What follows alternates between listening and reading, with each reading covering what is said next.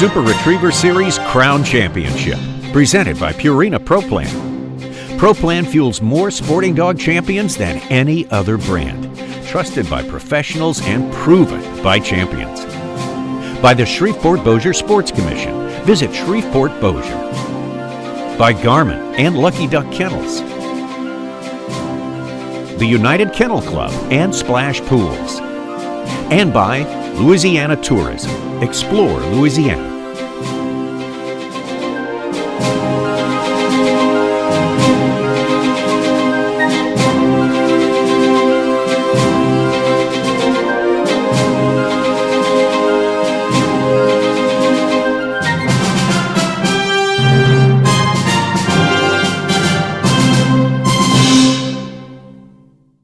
Pro Plan Sport. Trusted by experts in their fields. Proven in ours. With 30% protein and 20% fat to fuel strength and stamina, and amino acids to promote muscle recovery. It's high-performance nutrition that keeps hunting dogs strong. In the field, on the water, and everywhere you go. Get the Pro Plan advantage. Pro Plan Sport. Your business attire is blaze orange. Your best friend loves having their head scratched. The fields are your refuge. You're obsessed with the journey. We're obsessed with the gear. Your most devoted friend doesn't put on his seatbelt or stand on two legs. You are his keeper, and you'll do anything to protect that bond. The Lucky Duck Kennel is 5-star crash test rated. It's durable, dependable, and secure. If keeping your dog safe from the unpredictable wasn't enough, we made it lightweight, customizable, and right here in America. Lucky Duck, because loyalty goes both ways. If you can catch it, grill it, fry it, film it, play it, or fly it, we revel in it. We have enough flavor, style, and soul for two cities. We've got a saying, if you find your place, you'll find your people. Come here and you'll find what we're made of. A little this, a little that, a whole lot of us.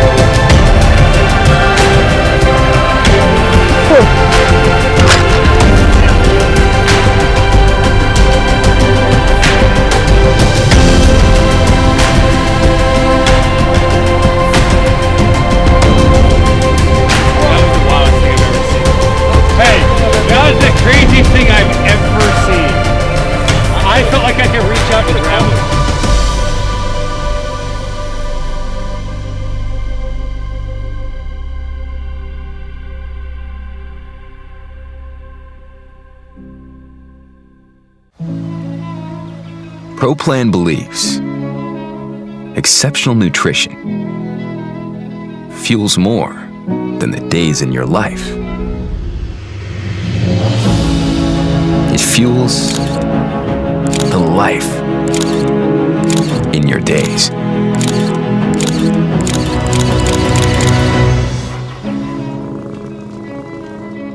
ProPlan. Fuel for life.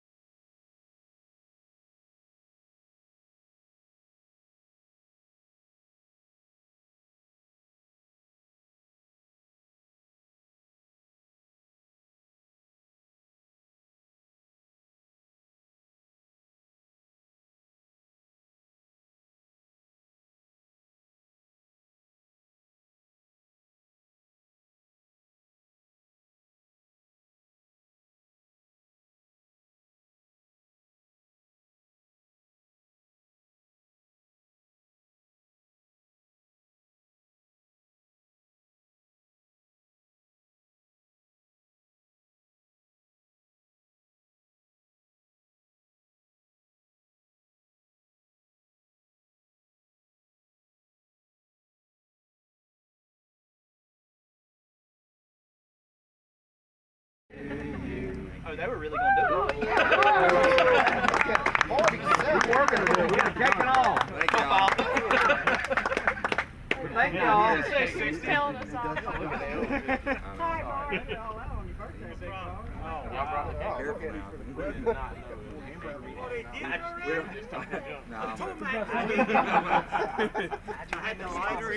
Hold up, time out.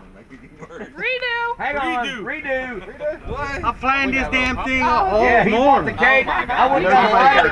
Hey, it's a social security. Pokey. It was Dustin again. I think that's not. How you like this lighter, Marty? Take the cap off. Pull the trigger. They're saying don't pull it because it's going to make a mess. Y'all need a lighter? I ain't got no 1C. I ain't got no 1C. Y'all never seen somebody handle and have a cigarette one side of their mouth. Oh yeah, these have got little. Okay, well, we at least have to do it again. We're not going to pull them. We can't pull those. We'll have to go pick them up. So we're not doing this again? All right, here we go. Dog the line. That's for them. Thank y'all, though. Happy birthday to you. Happy birthday to you. Happy birthday, dear man. I woke up an extra half an hour early this morning to go get that for you. Thank y'all. Eat cake while we're running or after? What do you say? I woke up half an hour early this morning to do that with you. Thank you. You're welcome. Yeah. Everybody gets a dogs get a piece of cake after they run. Bobby said you're taking Chinese there. All right, guys. Welcome. Congratulations on making the finals. Hey, I need to tell you something. Got a little duck hunt here, Hunt Savvy. We want you camo from the waist up, including you can wear a dark colored hat or whatever. No white on the hat though, okay? We want something you would wear hunting. It's white on the inside's okay, just not white on the outside. Alright? You're gonna come out of the hole and blind, come up, put your dog on the stand, we're gonna load 3. You can put the chair wherever you want. The stand is staked down, it's not moving. But you can move the chair either side, back, forward, whatever you want to do. Alright. Mark 1 is coming from the SRS sign, going out into the green stuff. Shoot that? You're shooting every mark. Okay. Bird 2 is the long station down here. Hey, Bird 2, stand up and wave at me. Bird 2, stand up and wave at me. Y'all see him down there? Yep. He's throwing right to left out into the grass. That'll be a flasher. This is a mallard. Bird 3 is coming from the SRS station right here. Angle back, and it'll be a mallard. At that point, you're going to put your gun down, make it safe. We're going to go through gun safety here in a minute too. Make your gun safe. You're going to run your blind. You're going to run your blind from in front of the stand. Everybody see the tree on the point that's got the orange ribbon around it? That's not your blind. You're going to get, huh? Yeah. Right, the furthest tree to the right on that point. Dead one. Yep. Yeah. You're going to get on the point and go past the tree, and then you're going to dogleg back to the right. Blind planter, walk out and go to your blind. Stand where you're putting the bird. So it doesn't matter which side of the tree. You just got to get deep. No, you got to go on the left side of it. You got to go around the tree. You have to go to the left side of the tree. The left and deep of the tree when you enter the water going back in. Left and deep of the tree going. When you cross the tree, you got to be With the behind. tape on. When you cross the tree. You can't put them past it and then recall them back in front of it and then go. Nope. When you go this way to the right, you got to go to the left and behind the tree. I don't know. Okay. That's the tree. I still don't know. Right. That makes sense? Everybody see the blind planter? Where blind planter, walk out to where you're planting your blind. Walk out, hurry. When I get this all done, I'll get it sent to you. But yeah, they've been fixing and adjusting. All right, now you're going to have latitude. Listen to me. He's going to stand there for a minute. From the stand to the water. Let's don't go forward. Is there a marker? Yeah, there's that little flower deal there. Hold on. Can you pick it up and set it back down? Hey, pick that bird up and set it back down. All right, now set it back down. So you can handle this way. Just don't go that way. All the way to the water. But you can go this way. But you can see your dog, you can see him. All the way. That makes sense? You can come up, but you can move. Yep, you can move up. You can move this way. Stop. Yeah, you can go this way. But you just can't go forward. Don't get headed down past the sign. Don't go, the ditch right here, don't go past the ditch. And I think it's now moving over with the But you can go to the water, and then this, you see this ditch that goes down to the water, let's stay behind it. So right here is far. That's giving you plenty of room. All right, so we got to be past the tree before we enter the water. You got, yes, correct. Everybody understand that? On the left. Past the tree on the left side. Past the tree on the left side, and then behind. 50 points. If you don't get behind the tree, right, and then call 100 if you need to pass on the line to the blind on the left side of the tree, and also behind the tree. After you do that, once you get behind the tree, you've avoided you've completed that portion of it. Once the dog crosses behind the tree. No, you've got multiple chances, but you've got to go left and behind it at some point during the run. 50. No, If you go to the right. It's 50 points because you didn't go on the left and behind. It's cone drill. You You can't get a bird without getting there. Wow. I mean, you can try, but you ain't gonna like your score. Okay. We showed you we can do that in that water slide. You ain't gonna like your score. There's no major penalty for just keeping going and going around the water, but you won't hear that. all right. So dog comes back. We put him back on the stand. Load 3 again. All right. Y'all see the hide across the pond? Yeah. It's gonna throw angle in behind that grass right there. We're gonna shoot it once. Bird 5 is gonna come up from off top of the hill right here and land in this grass right here, just barely in the water, and you're gonna shoot it twice. You shoot every mark one time except the last one. You shoot it twice. Duck call 1, 2. Yeah, you duck call again to start the second. Okay. Yeah. So at that point, you've shot all the marks. Bird 1 is your mandatory go bird. You have to go pick that bird up first. It's fixing to get away. You see it's alive. It's fixing to get away. You got to go get it first. And then you can pick the rest of them up, and then you Yep. All these birds are landing in correct. One. All right. Bird 1 is SRS. Bird 2 is long right. Bird 3 is just fine. Take your dog off the stand and start You the can, blind. yeah, you don't have to run anything on the stand.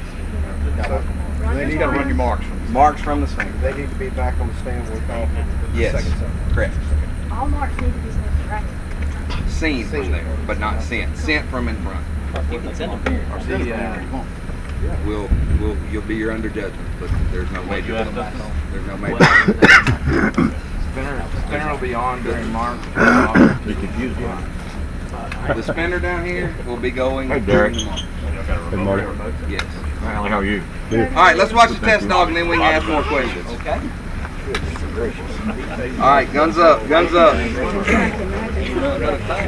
we go. We're gonna run a test dog. I try to run it up early and then edit it. Everybody This one I just started writing. I'm going to edit it. Hey, I don't need you to respond, okay? I've always drinking. Just do what you got going on. And then I get criticized on grammar and accuracy. Ready, Matt?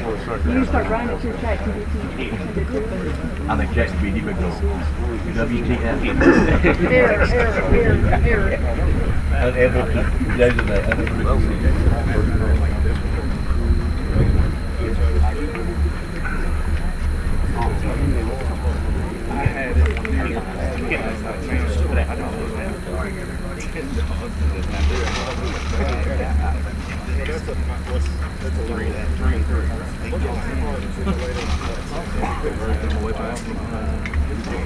Well, good morning, everybody. Well, here we are, back at the Super Retriever Series Crown Championship, brought to you by Purina Pro Plan. We're in our 5th series, and well, pretty exciting. We have 6 dogs in each category, and we got something really fun and interesting for you. Hunt Savvy, I'm Pat Burns, and I'm here with Mr. Rody Best. And Rody, let's go ahead and watch Test Dog here, and you can explain it to me. You went up and heard the instructions, so. So the handler comes up, puts their dog on the stand. They get 3 marks. They blow the duck call to start the test. That was bird 1. Bird 2 is a big swing to the right. Back to the middle for bird 3. Thrown right out in front of you. Know your dog off that mark. Bring them off of the stand, in front of the stand, and run a blind. That'll be to your far left. I did not hear the specifics on how far it is, but it is a long swim. And you must get your dog to the far bank. There is a designated pine tree with orange ribbon around it. Once you've gotten your dog across this pond and out behind that, or to the left of the tree, then you must get them behind the tree and then come back out on the right for another long swim to the right. So this is the initial line that Kevin Redmond and his dog are sending on for the blind. Obviously a poison bird there. Mark 1, dog definitely sniffed that out. You can see in the background that pine tree is kind of sitting out on the point. That's got an orange ribbon wrapped around it. The dog is heading straight for it right now. You've got to get out left of that tree, get deep of it, and then turn around and go to the right and jump back in the water for another probably 40 to 50 yard swim on a right over, big right over. Wow. And the wind's blowing at this point right to left, so you're casting into the wind as well as back into the water. Big crosswind cast, and it's 50 points if you do not get your dog out left of the tree and then behind the tree and back out to the right. So that's a 50-point penalty immediately, okay. I think we'd call this a dog leg. Yeah, that's what we would call it in training, and it's certainly a technique to get dogs to take a big lateral cast at a distance, into the wind, back into the water. It's hard to do in training. But this is game day. Well, he's on a great line. He's done a nice job up to this point, but it's going to get real when he gets his feet up on that dirt. Yeah, that's a hard cast to get, and we'll see if Kevin can get it here shortly. So he's getting left of the tree. That's good. Gotta be left. Gotta be left of that tree right there. Okay. Is he deep enough to? Okay, he got. Yep. All right. There it is. Well. Now he's going to try and get that big right over. Now I'm having a little trouble telling exactly where the blind is. Is it to the right of that lit up pine tree that's down near the edge of the water? It is such a big right over that it's outside the screen. You cannot see it to the right of the screen yet. Once it comes visible on your screen, I'll tell you, but it's a big over. Okay, so what happens if he comes in front of the tree now? He's been behind, well, he didn't. There it is. There's a heck of an over there. You see the shadows to the right of that bush on the bank. Tell me when he's in line with the blind. Getting out a little early, needs a bigger over. It's even further right. Oh my goodness. Might be coming out just downwind of it. I think he's going to need to get one more cast. Yeah, it's to the right of him about 10 to 15 yards.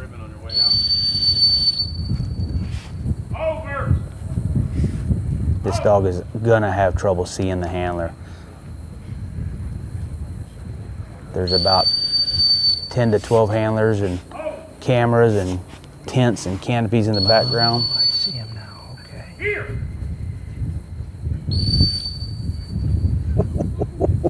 Yeah, once you get out, it's gonna be hard. You could hear a pin drop up there, Rody. I don't think that dog can see him at all. Have they given you any restrictions on where you can handle from? They did. This is a tricky one here. You cannot go forward at all. You cannot separate yourself from the busyness. So you can go left or right, but you cannot get out in front. So you have lateral movement, but that's limited by, one of the banners. And so moving to your left is not, well, he's right back where he... Yeah, I don't think this dog can see. In that sunlight, probably looking back at the sun. The sun is behind us, over our left shoulder. Well, the dog's taking some beautiful casts off. He just can't finish it. I mean, that previous right over, that dog just launched back in the water, exactly like we want to see. But this is, for some reason, the dog, at this angle, this is when they seem to have more trouble. See, I think you're going to see the use of a strong come-in whistle or a verbal here to keep the dog from getting on that bank right there. Because once they get there, well, here's where the wind is a factor. It's hard to get it. They want to go downwind, not into the wind, and and then you got to come back and remember some marks. Yeah. Wow. Well, you got to add 3 more marks after that. We've got 6 marks. Lyle's up there. I guess he's up there with a rangefinder. Jason Flaster looking for that blind. They're all looking for where the blind's planted. Look at the nervousness in the handlers. And look at that dog did the same thing. He just comes flying off the point. I know you're not seeing that there. That's a good cast. There's that is where you want to be. Lots of information here. When the dog starts to dig back like that, I'd stop and give a come in and keep them off that bank.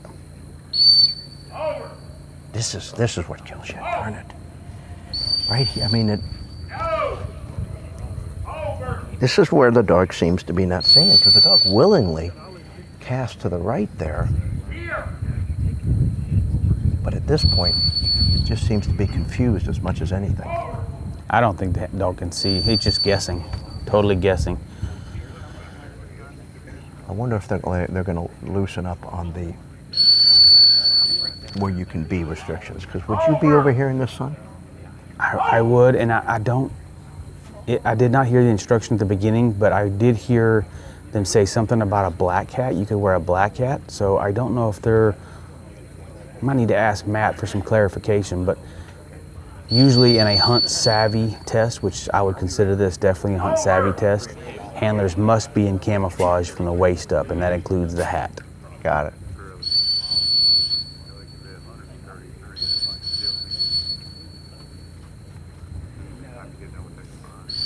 I don't know if you can see, Pat, but it looks like some kind of marker there on the right side of your there screen. it is. Is that the blind? That is the blind. It's a daisy or a sunflower.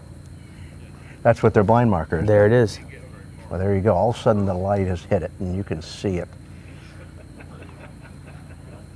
I tell you, if you get out left, you see those branches just to the right of the dog?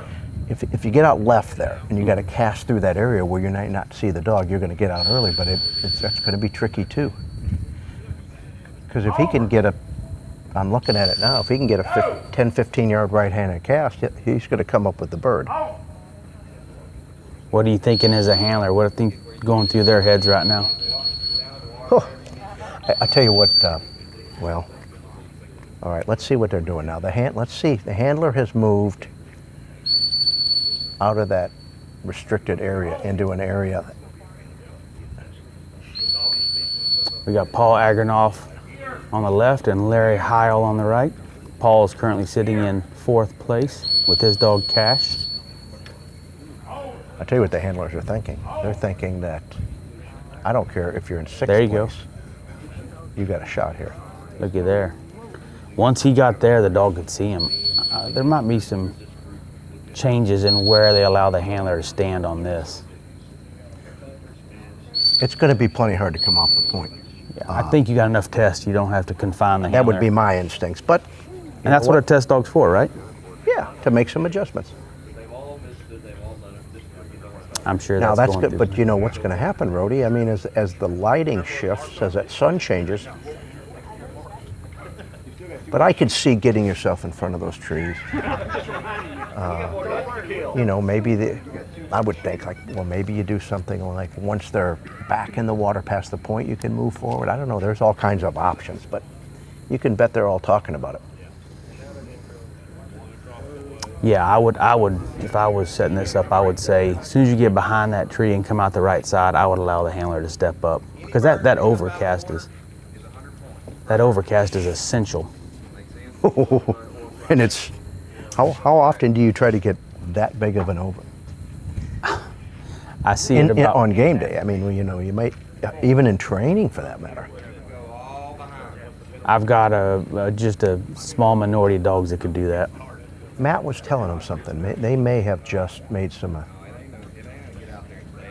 adjustments on their movement, but I did hear him say that any bird out of order is a penalty. I didn't hear the amount, but that's important because in order to finish this test, you don't want to be disqualified. So if they were to pick up bird 1 over here on the way to the blind, they're going to assess a penalty so that you still can, quote, finish the finals and have a placement, versus in a first or second series, if you were to pick up poison bird, it'd be a DQ.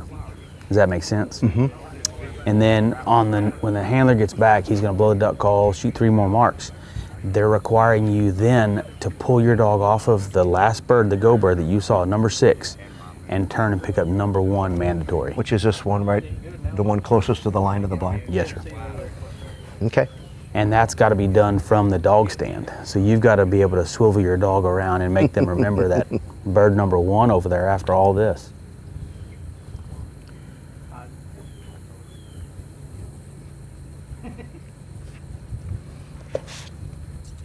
You're right. You know what's going to be fun? You and I are going to have a long time to sit and talk theory here, but there's lots of stuff to talk about here. This is a long swim back, and you're just burning memory. So tell me where our other marks are, do you know? They're over on the right side of the pond. Is there anything across the pond now? There's another mark on the right. There is a mark straight across, coming angled in behind some cover. On the other side of the pond? Straight across, past the Super Retriever Series banner out there that's on the island. There's two, the right hand of the two? The right one, yes. Okay, got it. And I just now noticed there's kind of a little bridge there going to the island, isn't there? That's kind of right in the middle of the test. Interesting. I wonder if we'll see a dog go across the bridge. You might. We got Nick Morris currently standing in 6th place there with his dog Lobo. Who's going to be our first running dog? Do we know? I believe it's Nick. That's what I wondered, yep. I've got the scores written down. Now remember, everybody, the dogs with the highest number of points will run first. Yeah, Nick and Lobo are sitting at 175. So we will see 4 amateurs run before we see our first pro, Bobby Wills and Legend, run. Gotcha, okay. So Lobo, Cash, yeah, this is Jason Flaster in Cash, and then Paul Agranoff in Cash, and Dustin Owens in Fancy, and then we'll go to Bobby Wills and Legend. Got it. Based on the scores. So when they have the same score, how do they decide which one of the two? Whoever had the previous best series. Got it. Runs, gets the advantage of. Correct. So here's test dog again. Okay. Finishing the last half of this test. Bird 4. Okay. All right. That's the bird across the pond. Bird 5 is to the right. Oh, okay. Comes out from pine trees. So there's only 2 more. I guess I misunderstood test dog. He shot twice at that bird. Did they have 2 birds come out of it? I don't know. And he pulled his dog off of the. Well, he's doing the instructions that he's got to come back and pick up. He's coming back and picking up 1. So I guess you can send your dog not on the stand. You can bring him off the stand. You have to be on the stand to watch them, but you can send from off of it? That's what it appears. Got it.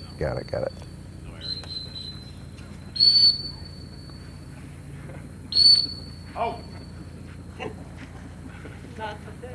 He's like Mutombo right now. Not today. Yeah, so everybody, just to clarify what's going on here, you're instructed to pick up the first mark thrown. This mark was thrown when the dog first came to the line, and it's a poison bird when you do the blind. It's a mark now when you're retrieving it, and they've designated that you must pick up that one first, correct, Rudy? Correct. So kind of just throw the dog out of rhythm. You know, we're used to picking up the last bird down first, but in this situation, the judges have required the handler to go back and try to pick up bird 1 after seeing 5 different marks in a blind.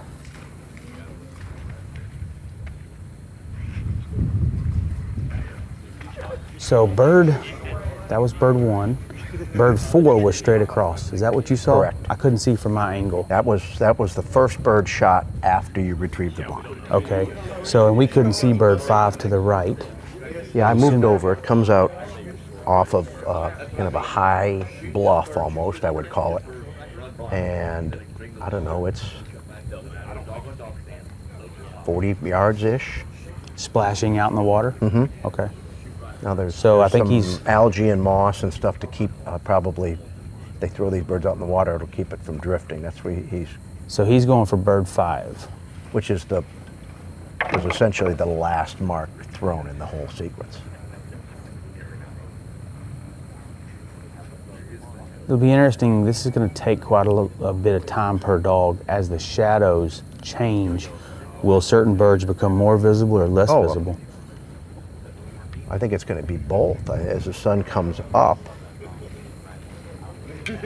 you know, everything is what I call, you know, the sun is at your back now, and it should make, other than the shadows, this is probably the most visible to see things out in the field. It's not the most visible for the dog to see you because the sun is behind you. So I'm not sure what's going to happen. It's going to, one bird's going to be in the sunlight for a while, then it's going to be in the shadows, and it's going to be, and once that sun gets directly overhead, but there'll still be shadows because we're underneath clusters of pine trees. So he's handling. So this bird must just land in just on the other side of the cover then, because he's putting that dog in that cover multiple times. Well, I saw the bird in the air, but I did not see it splash. So this is to get those dogs that just jump out into the water and go plumb past the bird. You know what I mean? Yeah. You've got to know where that bird is. Well, they got to root it out. That's probably where a duck would, if he was crippled, where he would be headed. He'd head it to the edge of the shore and try to hunker down in some cover. Right. And so that's certainly a hunting situation that would likely occur. I love hearing these people call these marks contrary marks. You know, you've heard that phrase before, and it makes me. What's a contrary mark? That means it doesn't go fit your training. Is that right. What you're telling me? Right. And they act like it's a 4-letter word. Yeah. Yeah. I mean it's the same for everybody. And does every bird you shoot land across the pond every time? No. You know what it requires? Balance. That's right. And sometimes, you know, you saw it on the previous series. If dogs just default to what they think are the water rules, get in the water, stay in the water, and don't mark the bird, well, that's not what, you know, we want them well trained, but we also want them to think and sort things and be problem solvers and have that balance to be able to do the big swim and do this. Sure. And you can use a cue here. I mean, I would use an easy bird cue, and no easy. Doubt. Okay, so he came up with that. And that one is also a mallard. So we've got 2 mallards in a row. Did you see a flasher at any of them? Across the pond. The long bird number. The first bird 4. shot after you picked up the blind. So now he's going for bird 2, it appears. Which is thrown from behind this banner and with the black umbrella, and it was thrown to the right out in those little clumps of kind of flooded grass, marsh grass, I'd almost call it. So the dog's kind of under the arc right now. Oh, okay, got it. Came up nice with mark. It. All right. See, there's that. The other bird's thrown in towards that island, right over the top of that. Now, I know what I'm going to do. As soon as I get a second, I'm going to run up to that line, and I want to see this now from the map. That's a pretty view. That's a great camera angle of our setting. I think this next mark that he's fixing to pick up is brilliant because the bird is thrown angled in onto, from every appearance from here, looks like a piece of land, but it's actually a little island of cattails. Mm-hmm. And if the dog tries to mark off of the holding blind, it gets to the far shore, they're going to miss the bird and hunt the shoreline. It's going to be hard to come back, right? You've got to send with some force because you've got to get through the old fall, but you don't want to send so hard that the dog drives out to the far bank. They've got to have the gumption to break down on that island. Well, as soon as I totally have the picture of this and you, we'll try to explain it a little better to you, because right even now I've got a lot going on in my head trying to understand it. what do we got going here? Oh, okay, so we've got the dog. The dog has retrieved 3 marks at this point, correct? Yes. 1, 2, 3, going for 4.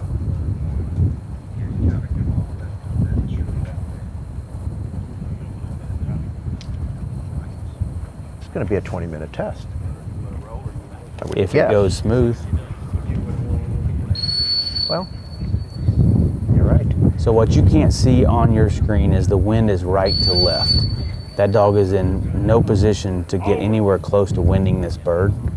And if the dog gets out on that bank, upwind and right of that holding blind, I don't think the dog has a chance to get the bird.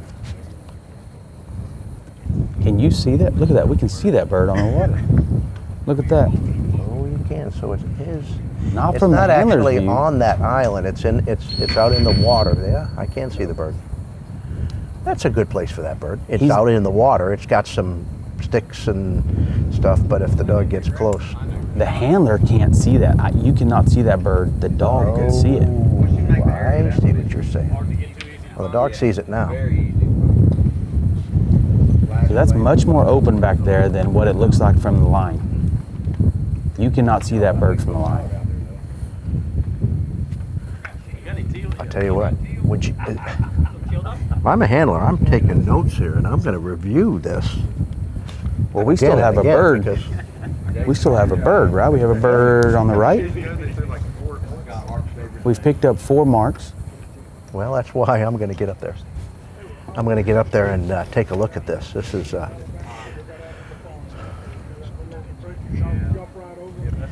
and I'm not kidding. I would definitely have some index cards, and I'd be writing down, maybe diagramming this so I can review in my head. There's a lot. This is hard to remember in a clear mind, let alone when you're in the heat of this level of competition.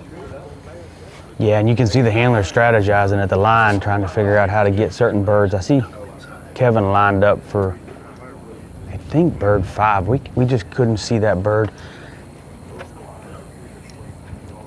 Then he might have picked up number 3, and now he's going to go for number 5 next. Do you know where number 5 is? I think number 5 is the one you thought went out there 30, 40 yards, and I think the bird at the bank that the dog picked up was actually bird 3. Of the first scenario? Correct. Ah, okay, that's starting to make sense. We just don't have a good vision right from here, but... We're learning as we go, just like Test Dog is. Indeed. Well, I will tell you, the Garmin tracking thing is got a lot of lights on it. Now it'll tell us the total distance this dog has. Yes, there's some features in here that I have not taken advantage of yet. There's some features in here of this Garmin. This Garmin tracking deal is got lots of lines on it, which you certainly appreciate all the trouble he had on the blind on it too. Wait till you guys see this. Dog's wearing an Alpha LTE. It's a small, tiny little collar that slides on any strap, and it communicates with a phone or an iPad or any sort of other device and tells you where your dog is and tells you where he went. A lot of value to this. I mean, it's fun here, but you know, it could certainly help you find your dog if you're hunting and there's some situations where they got lost. All right, here we go. We'll take an opportunity while Kevin's sending his dog for the last bird of our finals. He was test dog for all 5 series, and he's also a guide for one of our gifting sponsors, On the Deck Outfitters out of Arkansas. They've donated a 3-day waterfowl hunt for both the winner of the AM and the Open division. So thank you, Kevin, and On the Deck Outfitters.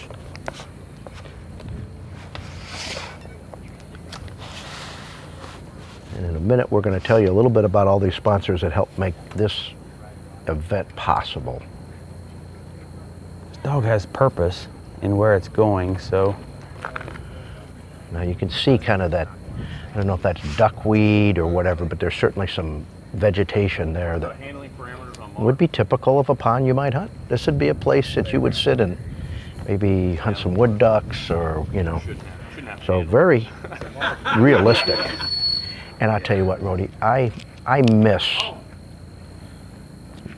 competing in natural water. There's something different about it. And, you know, and so much today, especially in field trial competition, is done on training ponds, which are wonderful.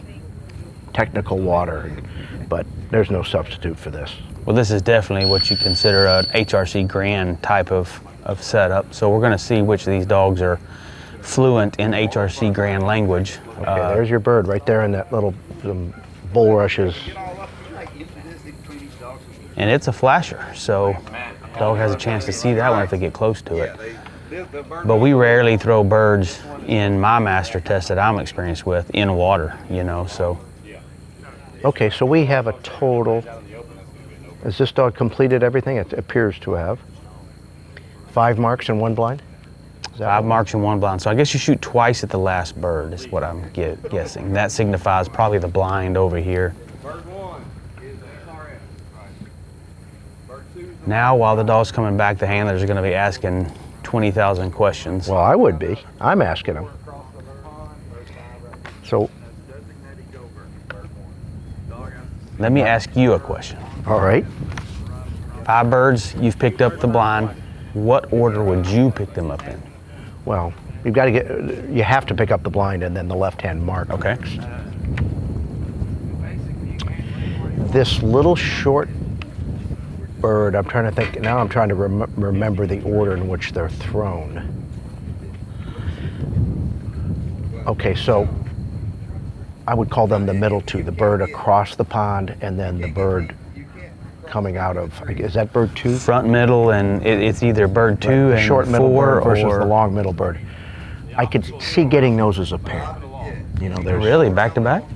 Well, I just, for clear understanding of boom, I've been here, boom, I'm, you know, and I want to see where, it's going to depend from the mat where that bird lands in relation, because I always try to look when I think of order, what bird do I want to pick up that's going to make the next bird easier, that's going to help the dog understand. Because you're hoping, you know, sometimes it's not as important that you know where you're going, it's more important to know where you've been. And dogs can use that through process of elimination. You go right back to it because the dog would know. I would certainly consider that. I mean, it's not, this is one of those tests where I want the opportunity to change my mind. And the dog's going to tell you too a little bit. It's going to depend on what they saw, what they act like they remember. I always say, what bird do I think I can get that if they don't remember it? How can I, you know, if I've got one of those, I can save that bird for later. If I can talk him into a spot that training will help. That happened a little bit on our long bird yesterday. The dogs, even some of the dogs that didn't remember. You know, that long bird yesterday, that long left bird, that big swim. Well, that's a bird that, you know, you certainly train on, and it certainly helps if you remember it. But if you point him there and he swims to the end of the pond, I mean, he can do that bird through training even if he doesn't have memory. I don't know if there's one of those birds in this test. Would you, now, so you're comfortable sending a dog right back through an old fall. So you'd go bird 3 on the short side and then bird 5 and come back and go bird 2 and bird 4? Well, I think there's a less likelihood that they will stop and hunt the old fall if I've just sent back past it right after I picked it up, because there's a true understanding I've just been there. Okay, but you're talking about the middle 2 birds. So maybe you pick those up as a pair and these up as a pair. But wouldn't you want to come back to the right here? That was the last bird the dog saw down. That was bird 5. You would probably go 3 and 5 and then 2 and 4? Let me get, can we put that question on hold? I've got to go stand on this mat, and I need to look at the line, and that's where I'm headed. And a few of the handlers are stopping by the front of our display here and looking at a lot of the prizes given. I'm going to leave myself mic'd up here, and I'm going to go up and I'm going to stand on the mat. I'm going to tell you what I think. A couple of handlers, Clark and Luke, looking at that trophy with all the names of past crown winners. We've got a ton of merchandise donated by Pro Plan, Yeti, Avery, Carhartt, Wet Mutt Mats, Shin. On the Deck Outfitters gave a hunt to first for the AM and the Pro. Just a ton of stuff to look at here. All right, Ron, help me out here. Bird 1. Bird 1 here. Bird 2. See the whole line in the trees? Now, unlike the first 4 series, if you've tuned in the last 4 days, we've announced scores after every run, and you're able to keep that on the scoreboard app. If you haven't used that, it's something new this year, and it's been just a game changer for everybody to see real-time scores. We will not be doing that for the finals because the finals will be a surprise. We will not be announcing any scores, so whenever the winner is announced, you'll be just as surprised as us. But I can tell you, in some work I did on the scores, you can go to the scoreboard. You go to the Super Retriever Series webpage, click on Sports Press, go to the events, and you can click on the scoreboard. You can see the current standings, and we'll be displaying those as well. I can tell you right now that we have the AM division led by Ron Anderson and Rip with a 111. And we have all the way down to number 6 place with Nick Morrison Lobo with a 175. So quite a bit of point differential there. And on the open side, Clark, Kennington, and Toombs are leading it with a score of 77, which 4 series and only 77 points is commendable. 6th place coming up at the end is Bobby, Wills, and Legend with a score of 154.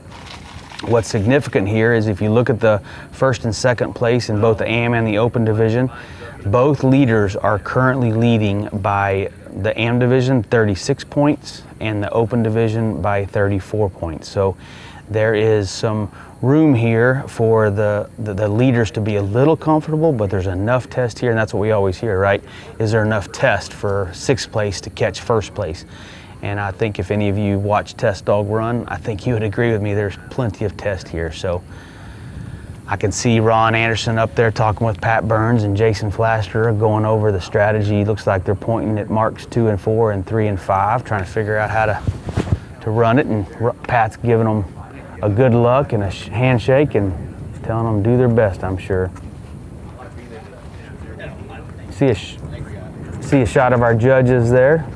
Jason Zehrer on the left, Adam Bali on the middle, and Jane Doolittle on the right. They have donated a ton of their time to come here and do this, and I mean, it's just an honor to have them here. They've done a great job putting 5 series together, and very, in events past, sometimes we wish we'd have seen a little more of this, a little more of that. I guarantee you these guys are coming home today saying they tested us to the extreme.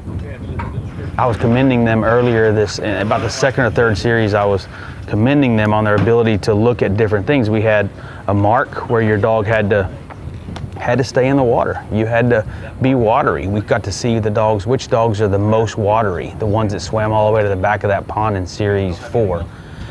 You got to see control in Series 3, where you had to run under the arc of a poison bird with an outgoing diversion poison bird en route. Marks 1, you had to run an AKC hunt test style test with heavy cover and really meaty blind under the arc of the middle poison bird.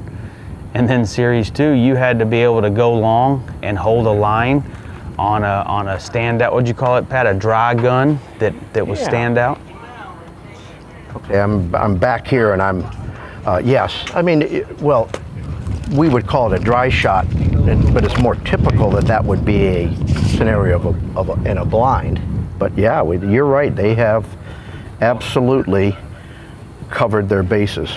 They're gonna get the super well-rounded retriever out of this championship. All right, so bear with me a minute here. I'm gonna create a diagram here to give to our team leader, Shannon, so you guys can understand what we're doing. Pretty darn cool. I think I got it dialed in now.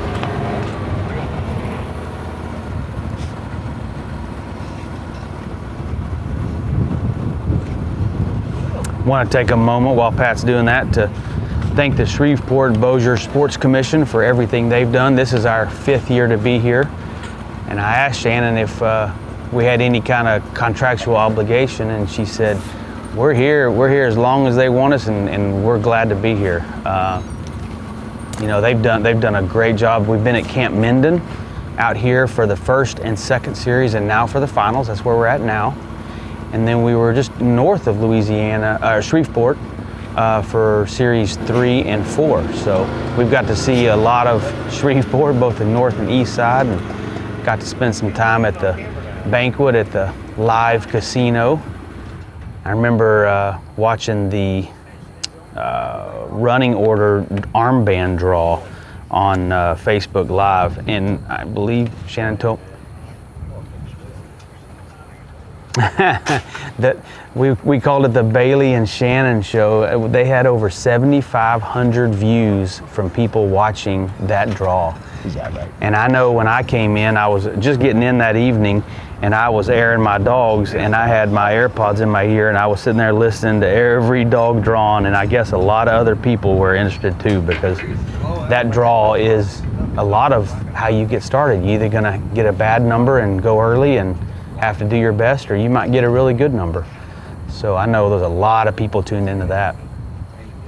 I'm looking on Facebook Live right now, and if any of you out there want to throw in some questions, I'll be watching the live chat. I'll be glad to answer any of your questions if you have a concern, or a YouTube Live, sorry, YouTube Live is what I meant to say.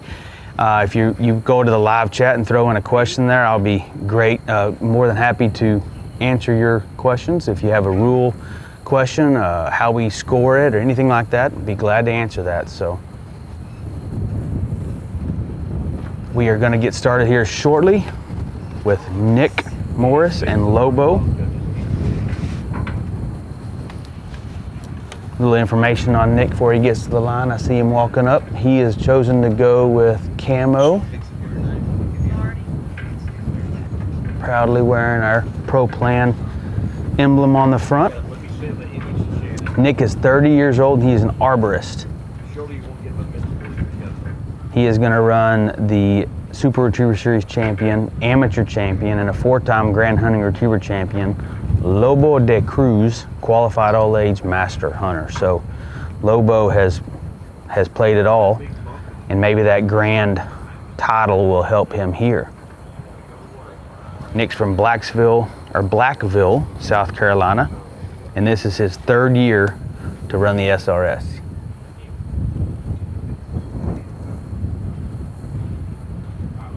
He looks like he's only been in it for 4 years. He bought a puppy 4 years ago just for a hunting dog, and sent her to Stephen Durance and started learning about the SRS. So Nick's come a long ways in 4 years. I see a question on YouTube Live. Thanks, Dwight. He asked if they modified the blind. Pat, did you hear anything on that? As far as where the handler can run from? Well, you can't move in front of the camera. They have a goose decoy, a snow goose decoy right in front of you. That's your forward movement boundary. And there's a tiny little, I would call it a drainage ditch or little erosion ditch that kind of draws a line from there to the water to the right, and you need to stay behind that. So you're not able to move up as far as the test dog handler moved. So they did not really make any changes to that. I didn't see what the original, was that what the original deal was? I can't see the snow goose decoy, yeah, so from here I don't know where that's at. Rody, I'm just going to have you take a quick look at my diagram before I get it over to Shannon. Right throw. That looks great. 1, 2, 3, 4, 5 marks in a blind. Mm-hmm. Did you happen to track the amount of distance that test dog ran? Did you have that information? That I can work on. We'll get that shortly to you. Or swam. Okay, covered, I guess. I see a question from Christy Greer, and apparently Scott's got access to her account and asking me a question. But I am super glad, Christy, to hear you and Scott are doing good. We had a little health scare yesterday, and Christy had to go to the hospital, but she's doing good. They're home now, and we're super glad to hear that y'all are okay. Well, that's wonderful news, absolutely. All right, Lobo, here we go, folks. The 2025 Crown Championship Finals are kicking off. Whew. I mean, I've got goosebumps. I mean, I'm excited, to say the least, and I can only imagine how they're feeling. I think with this point spread, it can be anybody's game. With this test and the point spread, there's not that much difference. No, there isn't. You look at 3rd, 4th, 5th, and 6th. There is only 15 points between the 4 of them. Lobo looked like he saw bird 1.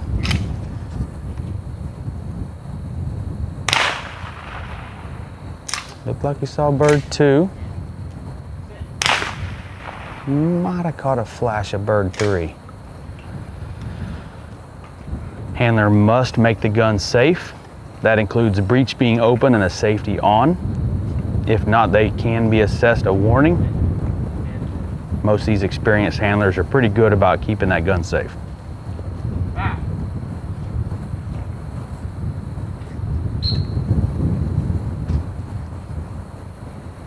Now remember, you've got a poison bird to get by, and that wind is really picked up right to left. So I think you're gonna see a couple of casts trying to get off that bird.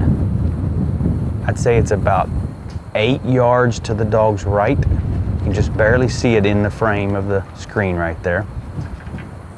And if you're just tuning in, the dog is running a blind first, and they're going to that tree you can see in the background there where that orange ribbon is wrapped around it.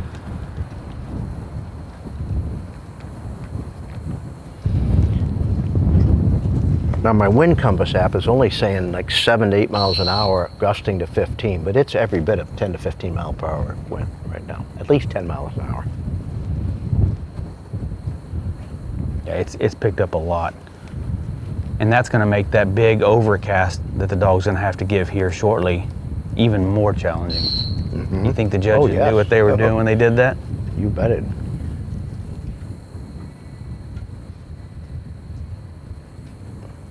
You can almost see the drift in this dog being forced by the wind to the left a little bit. Now our angle there from the camera is a little over the handler's left shoulder, so we're not getting a straight look. I would assume the dog is slightly left, but not as far left as it looks there. But you've got to be left of the tree, so he's pretty much in line. Did you happen to hear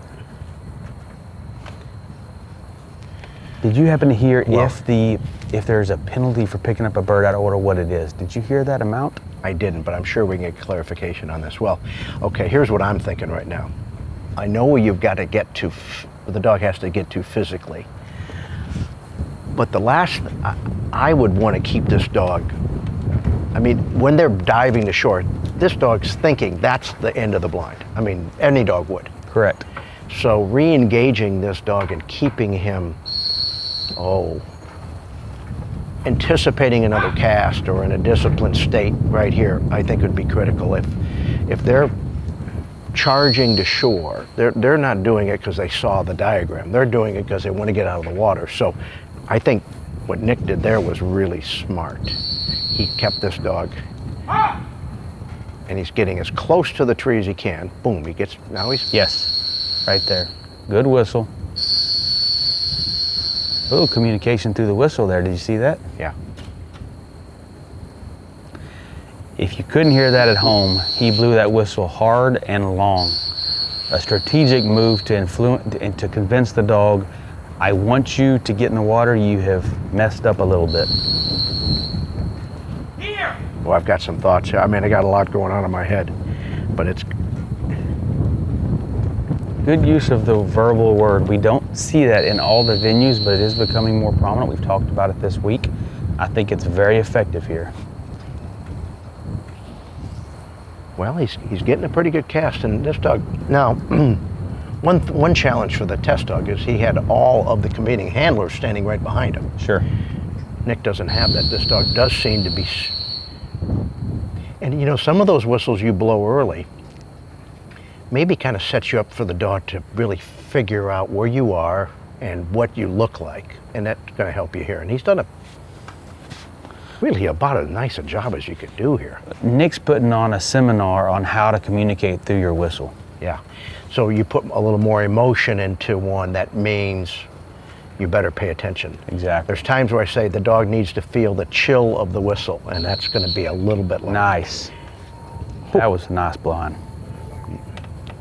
Very nice. Okay, It's 10:25. He probably kicked off about 10:20-ish. I didn't take it. I see a comment here from Sam McCurry. Unfortunately, Sam's dog Cedar went in heat at the second series and he had to scratch, and what a shame that was to get all the work and effort in here and come this far and have to scratch, unfortunately. But he asked me, he said, Rody, are there any decoys hidden in the weeds? Sam, his nickname is Silhouette Sam. He really enjoys putting out decoys. So do you see any decoys placed in you know, all seriousness that might draw a dog offline? I'm not seeing any. Well, I know where I'd put one if it were me. Oh, if for I was sure. trying to do that, it would be back in that corner, deep on the blind, around the corner to the left, kind of maybe where the handler couldn't see it, but the dog, when he comes off, it would. Now, I think they've got plenty of tests here. I see some decoys right here on the left. Right. As the dog gets even with the poison bird on the way to the blind, just to the left behind this brush here in the water is some decoys. Well, and it makes it, that's, you know, you'd have some decoys there if you were hunting here. Sure. Your spread would be in here close. I see some in front of bird 2, just at the edge of the water. And from my angle, that's about all I can see. So now he's going to come back, he's going to get two more marks thrown. The two longer marks, the one straight across the pond and there's one across the pond to the right, are both flashers. The other 1, 2, 3 are the mallards, the more neutral colored. Okay, so to refresh your memory now, and mine as well, when you come back now, you're going to get two marks thrown, one straight across. It's actually crisscrosses the third mark that's thrown on the first round of marks. It's bird You talking about the middle? You mean 2? 2 and 5. I mean, I'm sorry, 2 and 4. Actually, that's it. 2 is the bird all the way on the right. Oh, you're right. One, it's left, right, middle. So this is the last bird down on the first round of marks. 3, 5. Yes. 2. And guys, you're gonna, when you see, when they get the diagram marked up, these numbers are gonna make more sense to you when we're saying 3, 5. And we're saying it as much to remind ourselves. So there's gonna be a bird straight across the pond, shot next, and then a short bird that comes off from your right. That'll be the fifth and final mark thrown, which you shoot at twice. But you just realize that mark number 1, the bird head is up if you're hunting, and you're afraid that bird's going to get away, so you have to pick up that one first. That's really what the scenario would be, isn't it? And that's the same reason for the poison bird. That's a very practical thing for a dog to need to do in a hunting situation. Sure. That bird, you had a bunch of birds come in, and you had a volley of shooting, and you had a bird sail to the far end of the pond, and you look and say, if I don't get that bird first, that bird's gonna go away, he's crippled, I need to get him. So that's why you pick it up first. In training terms, would you call that primary selection? I wouldn't call it primary selection, because primary selection is in reference to a mark retrieve. What is about to happen is primary selection. Where they know off the go bird. One mark to pick up another mark. Okay, that's what I'm asking. Maybe that's what you're thinking. I was talking in reference to the blind. Yes, Okay. This is absolutely primary selection right here. Primary selection is where you take the dog, you know them off the last bird thrown, and pick up a different mark. How often do you train for that? Virtually never, but I probably should start. Especially. You want to run the SRS. Right. Okay, there's the bird. Having a little trouble with. Now there it is. Okay, that's a flasher. Straight across, you saw that right to left angled in. And now to the far right. And that's bird. Okay. 5. So now there's 5 marked retrieves yet to be picked up, and this one on the far left, the first one that has been shot, is the one you need to pick up. I love this. I love having to pull the dog off that go bird. Now this dog's going, what the heck are we doing? We run a blind? Yeah.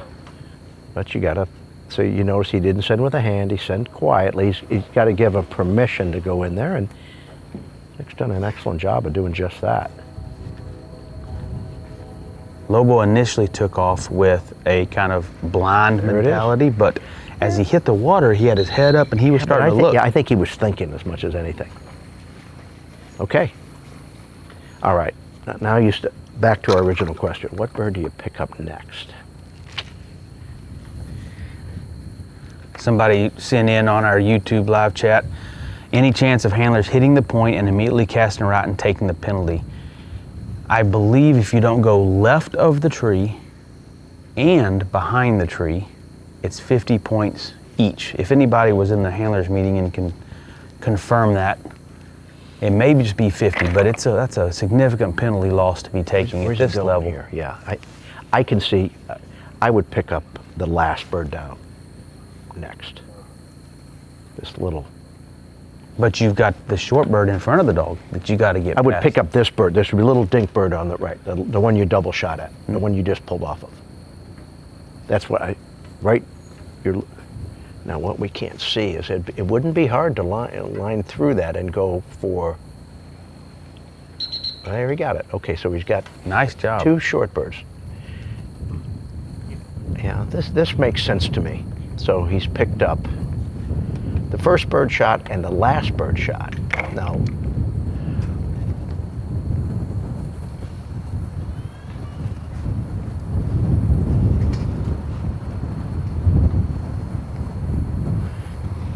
so there's a bird, what you're looking at right there, that blind with the banner there's a bird thrown angle back to the right. Under the arc of that, you ought to win this. Good turn. That should put him in position, yep. Okay. 3 clean. 3 very clean. Okay, I see what you're saying here, Nick. I can see, like you're trying to keep this dog real comfortable. You know, you've picked up bang, bang, there's a real nice rhythm. He's going to send for the second bird that was shot, bird 2, is what he's setting up for.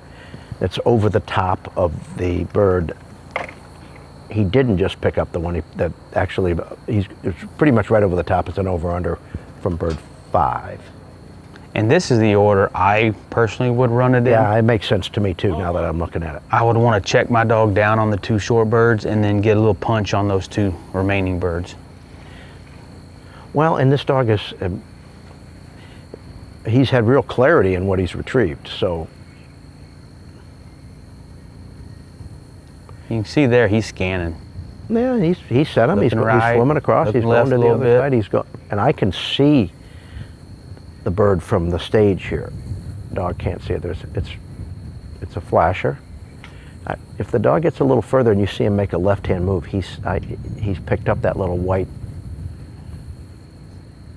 You can see the trail from the previous dog. Yeah, you're going to see it in that kind of vegetation there. And oh, look at that! You can see it. Oh yeah, he's just seen the bird. Yeah, see it there. Do you think by the time 12 dogs go through there, there's going to be a lane opened up for that bird? Oh, well, there's. I mean, again, they make one going and one coming back and returning. So 2 perspectives here. One, the judges watching Nick pick 4 of these up clean and running a pretty good blind, or the handlers, those that are running after Nick, knowing Nick's putting up a pretty good score right out of the gate. He's doing what he's got to do. Okay, he's putting the pressure on him. You bet he does. Well, and this dog has seemed very composed, and Nick is very composed, which they feed off of each other. So just a rundown of Lobo's performance in the first 4 series. He had a 56 in Series 1, which was, of the 6 finalists, the second highest. Only Kane and Leah had a 59, and then he comes back in the second and posts a 9, an absolute phenomenal score, which definitely secured him a spot into the 3rd series. Comes back into the 3rd series with a 43, I would say something around average, and then posts a 67, probably a little bit of a disappointment there to lose some ground in where he was coming out of the 3rd, but held on to that 6th place location, and now is really making up for some lost ground. Absolutely. You know, and I see the 9 that he posted on Series 2, that was our field trial test, lends himself well to this next retrieve because it was the longer bird to the end of the field. Now he's going to the end of the pond, but I would expect this dog not to have any trouble getting to the far bank. Let's just see how accurately he gets. So it's very, the perfect line would just skim the right side of you see the Super Retriever Series banner that the dog needs to go by here. That's part of the holding blind for one of the marks. Look at that. So you see the volume in which he sent, putting his hand in, are all the things that communicate. Go where you're pointed and go to and keep going. And I like to see a dog this dog is really thinking, a little concerned to say, all right, I'm real close to where I've been, but I need to keep going, and he's doing a good job. Let's see what we'll know more when you see him cross. He's definitely committed to going across the pond. That's part 1. Had a little bit of a left turn as he's coming out of the cover and making a long swim. If he gets left of it, he can wind it. Yes. If he gets right of it, he's pretty far left. From that angle. Yeah, it's hard to, I think he's left. Not very left. Just see if he can wind it from there. Nick went to stand on the platform. He wanted to pull a Carter Turner there move. He didn't have a boat to stand on, but he was going to stand on the platform. But I can't blame him. Now, is there restrictions where you can stand to watch him retrieve the mark, or is that only for the blind? Only for the blind, as far as nobody asked that question. But they did, when he went to stand on the, well, he's in an awful good spot. Let's see if he makes that turn. He's got to smell it or see it. Now's that critical point. Now, if you see him up on that dike, then you know he's going a little bit past it. Oh, okay. Oh, there you go. He's bending into, tell you what. There's some information for you. Yeah, but I tell you, this dog was dialed in. You could just watch him. He was just, bam. Test dog was a little right. Oh my goodness. And this dog was a little left, so you can play that bird either side. How could you do any better on these marks? They're gonna get a little bit on that line to that bird there, but that blind was exceptional. Great job, Nick. He doesn't even know he has it yet, does he? Lobo, great job. He doesn't know he has the bird yet. So because he doesn't have our angle. Someone sent me a question, Chris Krause from Oak Creek. He said, would you use flashers like that in the water? And I think he's talking to bird, is that bird 4? Now he knows he has it. Those two flashers. I got a clap there. That was impressive. All right. The rules are that anything beyond, I think it's 150 or 175 yards have to be a flasher, but these two birds are shorter than that. They could have been mallards. What do you think about that? I want the dogs to see the birds. I want to see, I don't want them, they're hidden. I mean, there's enough cover out there. You don't see, they're not, you don't see them from the line. And the dog still has to put themselves in the right position to find that bird.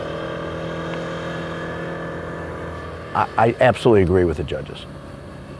If I wanted them to not be visible when the dog got close, I would try to throw them in some cover where they can't see them when they get there. But I want them to see them in the air. That's me, personally. Can't mark what you can't see. Right. I mean, I think my favorite judges, I mean, go more for bird placement than lack of visibility. I think if you rely on a dog making it hard to see a bird intentionally, that just isn't my favorite thing. Right. I'm talking about when it's being thrown. Because then we're here to judge the dog's marking ability on birds they see. Not, they have to make some good decisions. There's plenty of birds that have gone on in the last setups that the dog, that was absolutely beautiful. Getting a thumbs up and a smile from Nick as he walks off the line, wishing the next competitor, Jason Flaster and Cash, good luck. Well, Nick's going to go sit up in the clubhouse, watch the big screen, and lean back and watch this play out. Definitely just put some serious pressure on the ones in front of him. I don't know that I see that blind getting, it's going to be hard to beat that blind he just ran. Well, and I just don't know how you can beat, you could beat those marks he just ran.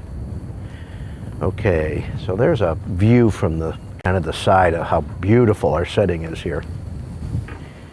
And well, you can see the judges are kind of comparing notes, and because there's a lot of things to look at there. So if you're new to the SRS and you're tuning in to our finals show here, we will not be releasing scores. You will not know how the dog did until the very end when we announce winners. Oh, thank you for reminding me.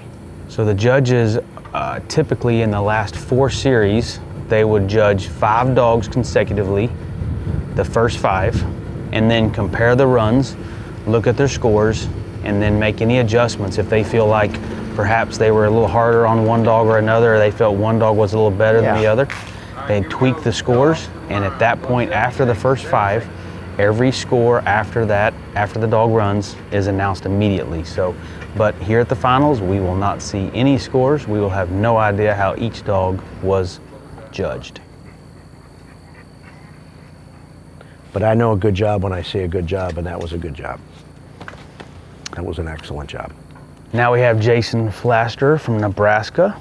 He is an electrician, age 38, and he's running Cash, his 8-year-old yellow male, SRS amateur champion, Grand Hunting Retriever champion, cashing it all in for Finn, qualified all-age master hunter, master national hunter. That's a mouthful. It sure is. It sure is.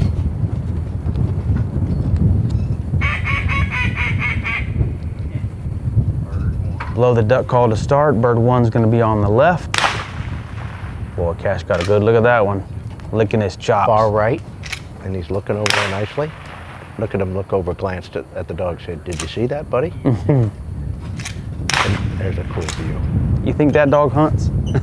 Oh yeah, baby. All right. I'll tell you, I've been incredibly impressed about the composure of so many of these handlers. Well, there's that snow goose decoy, which is your boundary marker for where you can handle, right in front of you.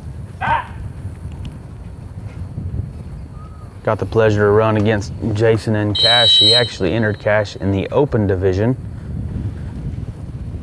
in Minnesota at the Lindsay Lab event and came in 3rd. I mean, he can play with the big boys just as well as the amateurs.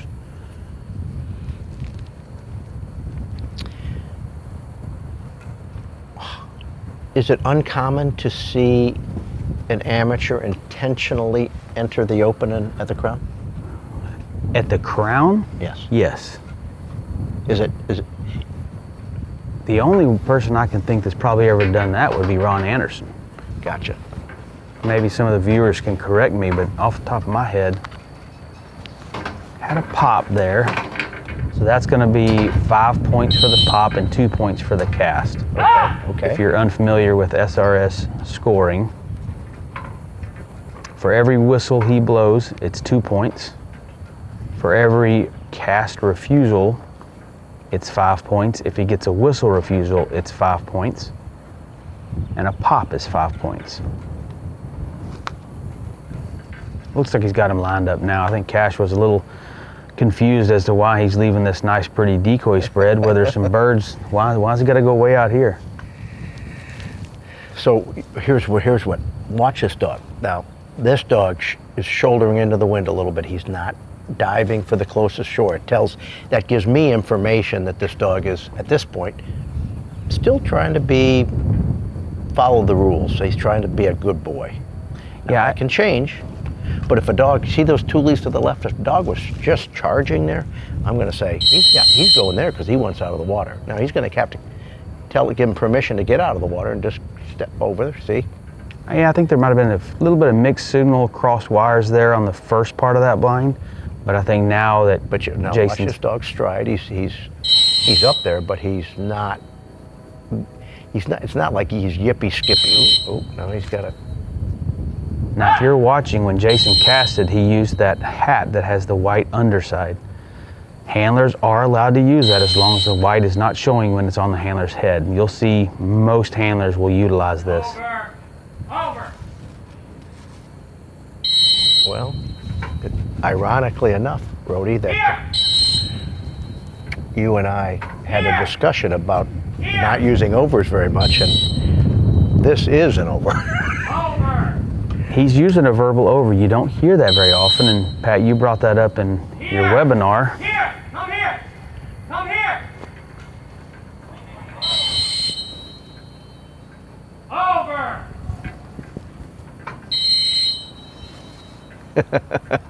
We had some excitement in the tent. I think you're going to see a lot of this right here.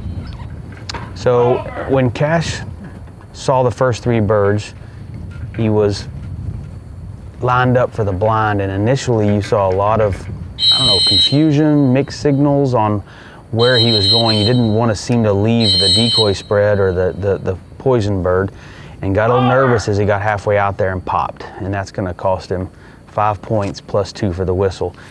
And then I think Jason was able to establish control on him and get him across. He seemed to be much more confident that he was running a blind.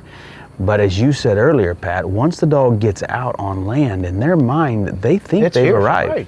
at the because destination. That's where, if we put them there, that's 90% of the time, the end of the blind is somewhere near where they get out of the water, and from the angle they're at. If you were running from the left, and it was a true over that, because that's a great I looked at that water blind from a different angle and said, that's a beautiful little water blind over that point, but they've essentially accomplished that.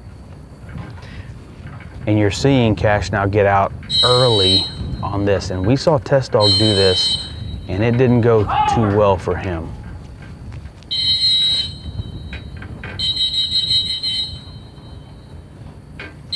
Doesn't look like the wind is giving away. He couldn't be more than 20 yards from the blind, but I think Jason's chosen to try and get this blind.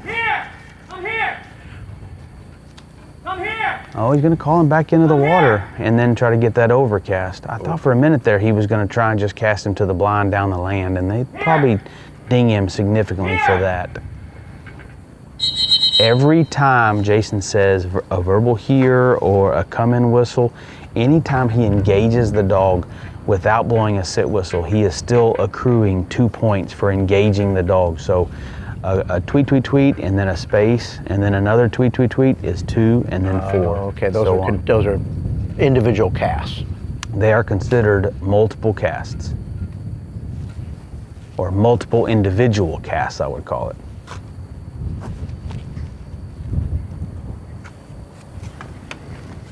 Over.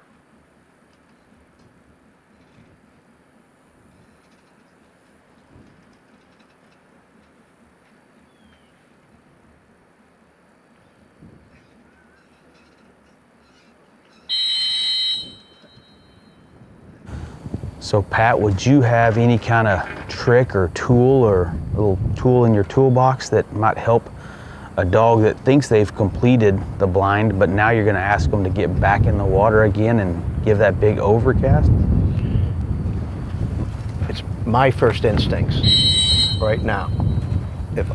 And I thought of this after I watched Test Dog, and I thought of this with Nick, and I really thought it here. If it were me, and it'll make more sense when you get to see the blind diagram, I would fulfill the obligations of going left of the tree and then going behind the tree. But once I got left of the tree, behind the tree, and then I got, again, your next cast is going to be to the right, so you make sure you cross left and behind, and you stop. I'm not going to wait to get a cast refusal there. I'm going to reel it, bring him in 3 or 4 steps. Sure. I'm going to hear to the tip of the point and try to come off as close to me as possible. I think that would be my most defensive effort. You're going to try and kill momentum. I'm going to try to negate the rearward momentum because that's your enemy here. Sure. Your enemy is to go back into that left corner. So, can you picture what I'm saying? I can. Left of the tree, behind the tree. Once I got behind and right, I got to believe I would. Now, what happened, most people cast, and if they dig back, then they call them in. I might preemptively bring them in a little bit here, bring them in 3 or 4 steps, stop them, and cast them right. Now, I don't know if you come this side of the tree and you've gone left and deep, if that's going to be misconstrued, but I guess at this point, especially if I had a dog that, you're going to know your dog enough to say, this is really going to be hard for them to do. I think some of the dogs. Now, I'd love to hear your thoughts on it. Maybe, I don't know if I've made it clear, but we do certainly have plenty of time to talk about it. Yeah, and I'm slightly different than you in that I would attempt that first cast and try to get the dog in, and if I didn't get 100% compliance, if I saw an angle at all, I would stop immediately and I would give a verbal here, and I'd bring the dog all the way up into the water. And on a here command towards me, I would take points for that. Sure. I would take some points for not challenging the blind to the blind, but I would establish control that I do not want you going back. And just for realistic purposes and why this blind could be seen as a true scenario, I've been hunting before where I thought I saw that bird go down over there, and when I get over there, my dog's hunting, all of a sudden I look on the water and there that bird is, that cripple's swimming across, and he's gone to the far bank and got out. And that's exactly what the judges have thought up here is the bird's where you thought it was, now it's not. Now we call that a dog leg in training because we're testing the dog's ability to give that control over, but this is a realistic scenario. What happens if you're in a pond where they have cattle, and I've seen it where they actually have a fence through the water. Maybe it's a flooded area, and you were forced to go through a gap, and you couldn't go in a straight line because there was something object. So, but I still had to get to the right, so I almost had to go to a place where I could handle them around something, an obstacle. That would be another scenario that might be the case, but you're looking at it right there. So the discussion we had is, you see the tree with the orange marker, then you see I would definitely see those 2 leaves that are on the edge that are a little right over the dog's head right now. I'm going to make sure I get out to the right of those first of all, so they don't. And again, look at the angle of that exit. They're going to come out and they're going to square left, almost for sure. The wind's blowing to the left. Dogs are usually going to exit the water or enter the water most of the time on a 90-degree turn, and well, there's going to be a lot of, I tell you what, there's a lot of wheels turning there on how am I going to manage that. Well, and you saw Jason sitting there. He's really tossing some things through his head. You've got to know that your blind was not as good as Nick's, but Nick ran the marks so good that do you think you could run them any better and make up for that lost ground? I just don't see that, and that's probably... But what are your options? I mean, you're still, well, I mean, you could be fighting for second place right now. Well, and the dogs, what you've got to do is go, yeah, Nick could very well take first place. I'm going to go for second. That's right. Well, but, okay. Okay, well, there's a great look at that mark. Don't you think, I mean, I think that's awesome that bird right there is a flasher. I like that view there. You could really see what the judges wanted the dog to see that mark. I mean, what a perspective.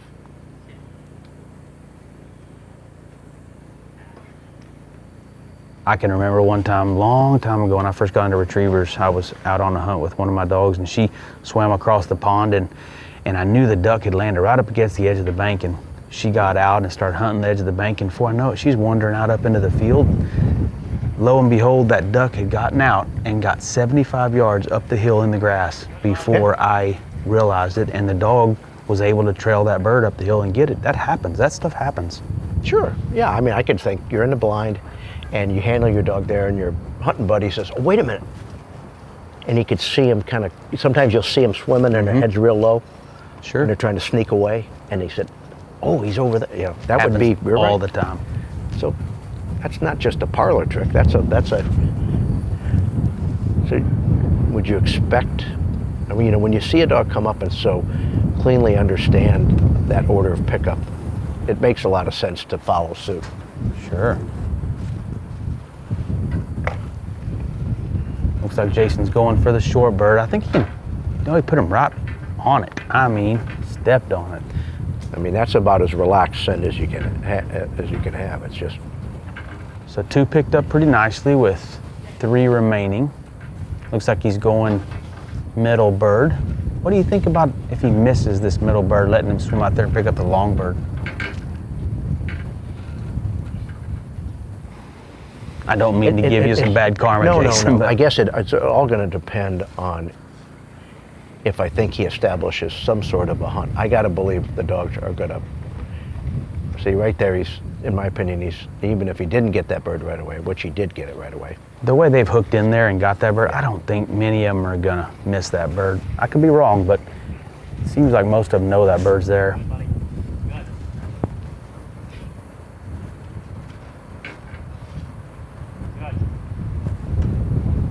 Saw some decoys in the background behind him, so there's some on the far bank as well. Okay. Now where's he going next? So he's going to do it. He's going to go in exactly the order Nick did.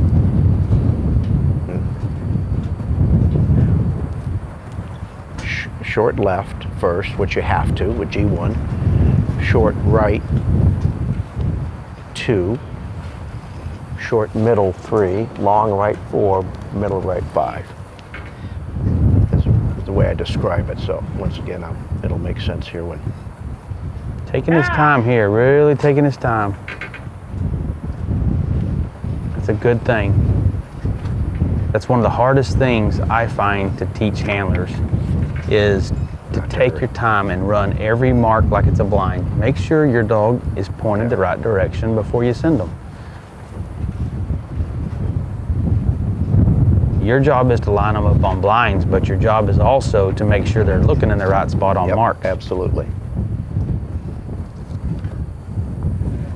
Brody, it's a true pleasure to sit here with you and talk dogs. I've had really a truly enjoyable experience here with sitting with you and Carl Gunzer and Ron Anderson and Ray Vogt. Mike Botts. Mike Botts, that's right. I can't forget about my buddy Mike. It's a wealth of information, all you guys. Yeah, just super cool. Now, judging from the line I'm seeing back here, it's a little banana, a little bit, but he knows where that bird is curving into. It won't get too much damage here. If you're new to tuning in and not sure how, this bird is not quite as visible as birds past. There you go. Good job. That one landed a little more in the Toolies. We don't see this in all events, but in the SRS, the line to your bird is being judged because what the judges are looking for is perfection. The dog that takes an absolute straight mark and steps on the bird right in front of them is an absolute perfect score, which is a 0. And anything beyond that, any deviation from that line could be 2 points, could be 4 points, 6 points, or even worse if the dog has a big hunt. And then worse than that is a handle and a hunt. So things can get out of control pretty quickly. If you have to handle on a mark, which we have not seen so far, we saw it for test dog, but we've not seen it yet. Right. You're gonna assess 20 points for having to handle on that bird if you're out of the area, plus 2 points for every whistle you blow, and 5 points for any refusal of a whistle or a cast. If you mess up on a mark, it can snowball really quickly, and you do not want that happening here.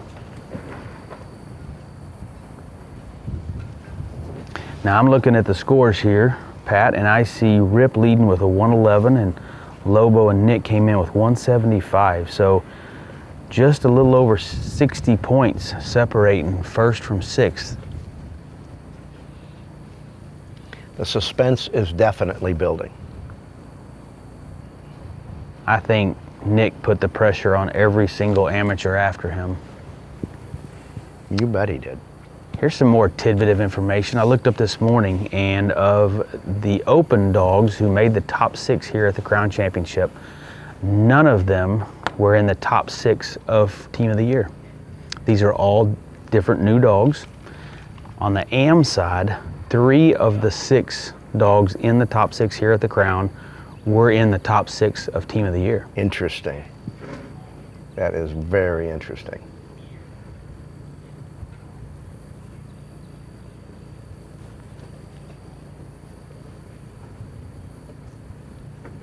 Yeah, Jason's taking his time on this. He knows that this is his last bird. If he's gonna save any damage, yes, control and play defense, I guess, he's got to get this bird to the best of his ability.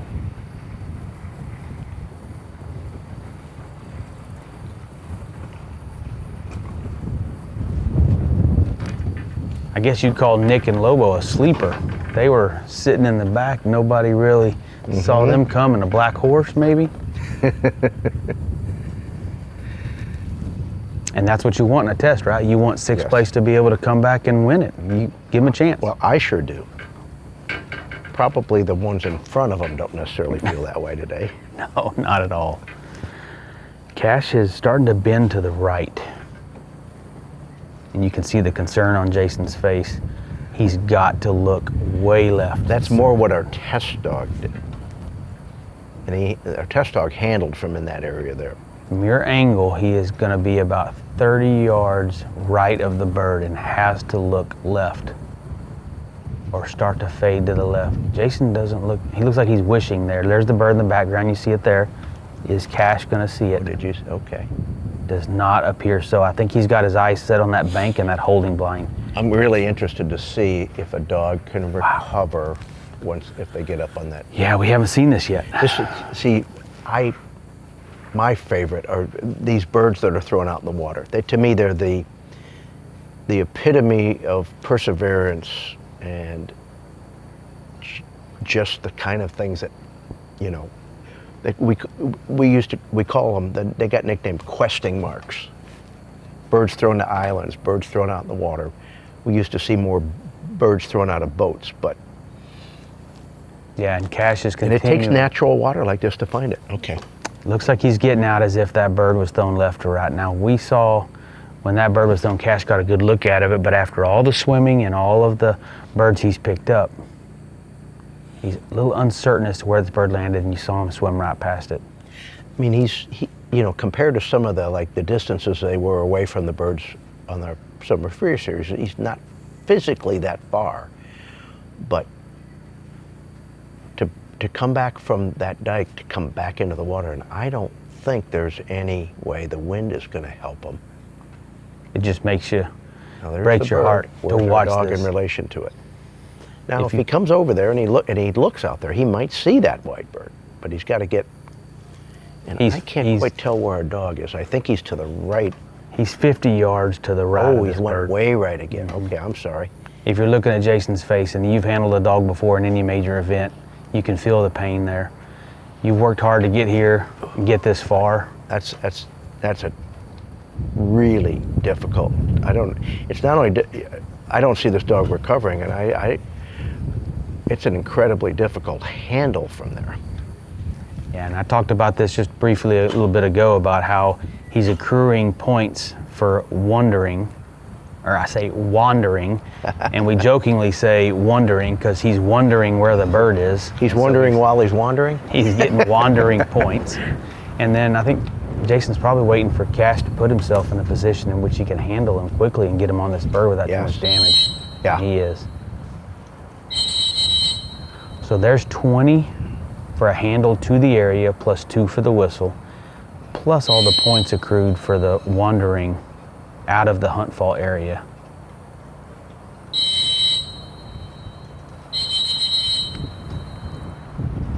Look up, Cash. Look up, buddy. Well, and it's not because the handler, I don't think the handler can see the bird. When we could see that, because you notice Nick didn't even know his dog had the bird for quite a while until they came around. There's I call it I guess maybe it's an island, but yeah, it's a big patch of cover out there that the bird is thrown behind. You see it right there? Mm-hmm. And the bird is behind that patch of cover. From time to time, we see it from a different camera angle, but you cannot see that. You don't see that bird, and you're not going to see the dog pick up that bird. I think he just spotted it. Yes. Yeah, he did. So every refusal there was 5 points. Every come and whistle was a 2 because the dog was under command or taking a cast. Even though he didn't blow the sit whistle, when he gave the come and whistle, it was 2 and 2. Down to the last bird. Now that opens up a pretty significant space between Nick and Jason's run. So yeah, we don't have to see scores to know there's a difference in those two.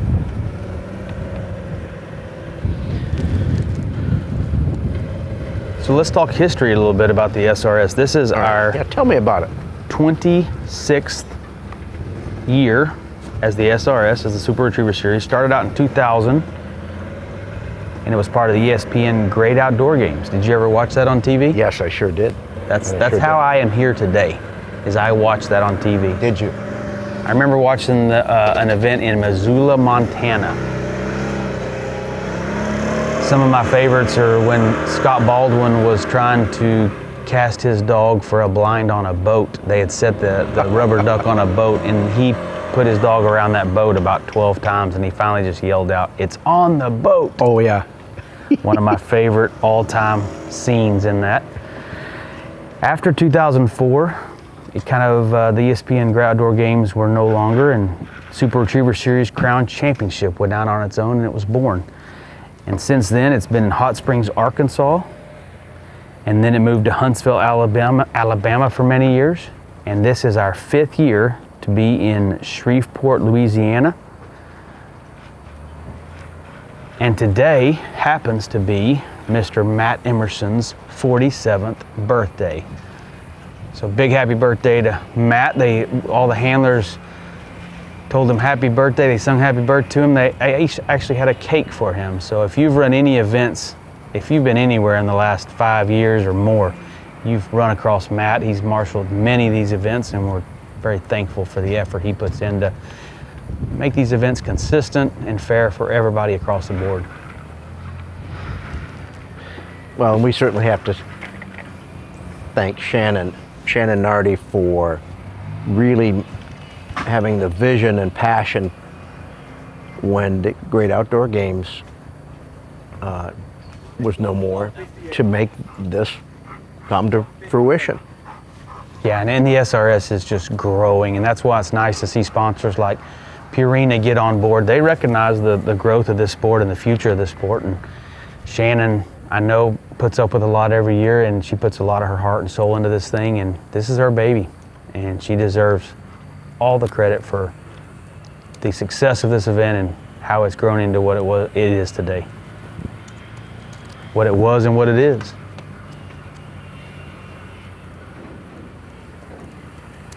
Next up is a dog currently in 3rd place.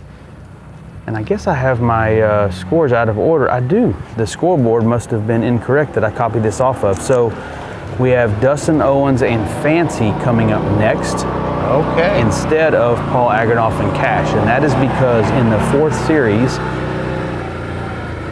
well, I'm not even sure why this is. It must be the 3rd series score, not the 4th series score, because Paul Agranoff and Cash had a 112 in the 4th series, and Dustin and Fancy had a 23. So okay, they both are tied at 160. So it looks like Dustin's going to go first. He comes into this event with a 1st series score of 33, a 2nd series score of 56, a 3rd score of 48, and a 4th series score of 23. He is 13 points out from 2nd. And 49 points out from 1st. So he's got to make a big move. We know Lobos put some pressure on everybody, and if Rip does well, then there's a lot of pressure on these guys to keep that score minimal.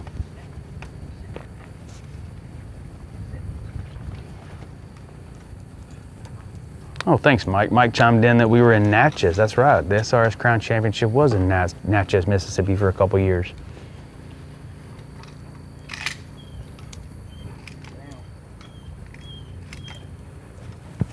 All right, I'm gonna look up a little information about Fancy. Another 8-year-old. Dustin is self-employed from Rockledge, Georgia. Fancy is a Grand Hunting Retriever champion. Owens One Chance Fancy, qualified all age and master hunter. Boy, these guys have really been good today with these consistent throws. Yeah. Well, these young men have been troopers. I mean, those birds are within a hula hoop every time.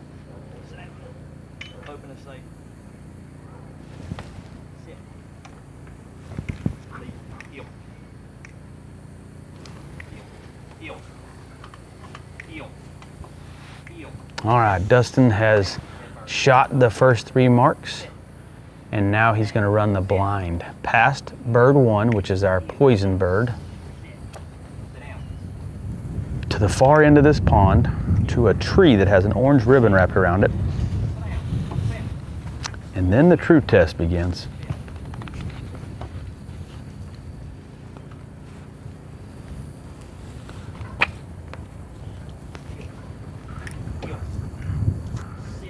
Dustin not liking the line his dog's giving him. She keeps darting, kind of, I call it eye darting, but she keeps getting that little glimpse to the right where that poison bird is. I think he really wants to take his time and make sure that dog knows you're not running this blind. I think Fancy was going to go between the trees.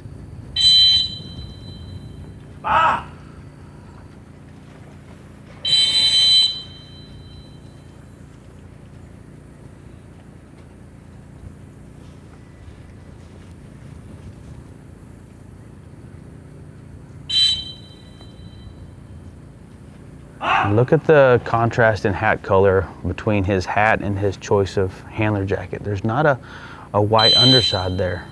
I wonder if that's going to play a factor there.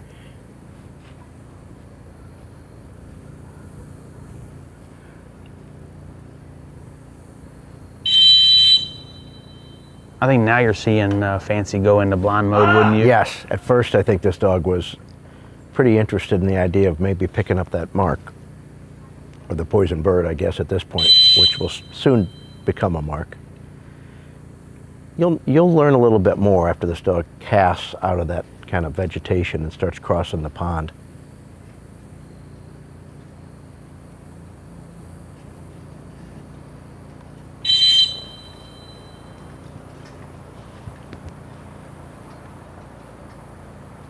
If you're new to tuning in and want to get online and enter the chat and send us some questions while we're watching Fancy run the blind, we'd be glad to answer them. Rody, thank you for keeping an eye on that. That's a great way for us to stay engaged with everybody at home. Well, I think we're gonna have some time. How many minutes per dog do you think this is? This is the first one that I just put my stopwatch on from the time that he started getting ready to run the blind, so. I would say that is the left edge of that corridor that the judges are looking for. Well, and if you get out left of that, it's suicide. Oh. You're not getting the. Would you approach this tree just left of the tree, or would you come left, pretty far left, and then start asking for that over or demanding? No, that over? I'd be as. I would do a lot here to keep this. Now this dog's angling in there nice, but I wouldn't mind putting some whistles on there. Almost maybe keeping the dog thinking he might be going by that point for a while. I'd rather tell him to get out than him volunteer. Sure. If I can. Very good point. That sounds Look at the hat change. He has a different hat in his hand.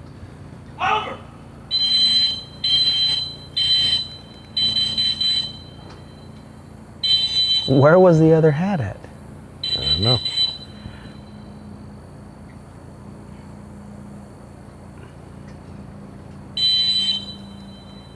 Yeah, he's either, maybe he had two Here's hits it. on. Right. But here's the, here, all right, there he finally goes to here. I was wondering why he was maybe waiting as long as he did.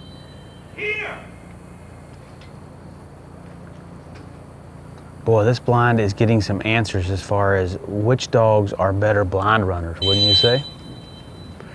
Well, certainly which dogs are more good lateral casters and will stay with you. I mean, it's an unorthodox type of blind because of the indirect line, but it certainly tests dogs' willingness to take a cast. So 2 out of the 3 have used a verbal over. I don't think Nick used one. Did you hear one? Do you remember hearing one? I don't know. And sometimes, you know, the verbal over is, you know, what you're doing isn't working, so you need to go to something else. Sometimes the verbal over is to generate momentum, but generate more lateral momentum. And there's that big, like, I'm not kidding with you, you better pay attention. And he got a lateral cast, but he's,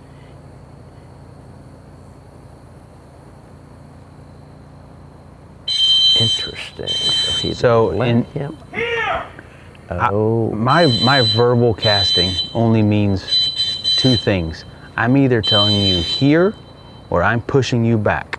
If you hear my voice, it's either forward or backwards, not anything else. If I'm giving you silent cast, I'm asking for big directional change. Okay, so as he's kind of working hard here, this is a classic scenario of an old-time drill that I was taught called the handle into the water drill. Okay. Very specifically, where we would actually handle to a blind marker, line to a blind marker, and then stop and get a verbal, a lateral cast, with the intention of likely making a correction for not taking this cast to prepare them, not necessarily for this blind, but to get a cast. And most of the time, after their failure to cast laterally, after maybe some sort of a reprimand, you might go to that verbal over, and that's the I'm not kidding. But oh yeah, he had her on the correct side of the tree and just lost it. Just was almost had it. You can feel it's just the frustration and other than accumulating a ton of points, think of all of the bleed time, I call it, to remember these marks now. Mm-hmm. Or so he has that hat in his pocket. Okay, all right. I don't know that I've ever seen that done before.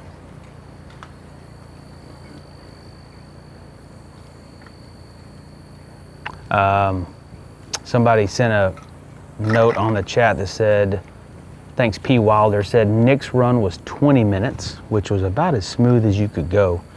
And the test dogs was 27 minutes. And I think we've seen dogs, the 5th place and 4th place dogs, that be well above 20 minutes. So 20 minutes is probably going to be about the fastest this is going to run, wouldn't you say? You know, you think of field trials being the longest test, but I don't think I've ever run a test that's taken over 30 minutes in competition.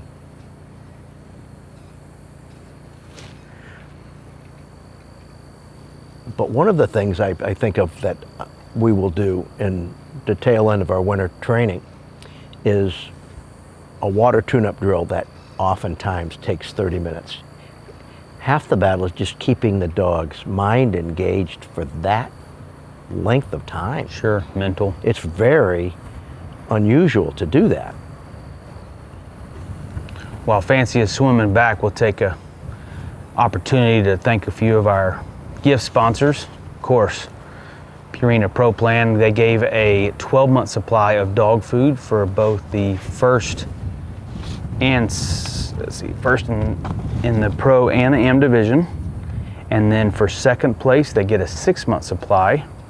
And for 3rd place, a 4-month supply. They also provided the line, there's a line mat that we used in Series 1 and 2 and maybe even 3 for the handlers that come in first in both the AM and Pro Division. Thank you, Purina Pro Plan, for that. Now, do they give the winning dog the mat? That's a tradition now in field. The mat, that would be, I'll tell you the story behind how that all happened. Wow, that would be something to keep and cherish, wouldn't it? Oh, you bet it is. It never occurred to me, but that would be a neat special thing. Do you think you'd put it at your front door? I put it on the wall. Nobody would ever step on that thing again. I would cherish that for a long time. We also have Yeti. Yeti stepped in with lots of hats, coolers, some loadout boxes, which if my wife's listening, I've always wanted one for Christmas. Thank you very much. They've got some buckets here. Those 5-gallon buckets are really nice for, you can keep cold items in them, or you can even hunt off of them. They've got a nice padded seat on top, and they've given us some cups as well. Yeti is based out of Austin, not far from me. Oh, is that right? Mm-hmm.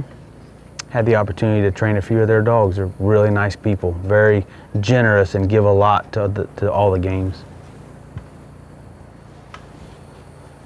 Of course, we are representing, speaking of Purina, we had Carl here, Carl Gunzer. Yes.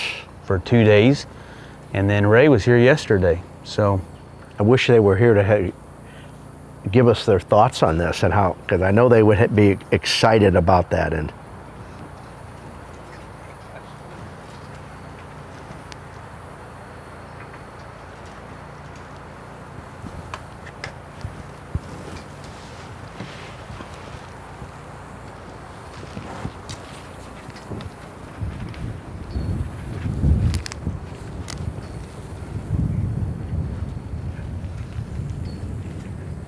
all right, Fancy's back. Little look of, I don't know, he's probably thinking a lot of thoughts are going through Dustin's head right now. These dogs have given their all for 5 days.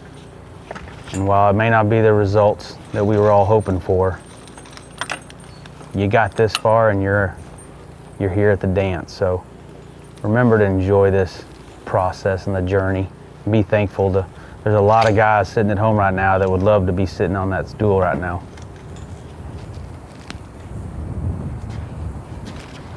All right, birds 4 and 5 now.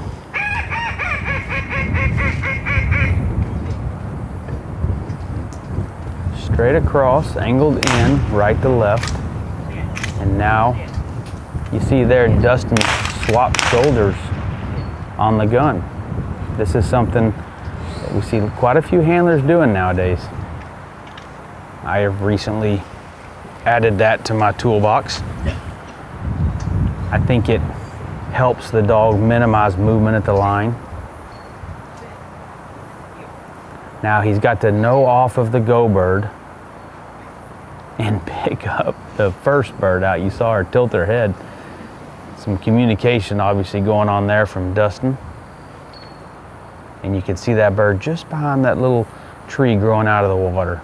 It's a well-placed bird, just hidden out of the dog's point of view, but when the dog's running the blind, they can get a snoot full of that. Wind is right to left.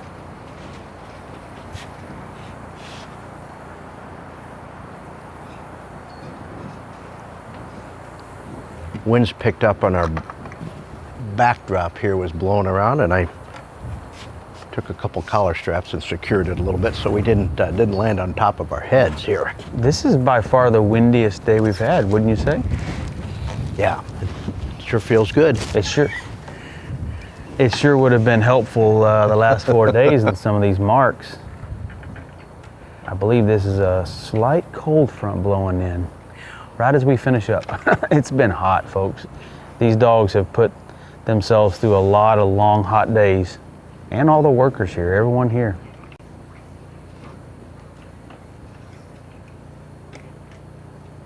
Bird, let's see, that would be bird 1, 2, bird 2 picked up. Yeah, it's hard to. Hard to remember. So how many of the marks has he picked up? He's going for his 3rd mark, and he's going. Okay. Made short order of. Nice job, yep.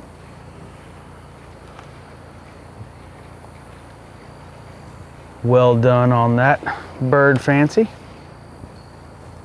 Fancy was his first dog when he started running hunt tests. That's not a bad, this is what you call a dog of a lifetime, and for to be his first dog, that's not too bad, Dustin. He said she's the one that got the ball rolling.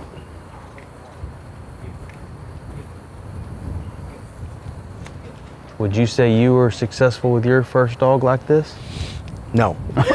But many of the, really successful handlers, it has been their first dog. Sometimes it spoils you for life. So why do you think that is? Do you think today's availability of seminars, coursework, online, there's just a lot of information that's readily available to handlers out there that want to someday come out here and do this? Well, that's what the intent is. That's what I hope is happening. These are such fabulous sports. But I think sometimes people's first dogs be their best dog because,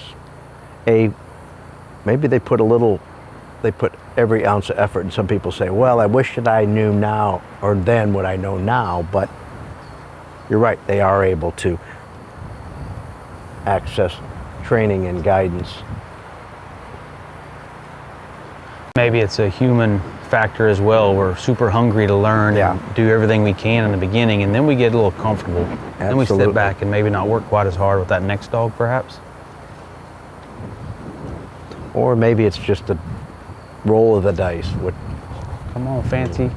She's on the upwind side of it, ever so slightly.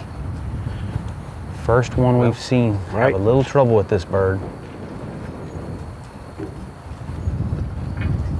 From our angle, we can't see the dog. Well, she's come back down to the edge of the water. There you go, Fancy. Doing a nice job of and again, they call it questing marks. She's out there questing. She's out there in the marsh and the tougher area. That's what you want to see. This was about a perseverance and rooting this out.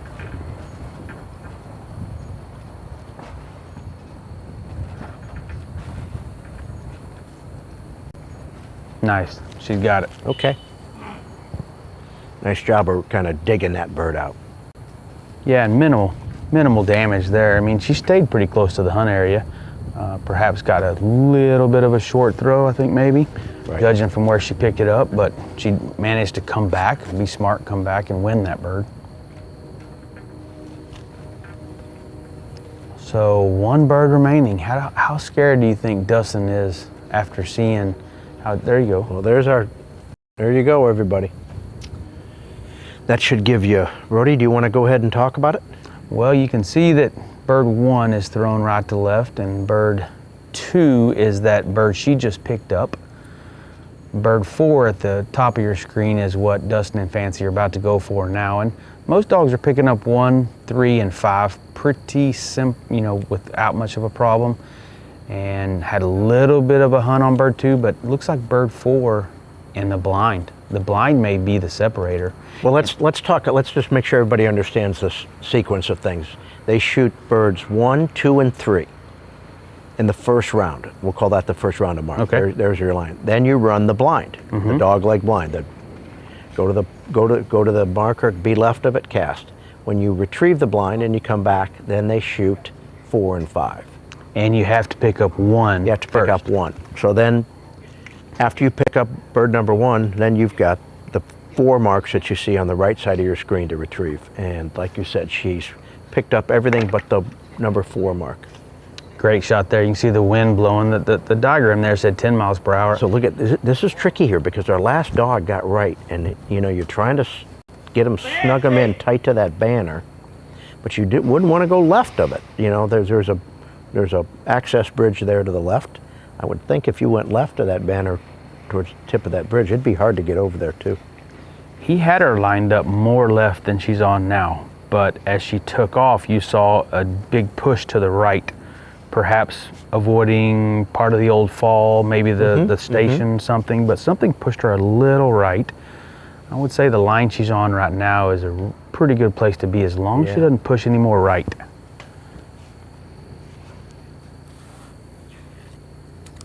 A lot of thoughts going through her head as she swims out here now. You can see her constantly scanning. So Brody, there's no mat up, or is there? There is a mat up there, isn't there? So you have to send, the dog has to be, part of the dog has to be on the mat when you send for the marks? I don't think there's a mat there. You just have to be in front of the stand. Somewhere in front of that dog stand. So you are still limited as far as where you can send from. Well, because, you know, in this mark, you know, when you're trying to influence left, a lot of times to get to the right boundary on your line can help you. Is that the bird we see just barely over the dog's head right now? She's approaching that critical point where she's got to look left to find this bird. Look left, Fancy. Look left, look left. She's looking at the holding blind now. Got her attention locked on the holding blind. Look left. Come on, girl. Or is it back in, I see the sticks. Come on, look left. There you go. Or is she starting to? Something got her attention left. I don't think she's seen the bird yet. You can see it over there. There it is over there. Oh yeah. She had to have the presence of mind to have an instinct that she's in the area to start to look there. You know, because if she was more focused on getting to the bank and getting out of the water, she wouldn't have made that move. She kind of slowed down and scanned and said, oh, there it is. Now once again, I don't think, I guess that bird slightly drifted left because I was looking up when she picked it up and out into the pond here, and we could see it on the left side of the vegetation. But, well, there's a big wind and the birds can drift a little bit. Would you play your dog to the left of the island? I don't think you can. No. I mean, I think you just gotta. All right, here's our Garmin run. Okay, that's our test dog. So, well, let's first talk about the blind. And our test dog had a lot of trouble. And all of those marks, all that green line you see up in that upper left corner was all of those recalls, try to cast right. Remember, the dog wasn't picking out the handler very well, so you get a good idea of that. You can see we've got the diagrams of the retrieves in there, and well, you can see a lot of different lines. You got a good view of the bird that she just picked up, and the test dog handled. You see that right-hand line, and then you see it angle left. That's where he blew a whistle and started to handle over. And again, I'm talking about G4, the one across the pond. He actually handled on G5 too. Didn't he? The real short one on the right? Yes, because he kind of lined through it and was going out into the pond. Yeah, you can see all the marks there. The dog was in and out of that cover. We thought that mark was going to be a lot more effective, but the first three have picked it up very successfully. But the bird that, well, certainly, you know, without a doubt, the hardest retrieve on this setup is the blind. Is that making sense to you, Brody, as you look? You see that line to the left, that was the dog walking away from the line with the collar on, so that has in the bottom left corner. You see everything that's kind of out in the pond. That's the root of our test dog. Do you have the ability in the app to take out the return line and be able to look at just the outgoing? I see what you're saying. I wonder if that. I don't know what different variations in the software are going to be available, but I think it's something fun and worth playing with. Perhaps you could take a screenshot and then edit that photo and take out the return lines. Right. You could at least do I that. think you could do a lot of different things. You're right. Before the return, just as the dog retrieves it. But there's a lot of benefit from. I mean, that shows you the benefit of that app right there. Well, and it just gives you some idea of what technology can do. Okay, dog number. What is his number on his? 81. I think it was 81. 81. Paul Agranoff and his dog Cash. Now, if you're just tuning in, didn't see previous series, Paul and Cash were outstanding in 3 series. He had a 15 in the first series, a 15 in the second series, and an 18 in the third series. Had a little bad luck in the 4 Series, scored a 112, which pushed him, it took away the lead that he had. Right. And put him in the mix with everybody else, which I'm sure some of the other competitors appreciated that, but he still managed with his first 3 scores so high, or so low, I should say, so good, that even with a bobble in the 4 Series, he still maintained a top 6 spot. Cash looks like a fun dog. He's up there just saying, like, he's just sitting up there like, I'm on a little hammock. He said, I'm just kind of enjoying, I'm just happy to be here. He's a happy dog. I got the pleasure to meet Paul. He came down for our Lost Pines SRS and the Best Retrievers SRS. And then I got to see him again when I went up to Minnesota and ran his event up there in Minnesota. Extremely nice guy. You can tell just really appreciates everything about the game and the people and the dogs. And well, your Cash, I guess that's called licking your chops. The happy feet. He says, boy, oh boy, this is going to be fun. All right. So Paul heels him on the right here. Interesting. Or does he? No. He went, maybe that's his cue on a poison bird. Paul was a retired teacher, was a math teacher for 35 years.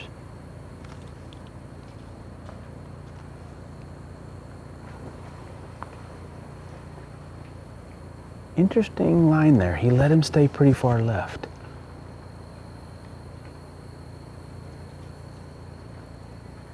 Do you think they're getting him there?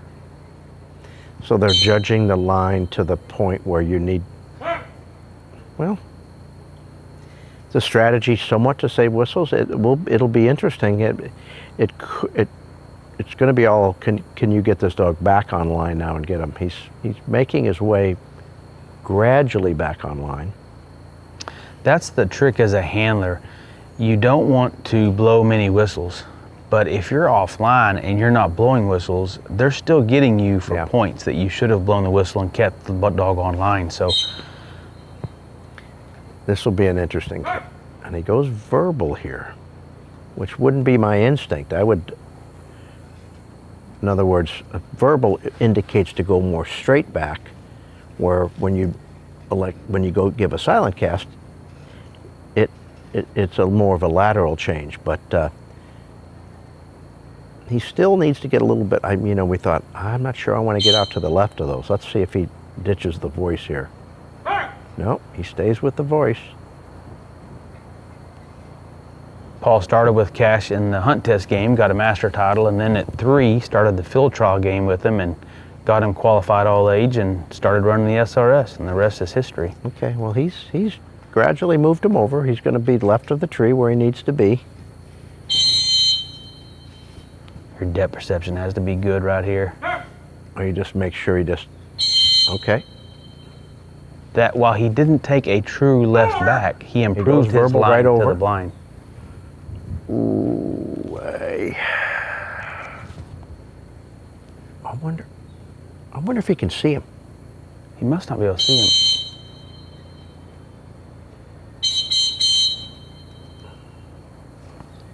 Boy, that sure makes you appreciate Nick's blind even more. Every dog that runs it after him, doesn't it? Over.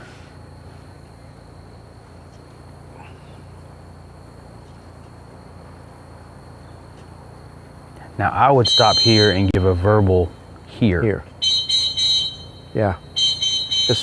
Now he's trying to blow that firm come-in whistle, but certainly the word here would be a notch up from there to say. I'm not kidding around. As he brings him in, he's kind of interpreting to head back to the piece of land he's just tried to cast off of.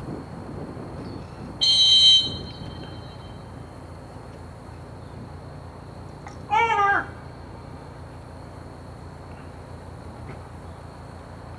No, keep fighting here, Paul. I'd want to keep him out in the clear water here. The closer you get to that back shore, the harder it's going to be to get to the right. Yeah, one more. I'd give one more. They get out left of that tree there, they're going to have struggle to get that blind we've seen. He's obviously trying to save whistles. That's a strategy here. Over. See if it hurts him a little bit. Oof. Oftentimes you blow that come in, it just gives them permission to hunt. And most of the time, when they come in on that come in, you saw how he goes left. They're typically going to go downwind with the wind on that come in, unless it's really powerful. This is where it just seems to unravel. Going to be very interesting to see how some of the professionals handle this blind. And we're about to see one here after this. Someone asked on the live chat on YouTube whether you just took a more straight line to the blind and take your 50-point penalty, whether that would be better than racking up the points for whistles and cash refusals. If you tried to run that blind straight and never attempted to get left over there by the tree and avoided that big overcast, they would probably destroy you with a score, because there's a penalty called avoiding the test. Yes. Yeah, that would be. If you're hit with avoiding, and that avoiding the test is not a one-time penalty, they could hit you for 10, 15, 20 times. So you must challenge the intent and purpose of the test and of the blind. I don't think any of the handlers at this point would attempt that, knowing everything's on the line. It just feels like it would be kind of an insult to the judges it's one thing to miss the deal just on the right by accident, but to not even attempt to go to that shore, I just don't see how that. But I do see what you mean. At some point, you're saying.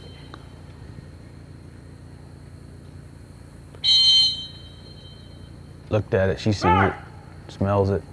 Yep, got it.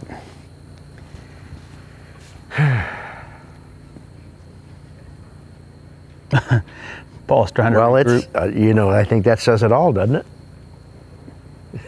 Would you say that once a handler gets through that part, a lot of the stress is relieved? Or if you did bad, maybe you have more stress? Well, it's delayed a little bit. Maybe it gives you a chance to catch your breath. And you kind of got to clear your head a little bit, because you're so engaged in that. You got like, all right, what am I doing now? Okay, I got to walk yourself through it. Well, while Cash is swimming back, let's talk about some more of these lucky items that the winners get. Okay, tell me about it. If you see it to the left on that island where bird 1 is getting thrown, there's a duck blind there where the bird boy is throwing from. It's right behind that Super Retriever Series sign. I'm sure we'll see an image of it here shortly. Lucky Duck donated that waterfowl blind, and they are giving that away to first place AM and Pro. So thank you, Lucky Dog, for that. Awesome. Look at that. Yep. And then Garmin, who you're familiar with, right? Yes, sir. They're giving away a Pro 550 for first through third from the Pro and AM division, and a Sport Pro for the 4th through the 6th Pro and AM division. Well, that 550 is certainly the unit that I'm most familiar and I use all the time.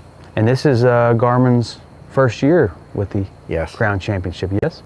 Absolutely. Glad to have them on board. I do some representative work for both Purina and Garmin, and I'm glad that they've jumped on and support. And third would be Sheen with a huge contribution of $2,500 in merchandise to the first place Pro and Amateur. My goodness. There is no shortage of gifts and awards and prizes for those who do well here today. So tell me about Sheen. What do you know about them? Honestly, I don't have any Sheen products. I've seen them represented. I see guys wearing their boots all the time at all the events. A lot of these dog trainers are wearing their waterproof shoes. I've honestly never tried one. I've just haven't had to buy any recently, really. But I've seen them around here for the last 2 or 3 years. I certainly love to sponsor our sponsors. Sure. All right, so meanwhile back at the ranch here, Mr. Paul is about to receive cash. And we're going to see bird 4 and 5 thrown here. Yeah, Cash is about to find out that this is not all the test. There's more to come.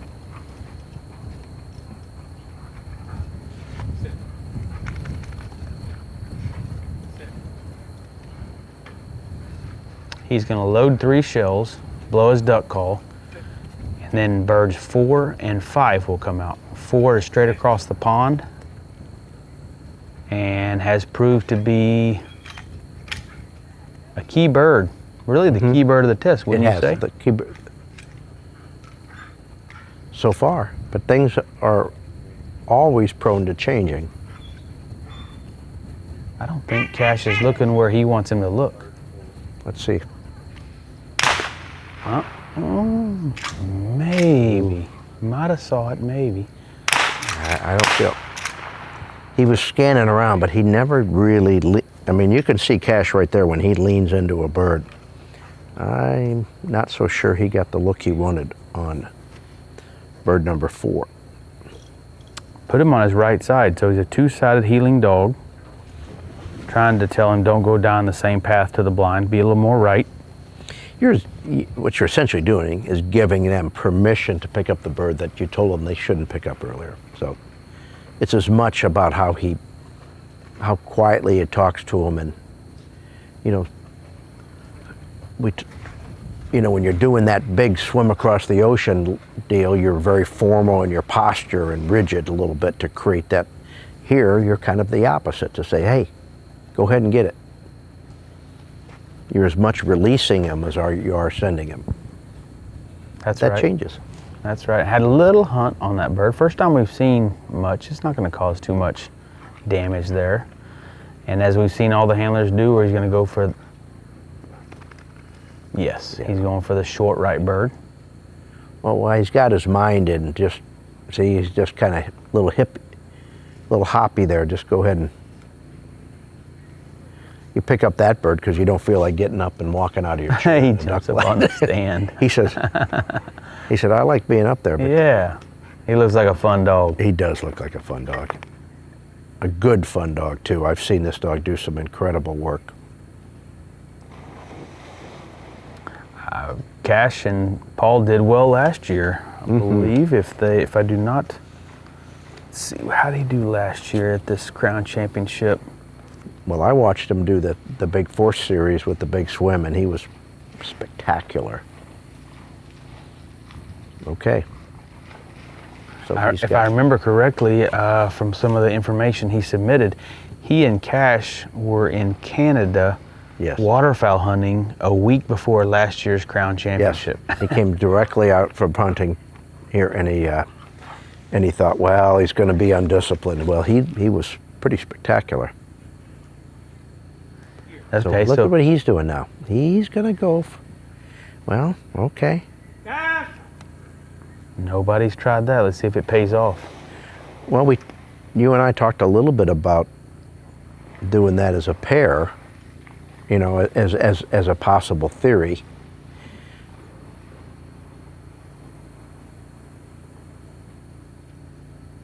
He came into last year's Crown Championship in 2nd place and had one difficult bird and knocked him into 5th place. He finished 5th place last year.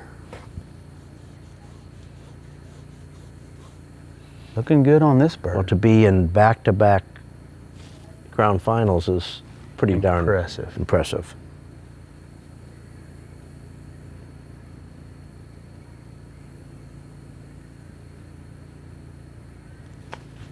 Well, he's angling into that island, which is pretty much on line to the bird, I think. Yeah, certainly closer to the bird.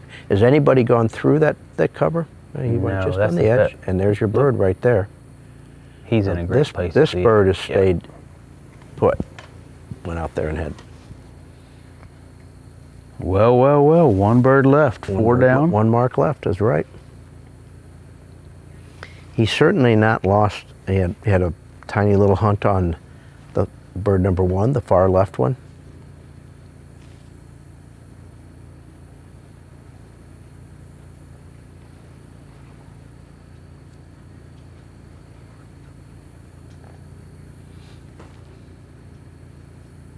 what's going through his head right now. What would he have done different? What should he have tried? Yeah, he's got to be thinking a little bit on that blind. What I do know is he's probably, if I know Paul, he's going to be looking at the game tapes. And he's going to look a little bit about what might have I done differently on that blind. Well, I can tell you. But now he's thinking about picking up the last mark. If I'd have made the finals, I didn't make it with Pope yesterday. He ended up in 12th. But had Pope come into the finals and I ran that blind with him, I don't think it would have been very pretty. That is not something I could have got Pope to do. Not at all. I guess I've got to knowing that, you know, if you know you're in for a battle, sometimes you can just be really preemptive from the start and hope you could just overpower him to get him to comply. If I went into that blind with Pope, I would be giving a lot of verbal hears if I did not see any effort to give me that overcast. Well, I still say, I wonder if a verbal hear preemptively might begin reeling him in a little bit so you're not casting off the back side of that point as much. You know, 4 or 5 dog length differences coming off that piece of land on the left may be the difference between, you know, how much trouble you have at the back end. So I've noticed a lot of guys on that blind trying to get the dog to come in and don't seem very effective with either the whistle or even the verbal. Not as effective as I would have thought. And I'm going to attribute this something, and you tell me, do you do a lot of recalls in training? Well, I certainly make sure I test that enough. Oh, there it goes, out there and jumped on that right.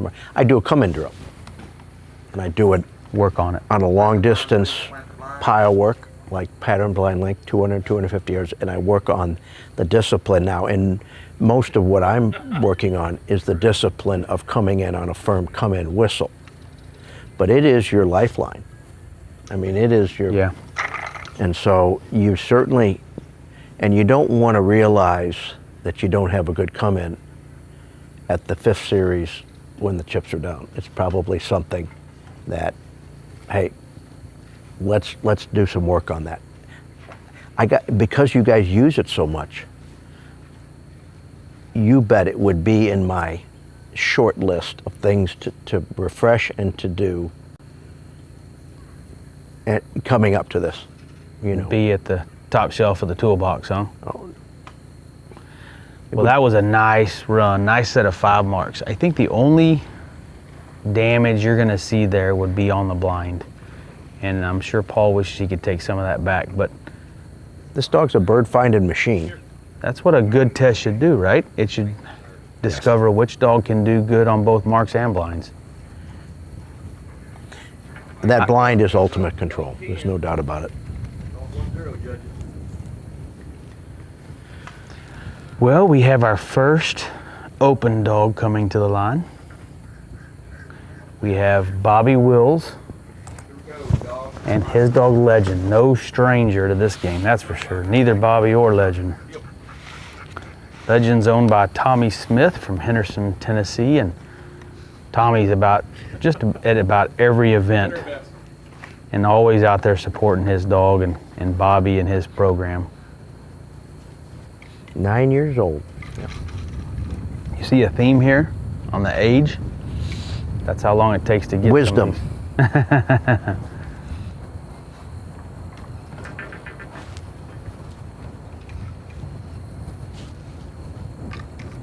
How often do you think you see Bobby in camo outside of hunting season? Well, he's a big duck hunter, big duck hunter. Well, he blows a pretty good duck call there. Sometimes they sound like New Year's Eve party favors, but that one, the real deal there. Big wide swing from bird 1 to bird 2, back to the middle for bird 3.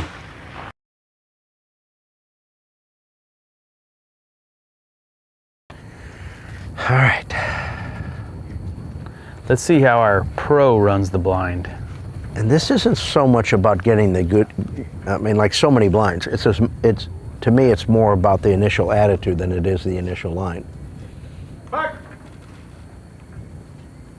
Dog leaves at a measured pace, which I would say, all right. I'd say that's Bobby's strength, is his dogs run very straight. They're very good at running blinds. But this is such an unorthodox blind.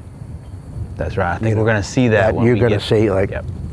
so some people say, oh, my dog overcasts. Well, this would be a darn good time to overcast. I don't mind a dog that casts good like No, that. because really, they're yielding, and that's what they have to do. I'm surprised that's the second dog that's done that. We saw Jason's dog do it. They get to that point where they're, you want me to make the rest of this swim all the way across this pond? Really? We just shot 3 ducks right here, close range. There's 2 classic drills that come to mind that I would. You ever heard of a Thule drill? I have not. It was one of the drills to get lateral casts, and essentially uses the things you're using here: multiple recalls, lateral cast. Get to a far bank and ask for a lateral cast. The dog typically digs back, gets out of the water. You make them come back in, and you keep. And it's not so much a correction drill in the sense of classic correction. It's a heavy attrition drill. And now those things, those are the 2 drills that this blind is made for. Handle into the water drill or cast into the water drill, and a Thule drill. Jerks his head back like he smells something or sees something. It's not your standard pop, it's almost, it's a head kick. Well, if that is the worst thing he does on this blind, he's going to be pretty happy. Because he's just, things, you notice how he softened his voice up a little bit there on that verbal back, just a little bit of reassurance, but you're going to see him amp it up here.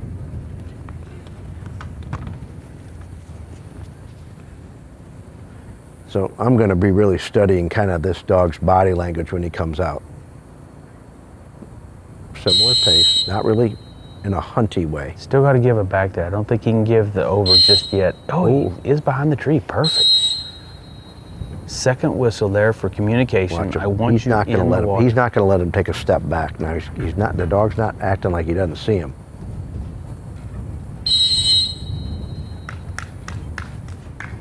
Trying to draw his attention. That was interesting. Did it work? I've never he seen went that verbal before. back. Ooh. Well, he went silent first. Dog didn't move, so he had to resort to some verbal. But boy, do you call? Now Do you bring him in here? Now you need a You verbal. bet you do. Didn't hear it. He didn't hear the whistle. Oh, he didn't. And I don't know if Bobby doesn't know that. It's hard to tell sometimes. Dug back on that. Oof.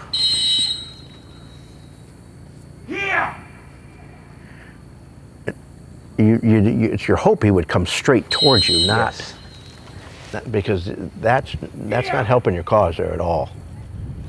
Went back on him. Yeah, I mean, I absolutely appreciate what Bobby's trying to do. It's just not. No. It's Here. Here.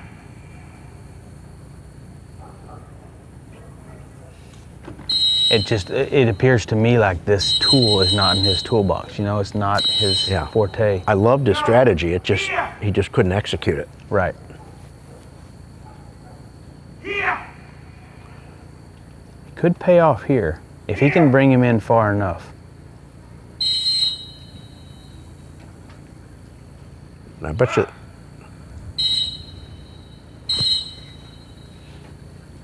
Having a hard time. Bobby's going to wish he seeing had his waders on here to walk out there to cast out. Here. Here. Here. Oh. Now, has he fulfilled the requirement of going left and deep of the tree if he casts over now? Well, I think he's playing that gamble. Well, he's running out of options. I think he's got to play that. Yeah, that's. I mean, it certainly wouldn't be. Who's he gonna? Oh, okay. He knows he's not going to get the come in when he's right up against the back wall. But I know what he's doing. I think he's probably making the best decision for the situation. But I think the judges are going to really hit that hard.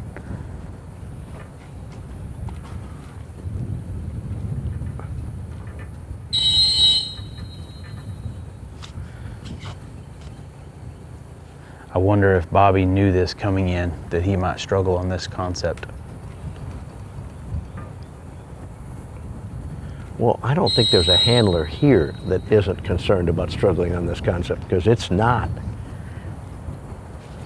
And you don't, I don't think you really know what you're going to get till you're there. Well, we as pros know our dogs pretty well, and I can only think of about one, maybe two of my dogs that might do a decent job at that right there. Could you call in like a pinch hitter like that? You know? I wish.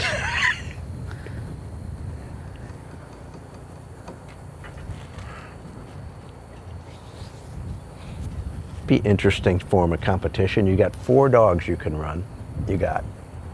And you could switch them for one score. There's 4 series, and you pick the dog for each series. Well, maybe once you take a dog out of the game, you can't put him back in. Right. I don't know. So you pull out your best field trial dog for the field trial series, and so on and so forth. Listen, I mean, you guys got me thinking about, like, all right, what other kind of fun, crazy stuff can we try? Well, I don't know if you knew about it, but we had the 4x4 and the 2x2. Did you ever hear of those? No. So about, it's been over 10 years ago, we had, 2012 it was, that's what, 13 years ago, we had a 4x4 in Alabama, and it was 2 pros, 2 AMs, each with a dog, and you combined your team scores per series. And it was $2,000 per team, so big win if you won. Like a pro-am, I mean, it's like, okay. And then we had a 2x2. I actually put the event on in Texas, and it was 1 pro, 1 am. And you could be on multiple teams. So I had like 3 different teams I was on with 3 different dogs and 3 different AMs. I'll be darned.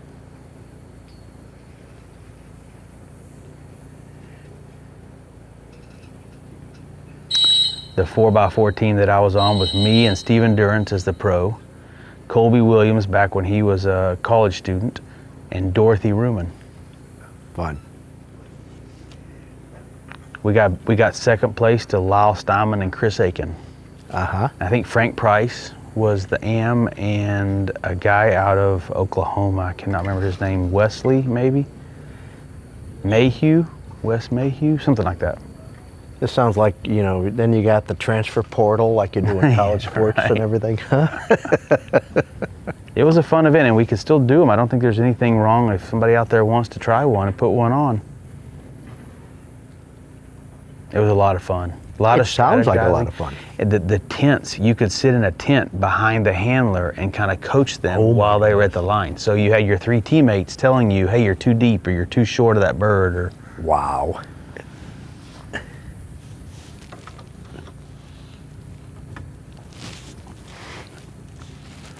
That's Chuck Norris right there. That's what we call Bobby. His nickname is Chuck Norris. Well, it's a lot going on there. All right, Legends scores. First series had a 51. Probably not the start that he wanted, but then he came back in the second and posted a 14 on the field trial series, an outstanding score. And then got a 30 on that double blind that we had, which is a very respectable score on that series. And then came away at the 4th series with a 59, which bumped him back a little bit. But coming into this with a total of 154, and he is currently just passed Luke Kurenvada at a 150, Clark Kennington and Daisy with a 149, and Lyle Steinman and AJ with a 143. So your third, fourth, fifth, and sixth place guys in the open division are very close. So those guys could be fighting for third place or even second. They're not far out from second. Clark Kennington and Toombs, though, have a pretty significant lead on everybody. They're coming in with a 77.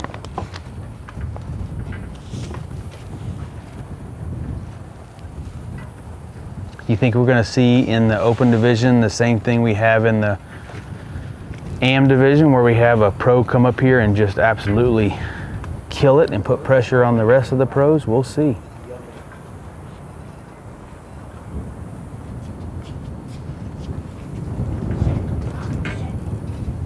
Still have the marks to pick up.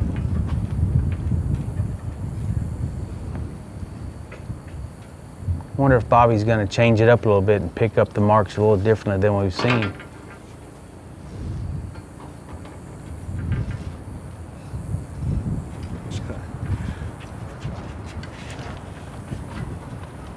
Our number 5 bird boy took a little walk, and I'm not sure he's ready here. Well,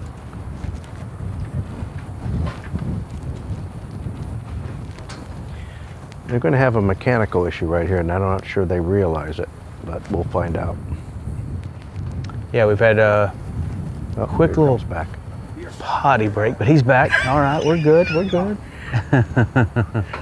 Not a moment too soon. One of the bird boys, luckily he's back in time, and we're ready to kick off the second half of this test. They might have had a little radio communication, but I saw him kind of leave, and I thought I didn't know if anybody could actually tell. Okay. We haven't really talked about that. In your screen right there, you can see that mojo's going off. Yes. So talk about that a little bit, Pat.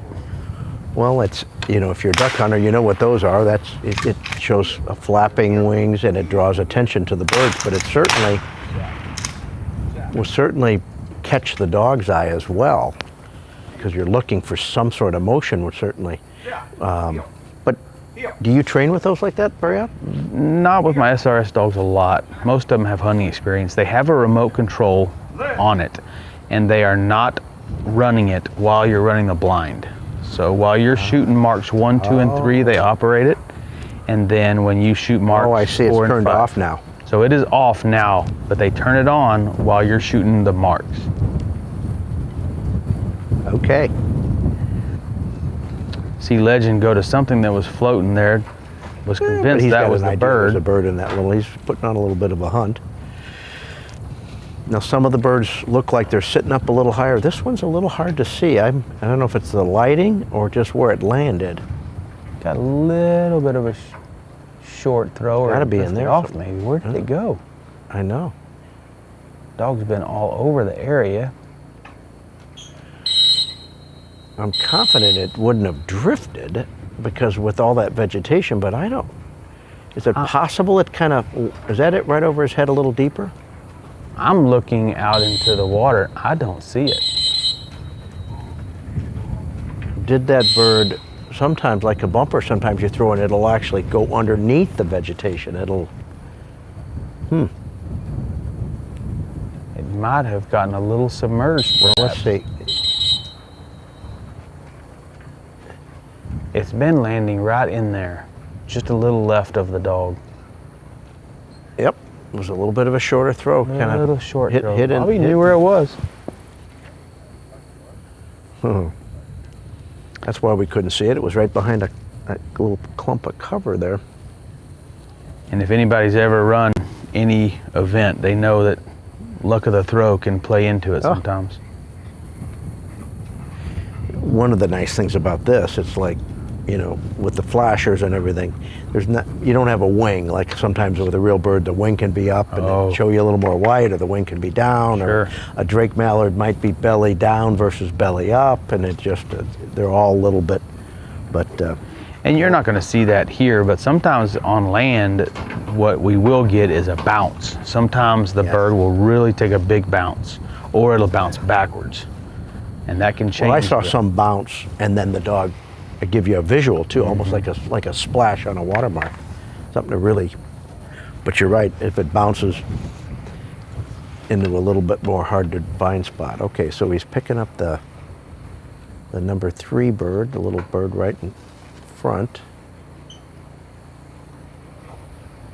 So this is kind of like just, you kind of clean house. You clean up these first 3 marks, and then the meat could be the right bird or the middle bird, long bird. That's where it seems to be the most chance for a disruption in perfection.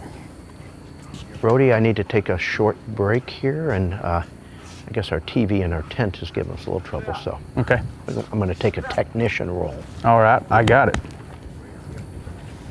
If you're tuning in and you want to ask me some questions, Pat's gonna go take care of a technical difficulty with the TV and the viewer's tent. Try to answer it while Pat's off doing that.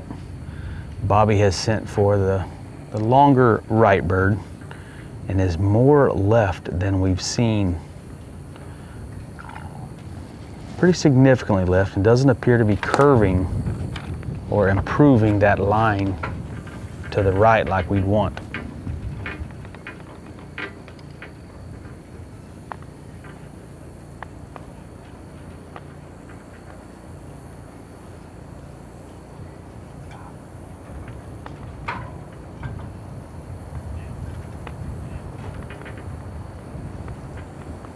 I don't see an improvement there. It seems to continuously be drifting further offline to the left and going out to sea. Perhaps Legend avoided the old fall in front, or maybe didn't see this bird. I'm not sure, but you can see from that angle there, it's going to be significantly out to what we call out to sea instead of curving in. You can see the lines on the right side of your screen. Those are paths that dogs have taken previously on that bird. But Legend's gonna be a good 40, 50 yard he's gonna have to handle.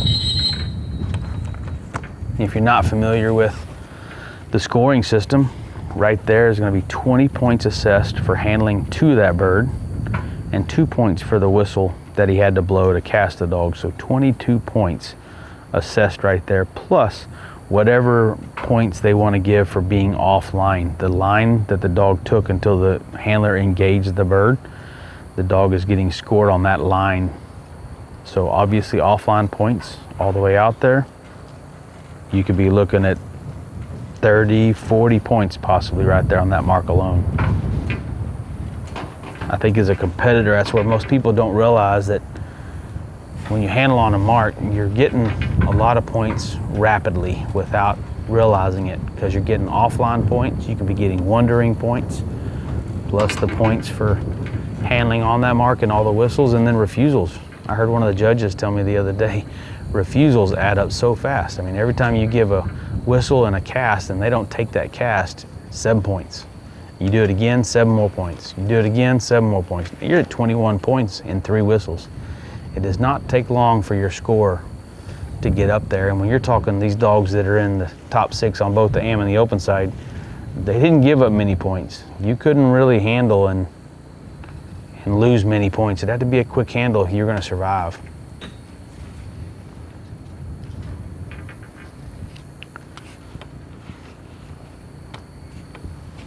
All right, one more bird to pick up.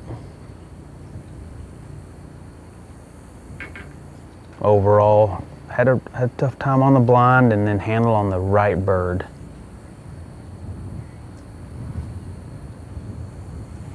Take a little bit of time to thank some of the other sponsors. Duck Dog Clothing. They gave gift certificates to the top 3 pros and AMs. Thank you, Melissa. Always a big supporter of the SRS, and she supports the Master National as well.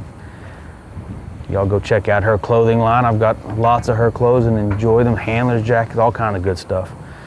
Avery, they provided us with some handler bags, a lot of different merchandise for the winners, and that bird you see in his mouth right there, that's an Easy Bird, an Avery Easy Bird, which we see in almost every SRS year-round.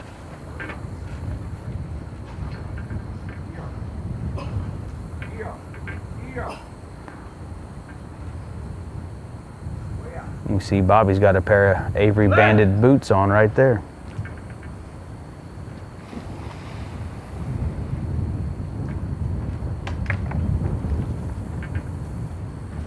It's a pretty good place to be. Let's see how Legend carries through that cover. We haven't had one squeeze that cover line quite that tight, so when he pops out, we'll have to see how he decides to attack that next cover line out there. He's got about a 40, 50 yard swim now across and into the next cover line.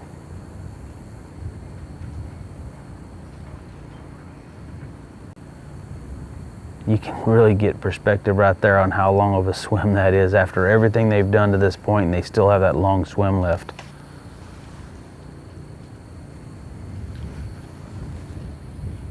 From my angle, he looks a little left. Yes, he is going to be left, approaching that cover line from the left side, which is the downwind side. So either he's going to have to see it or hopefully smell it. Looks like he's got some little pop there as he approached the grass. But he continued on, and because Bobby did not engage, they probably didn't hit him 5 points for that.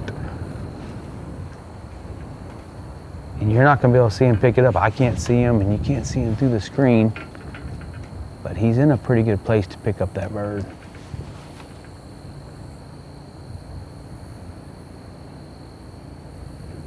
Oh, there he is. He's a left curving in now.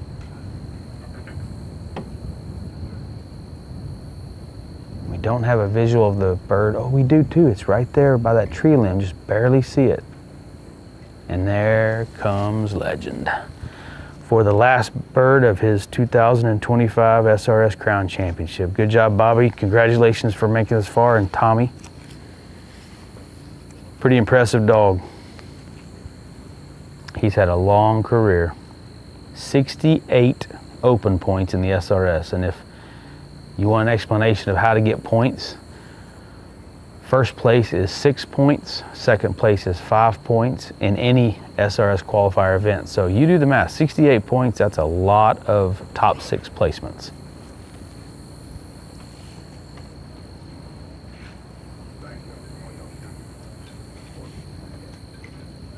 Bobby's thanking the judges for their time. A lot of people donate a lot of their time and volunteer a lot to put this event on. It takes a lot. But hey, it's one of the few events out there, only event I know, that you can sit at home and watch it on TV. But that's what it takes to put on one of these events.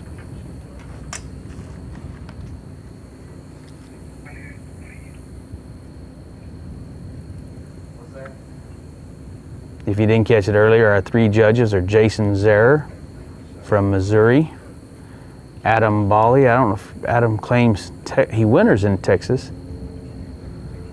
and he's also up in Wisconsin. So I don't know where he claims his home. I would call him probably Wisconsin. He only comes down as a snowbird. And then Jane Doolittle from South Carolina. I've known Jane since she was one of her and Richard McDonald, her dog Sam, from years ago, 2005 Crown Championship. Jane was owner of Sam and Richard was the handler, and I asked Jane before this started, she's still pretty active and involved. She said, well, I'm trying to cut back. I get a little tired, and she's enjoying her 4 grandchildren and still got a dog in the game, running some field trials and stuff, but not as active as she used to be. But thankfully she volunteered her time to come out here and judge these dogs. And Legend has now completed this test, and next up we have Luke Coor and his dog Vada, owned by Deborah Koenig, who now lives in Wyoming. Vada started with me and Luke at Best Retrievers and then carried on with Luke at Coors Retrievers. And Deborah, I guess, moved to Wyoming. If you're watching this, Debbie, I hope you're enjoying that cold weather up there. It's still hot in Texas, trust me. I believe this is Vada's first appearance in the Crown Championship, but been a competitor for, 3 or 4 years in this game.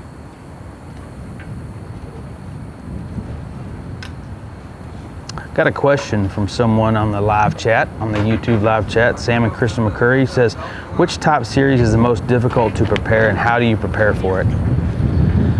Well, I would have to say that in order to be successful at this game, it's harder to go from a hunt test dog to a field trial dog. So if you really want to be successful, I think you should focus your effort on the field trial game first and the hunt test game second. And I'll talk about that more, but Luke and Vada are about to get the test started.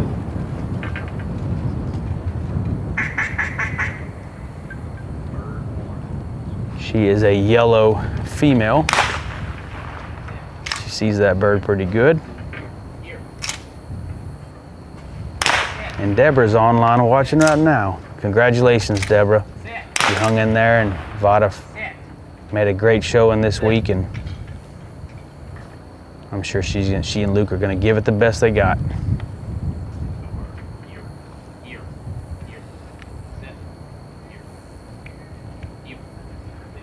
Luke put in information, or maybe Deborah did, I'm not sure, but the strength of Vada. She's small, nimble, and very fast. And her weakness, she occasionally has a mind of her own. Let's hope that's not the case on this blind, because you need the ultimate team player attitude on this blind.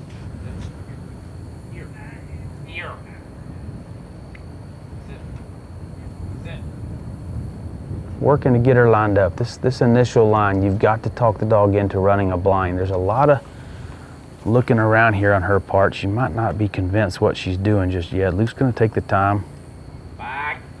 Make sure she knows what she's doing. Interesting there.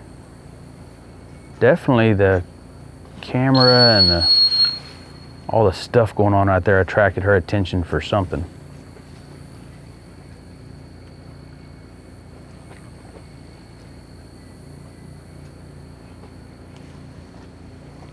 Don't think this poison bird has, well, just as I said that. I was just fixing to say, I don't think it has played as much of a factor on this blind as perhaps they thought, but right there, she definitely winded it, so I guess it did a little bit. It might have helped serve to put her more on line. It's pulled her more to the right, where she was initially a little bit to the left. Now, this is the first time we've seen a dog get that far right, so it'll be interesting to see what her mentality is as he approaches the landfall. He's casting her to the left, but then he's going to have to get a right cast. I don't think there's really a strategy there, particularly. I think he's just trying to run the edges of the boundaries of the blind there and minimize the damage from whistles. He's probably going to hit her with another whistle here. Watch this though. I've watched her. When she gets when she's having to make a decision.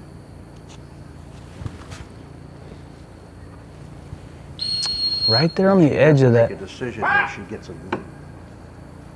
a little bit, he starts to splash.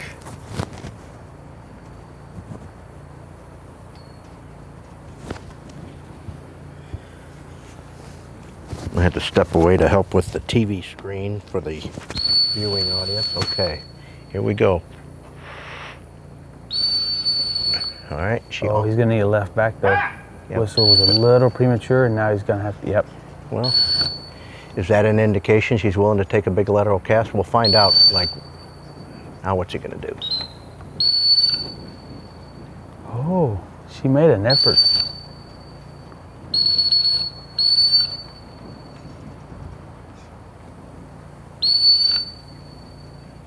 This is some really fine handling here. Mm-hmm.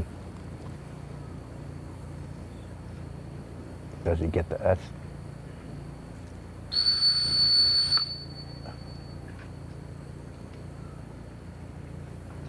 What do you think about sweating them on that cast right there? Absolutely. I mean, if you've got a dog that'll respond to it, but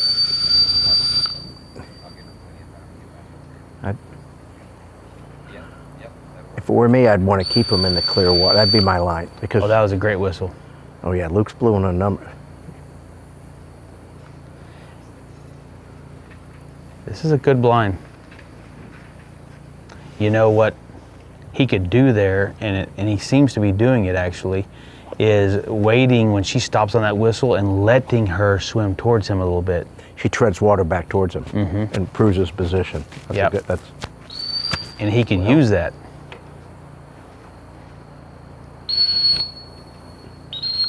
That was a good blind. He must have been taught by somebody really good, you know what I mean? Well, yeah, I've always been impressed watching Luke handle, especially. I've gotten a real good chance to watch him this week. Yeah, he's had a good crown. He had a good year. I mean, he had 11 dogs qualified for the crown. Had 2 going into the last series. Waylon comes in, I believe, 7th, just narrowly missing the top 6.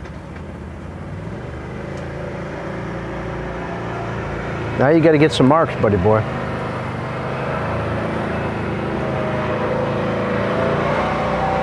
Was that as good as Nick's blind or better?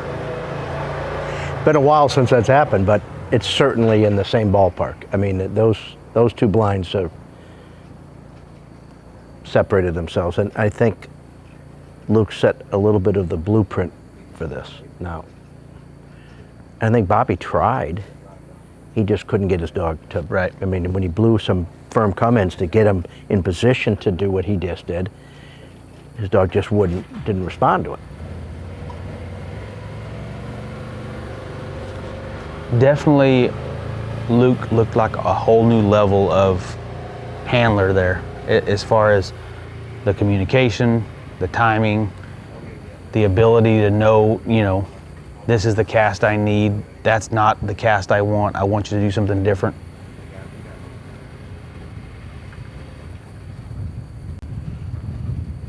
And Vada's a pretty good blind running dog typically. I think sometimes where things can get a little squirrely is if she starts to handle on a mark. So we'll have to see how she handles marking on these 5 birds. I think if Luke can pick up these 5 clean, definite pressure now. For the ones, well, it's certainly what went on earlier. And remind me, was it Lobo? Nick and Lobo, yeah. Yeah, I mean, they came up and really set the standard for the blind and the whole setup. And Luke's trying to do that now. Vada's only 6 years old, so she's got a long future ahead of her. Okay, back to that question, which series is most difficult to prepare for? And I think Sam could agree with me on this. Qualified for the crown 2 years ago and struggled in the field trial series, and he trained really hard on field trial setups, and his dog got better and improved overall. And I just think it's harder to come in as a hunt test dog. Now Paul, him and Cash proved it wrong. He came in as a master hunter and then switched over to field trials. It's definitely possible, but I think it's more challenging. So, okay, let's let this happen, but I host a Purina Masterclass series, and Ray Voten is going to be my next guest, and our subject is going to be how best to prepare from the start for a dog to do this kind of stuff. The most well-rounded dog. For an SRS? For a great hunting dog, great companion dog, field trial dog. I mean, how would you go about it? What would be a strategy from day one? Because a lot of these are, maybe you decide to do it a little later.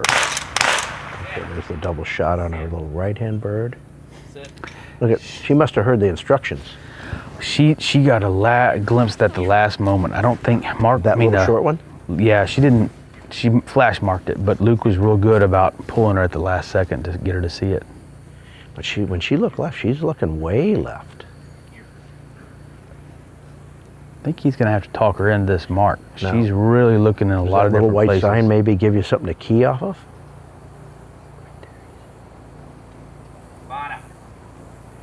Okay, maybe he sold her on it.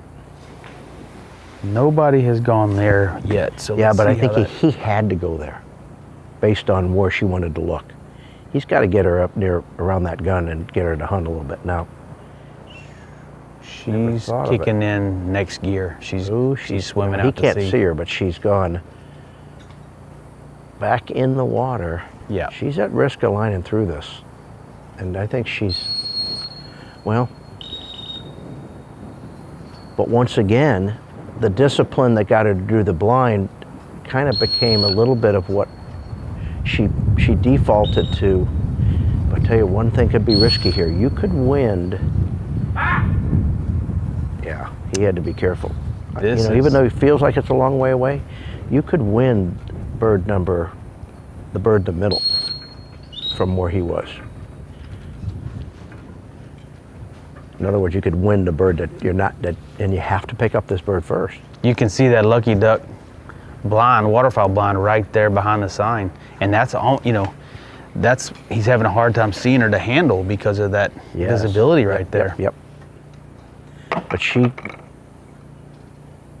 Do you ever throw marks out of duck blinds? I mean, if the property lent itself. I mean, sometimes you train in places that has pit blinds, and some of the plantations down in Georgia will have impoundments for that, and we'll certainly take advantage of it if they're there. But I haven't necessarily gone out there. But if I was doing this, you bet I would. We have used some of those, like, remember the double bull, the archery blinds? And I'll tell you what, you put somebody in there and the scent goes, and I mean, it wraps them. Dogs have really struggled with it. Okay, I wondered if that dog was going to get a little nerdy and line through that one, but he didn't.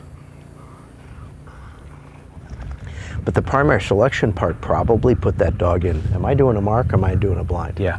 Because he pulled off. Well, and she didn't seem comfortable with this left side of the setup at all from the get-go. Now she gets a mark under her belt and maybe she's going to get a little bit more comfortable.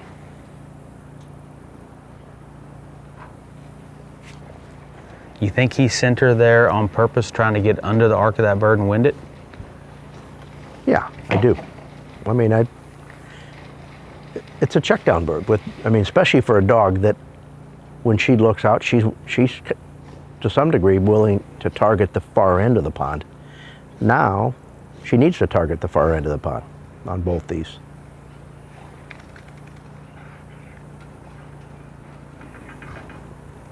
Look at him kind of take a look at her and assess her, like,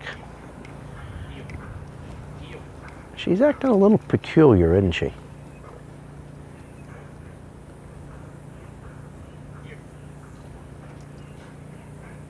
But she does some things, like when she splashes when she gets near the exit point. I mean, she's, some dogs just maybe are a little more fragile or a little bit. And again, maybe that sensitivity is what makes her more compliant, but also makes her, you've got to be careful probably as a handler to kind of give her the right information without.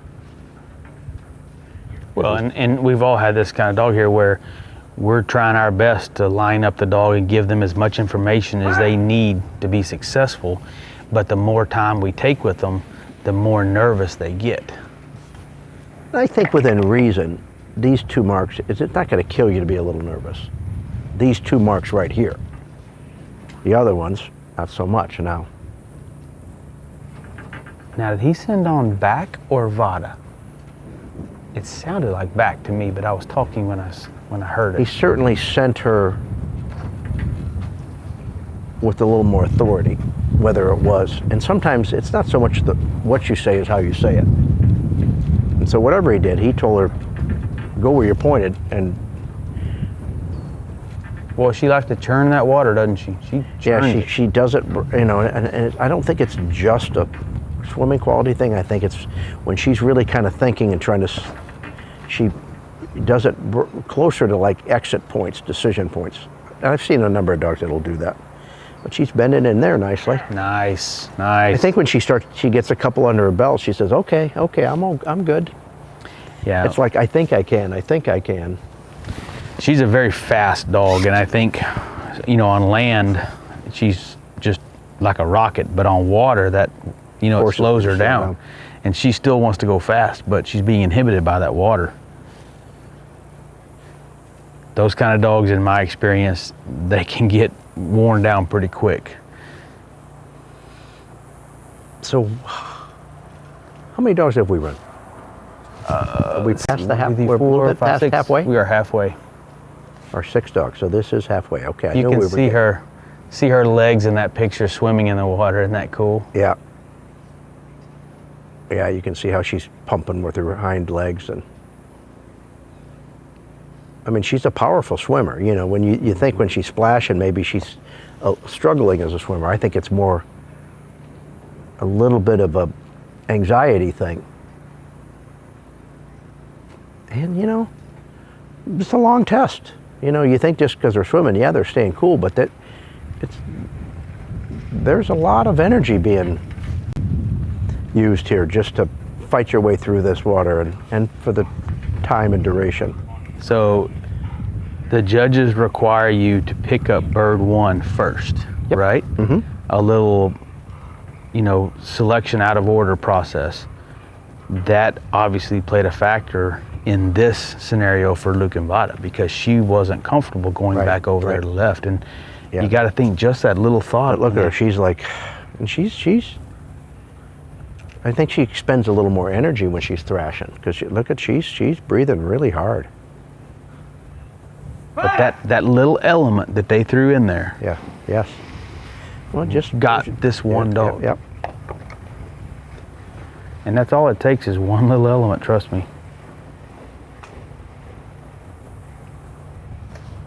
She's still running and swimming hard. Oh yeah, there's no give up in this dog at all. Luke's got the whistles. Man, she's angling over there pretty nicely. Now look at Luke.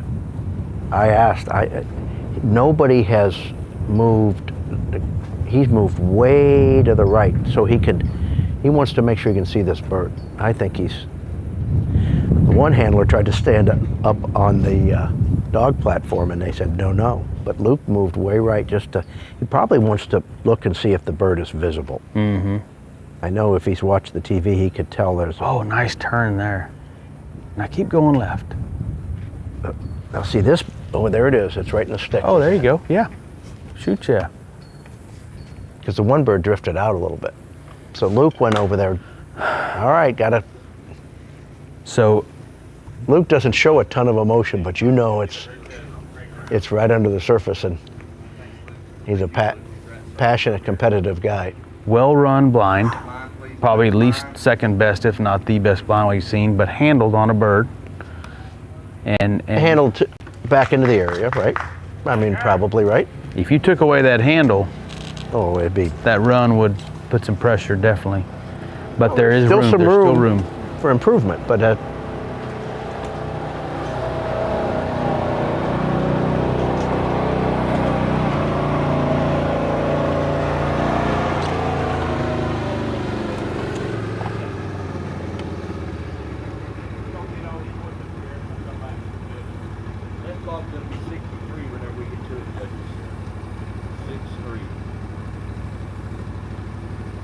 Well, let's take a little bit to thank some more sponsors for their contributions. We've got Carhartt giving the winners some big old dog beds. Oh, I bet those are durable too. They look pretty well built. Some toys, blankets, and the shirt I have on. They donated a lot of these shirts that we're wearing for the both workers, and I've seen Matt wearing one. I've seen. All right, everybody, it's halftime. We've run six to go. We're going to take a bit of a break here, and well, you're at the 2025 Super Retriever Series Crown Championship, and great to have you, presented by ProPlan.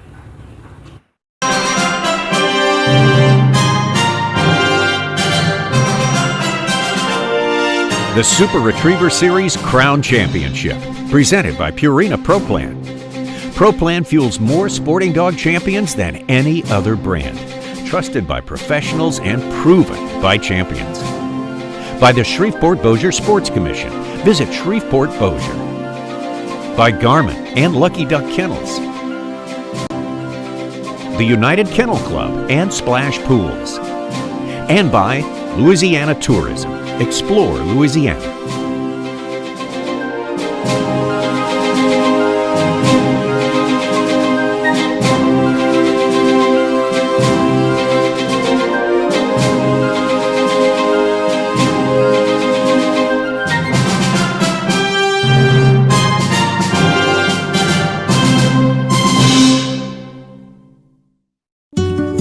Fieldbred Cocker, or the UK imported dogs that we have, are very sleek, athletic, and they don't know what quit means. At Raglan, we feed ProPlan exclusively. We start with sport development, which is a 30-20 puppy food that all of our puppies will stay on that till they're a year old. Then we transition them to sport performance. When it is time to go to the field, they have the drive, and more importantly, more than the drive, they have the stamina to keep going. That's amazing.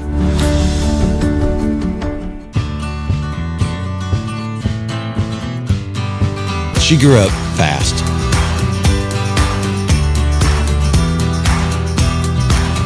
Will she remember these times and continue the tradition? You better believe it.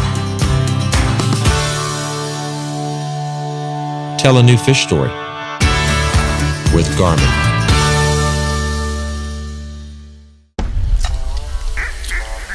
Two birds of a feather.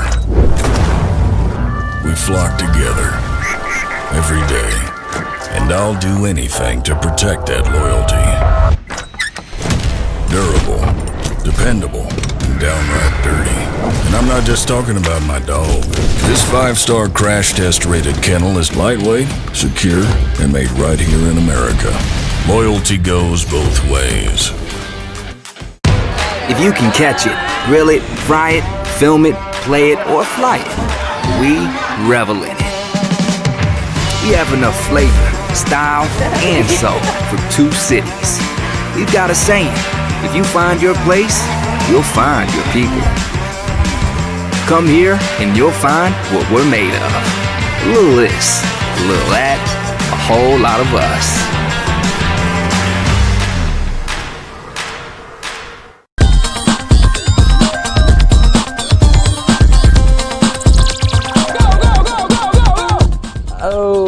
Let's see. Hope I get them right. You've got a 40-foot dock. It's 2 feet off the surface of the water. You can start your dog wherever you want. We only allow 1 handler and 1 dog on the dock. You can send your dog any way you like. They don't have to sit and stay. The sit and stay, in my eyes, is pretty important, though. Sit, sit, sit, sit. Dog, don't move. And then the handler will have a floatable, retrievable object that they have to toss out. Now, they can toss it however they want. Whatever they need to do to get the dog to go into the water. A floatable object that they bring back to you, they don't necessarily have to bring it back. Here, here, right. There are no corrections on the dock. You have to be nice to your dog on the dock, and sometimes the dogs know you have to be nice to them on the dock. Boy, you better sit down, please. They measure from the rear of the dog and give you a distance. It's a fairly simple sport, but you've got a lot of little nuances that make the difference between winning and losing. You got a dog, and you go, and they chase the bumper, and jump.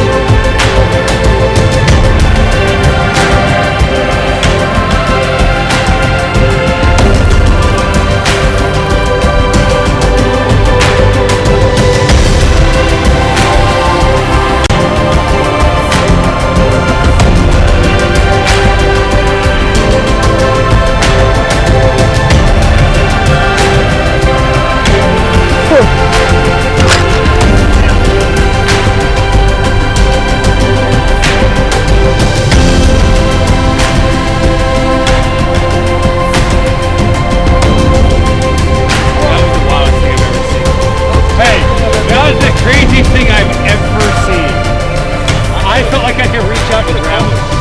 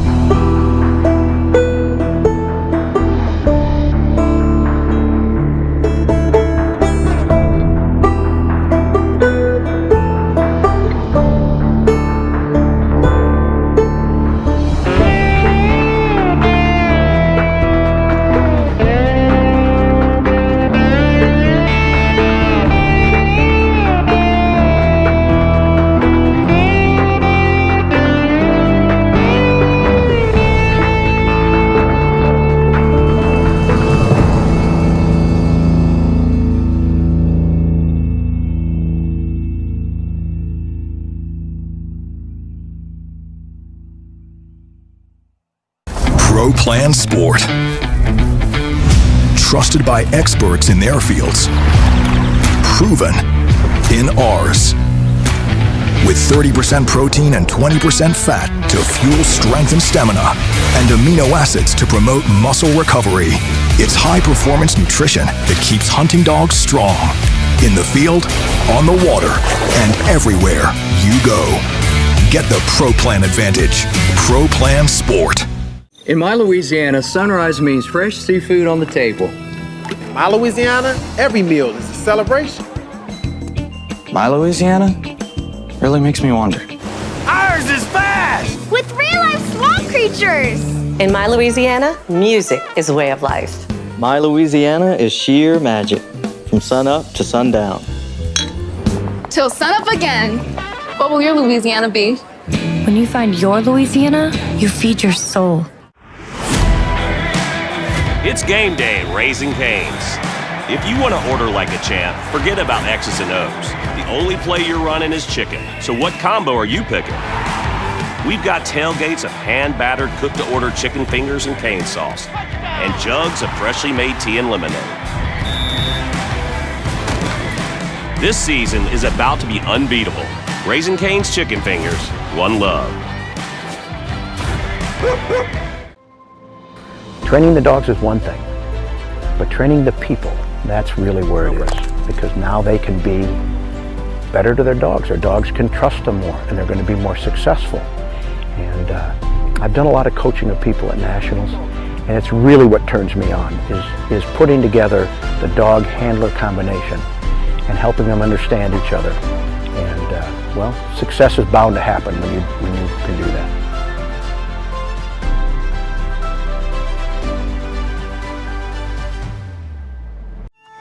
One thing about Wild Rose, we field test all the products that we recommend. Purina ProPlan Performance 3020 gave us the energy level that we need. Nice shiny coats, clean teeth. We were able to reduce the amount of our feed in most dogs, which just shows that there was better nutrition there, better utilization of the product. These guys are my best friends, and we need to do everything we can to give them a quality of life. We owe them that.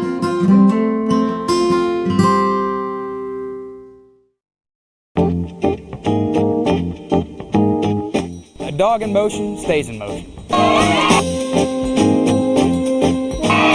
You've got the vertical and you need that, but you're going to get the most distance if you have speed and the vertical.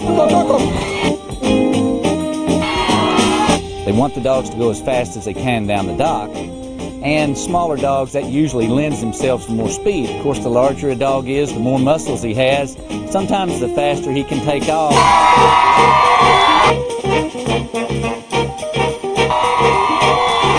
So you have speed, you have weight, and of course you've always got the launch, and that's the difference between a long jumping dog and just an average dog. It's a perfect combination of speed and lift that get the big jumps. The optimum angle of lift for an object moving forward to get the optimum distance is 45 degrees. To get our dogs to pop at a 45-degree angle at the speed that they carry is virtually impossible. So what we try to do is we try and compensate. I'm going to try you right here and let you walk a little bit. Say, you want to train them to run hard, but you don't want to tell them to slow down. So we take them and we shorten them up a little bit, and we pay attention to their angle of lift. They're going too fast, we might shorten them up a little bit so they get that pop. I would say it's speed, the launch, and the toughness of the dog. To make those kind of launches and hit that water, it takes a pretty tough dog to do that, because a lot of dogs will figure out that, okay, this bumper is going to be in the water anyway. I don't need to make this big jump. I'll just hop here in the water and swim out and get it for the boss, and everything's good, Good girl. There's that fine line there, and a tough dog that has, I don't know what you call it, the spirit of the retrieve or something, the drive that makes them, that intensity.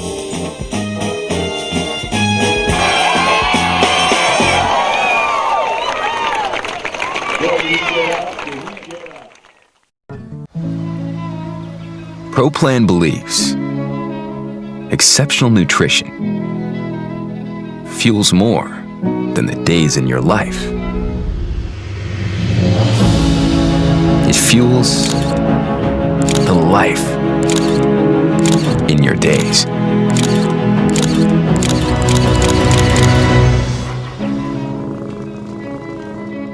ProPlan. Fuel for life.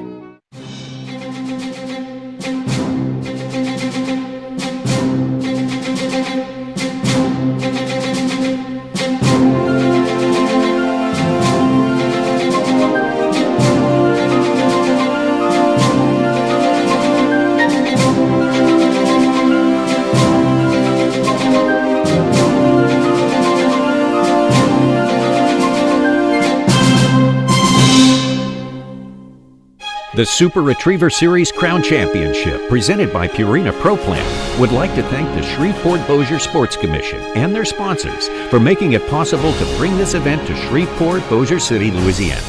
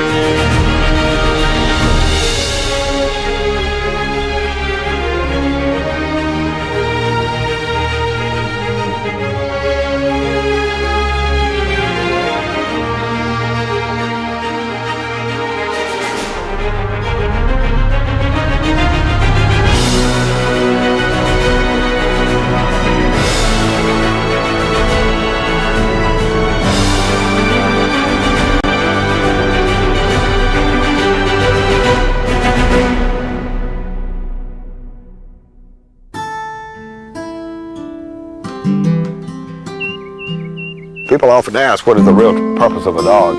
And that's personal. Dogs have added such a contribution to the human experience. They're so much a part of our lives. Each segment of their life is a different journey.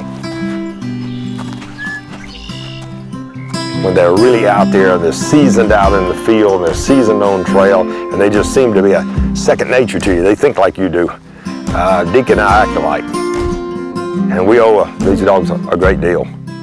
We owe them a great life all the way through, whether it's puppyhood, developmental, the experience of when they're in the field, and then their twilight years. And the nutrition that we give them is part of that quality of life.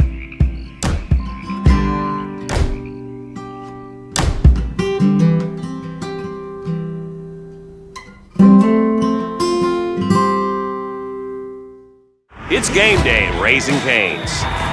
We've got tailgates of hand-battered, cooked-to-order chicken fingers and cane sauce, and jugs of freshly made tea and lemonade. Raising Cane's Chicken Fingers, one love. Back.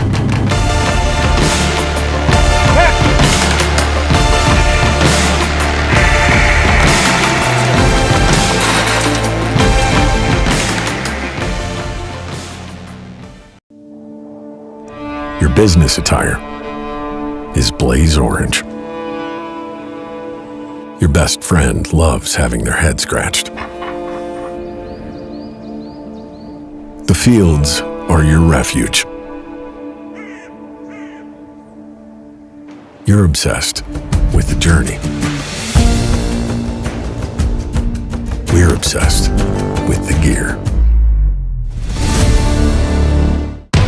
If you can catch it, reel it, fry it, film it, play it, or fly it, we revel in it. We have enough flavor, style, and soul for two cities. We've got a saying, if you find your place, you'll find your people. Come here and you'll find what we're made of. A little this, a little that, a whole lot of us.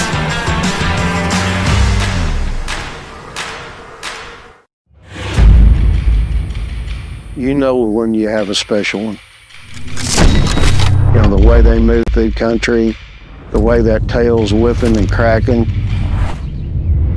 You've got to be a showman. And the dogs has got to separate themselves. Boy, when that light bulb clicks on, you know it.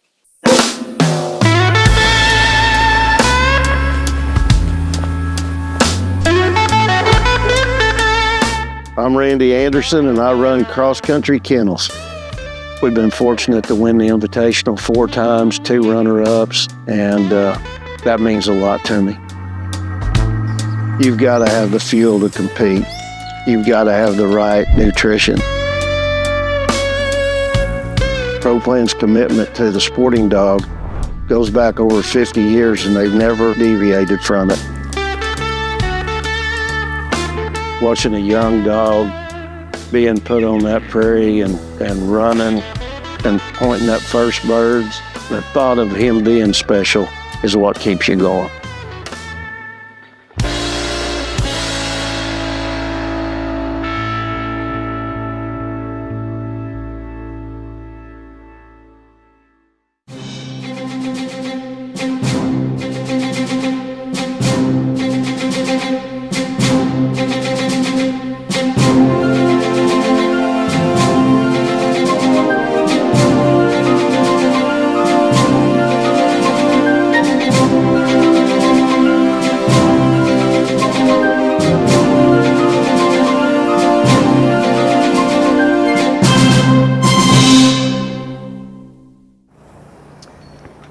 Welcome back, everybody. We are at the 2025 Super Retriever Series Crown Championship. Welcome back, everybody. You're at the Super Retriever Series Crown Championship 2025, presented by ProPlan. And we're halfway through the 5th series, Hunt Savvy. And, well, to say it's intriguing would be an understatement, Rody.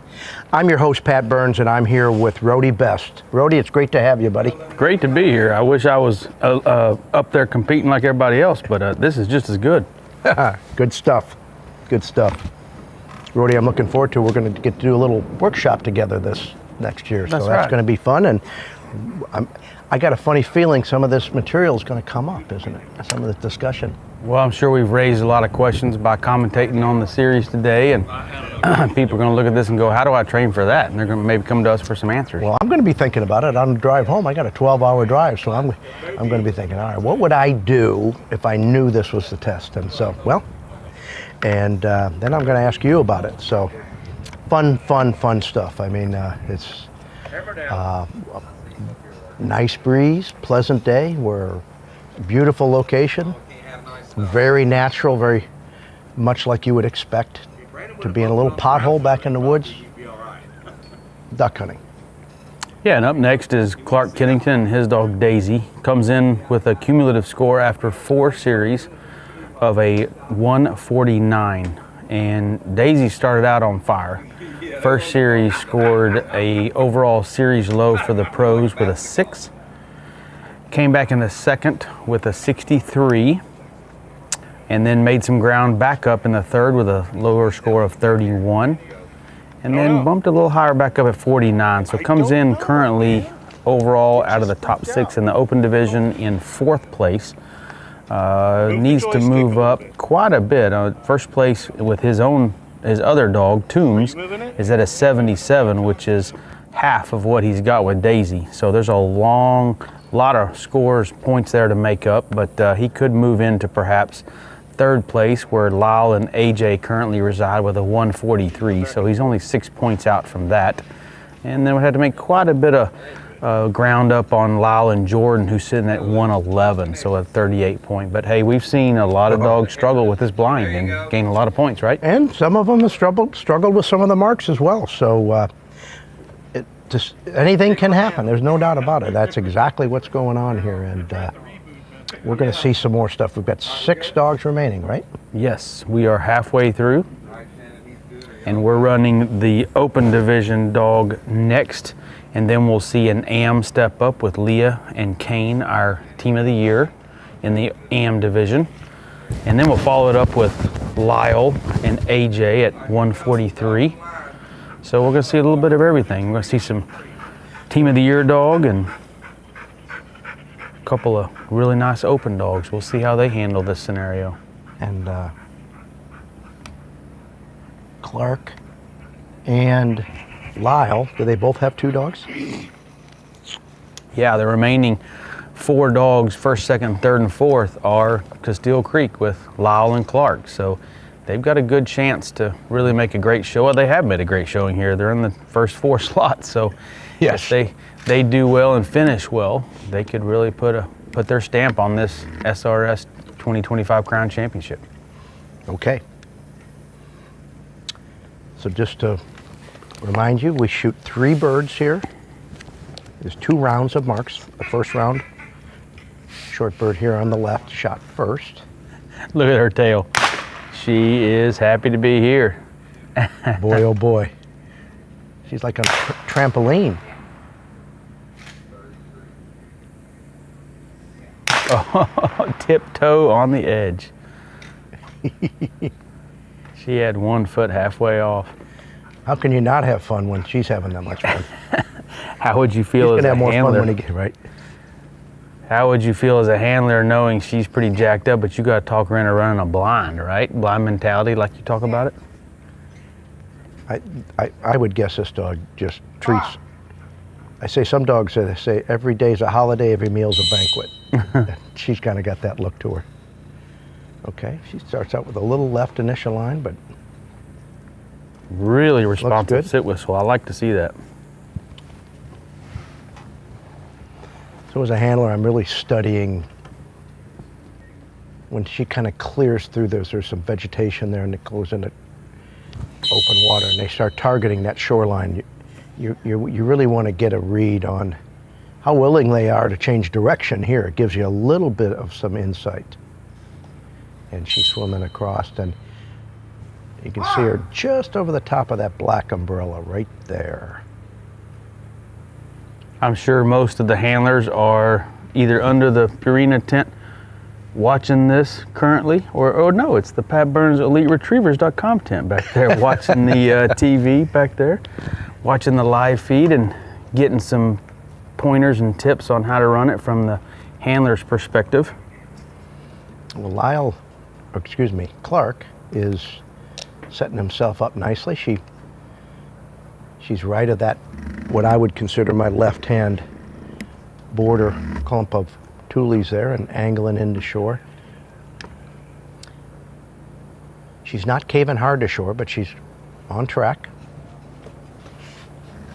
Pay close attention. He will be. The dog's body language when she comes out of the water. Okay. Okay. All right. I know you guys are dying to see. We've got one camera that's down here, so we get to see Clark. Okay, let me kind of tell you what happened there. He's at that key point. He got left of the tree, deep of the tree. Gives the cast into the water. The dog hits and starts to scallop back, and he didn't wait. He brought her in immediately. And he gets the next cast nicely now. Yeah, just be patient with us. Our camera that normally watches the dog is going to have that angle back shortly, but we're going to walk you through it. So he blows the whistle. He's in the water. He's about quarter of the way across, and gets a good cast. Next time he blows and starts to cast, she turns the wrong way. Immediately stops her, brings her in some, and Clark is working hard to keep her from getting near that back shore.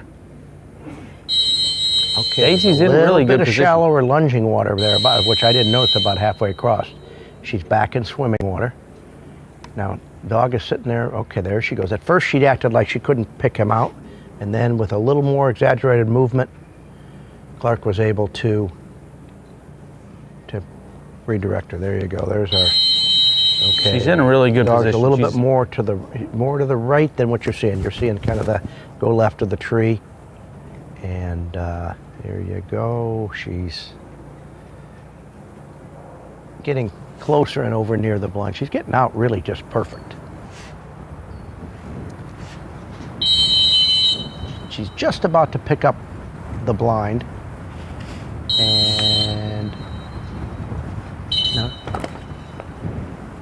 Okay, there it is. For a second, she missed it on the right and started to get back into the trees, and it would have been easy to kind of relax there, and Clark did a good job of keeping his concentration and finishing that blind, and that was a solid blind. I mean, that was a very solid blind. Respectable for sure. Somebody asked in the YouTube live chat, Rody, do you think the other dogs leaving scent on the point is making it harder for the dogs that ran after Nick? Well, certainly foot scent of dogs, they associate it with the fall areas and where the destination is. But I didn't see many dogs drop their nose and hunt there. But I think the biggest thing is the 90-degree cast you have to get. In other words, you got to get a perfectly right angle into a relatively stiff wind, and it's just, you know, you can see, and it's not huge water, but it's big enough. And that back dike, you can see that there. That's an attractive place. That's where the dogs want to get out.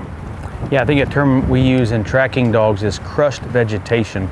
That's how dogs track a footprint. They track where the vegetation has been crushed and the odor that it lets off. But I don't think the grass is super heavy back there. I don't think that's really the behavior I'm reading from the dog. I think you're just asking something that you don't normally ask from a dog, and that is to swim across a big piece of water, get out on land, and then ask for a 50-yard over after that. It's not something that we typically train for, and the judges were very smart in setting up something like this to separate the dogs. Which it's absolutely doing.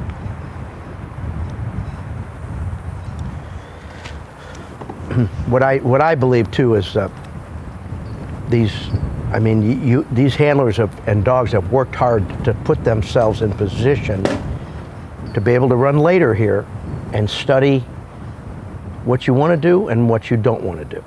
And you know, some of the earlier handlers didn't have that information, and that's, but in some events it's just a random rotation. And this, well, it's like a lot of sporting events. When you have a great season, you get home field advantage or you get a bye. Well, you worked hard to get there.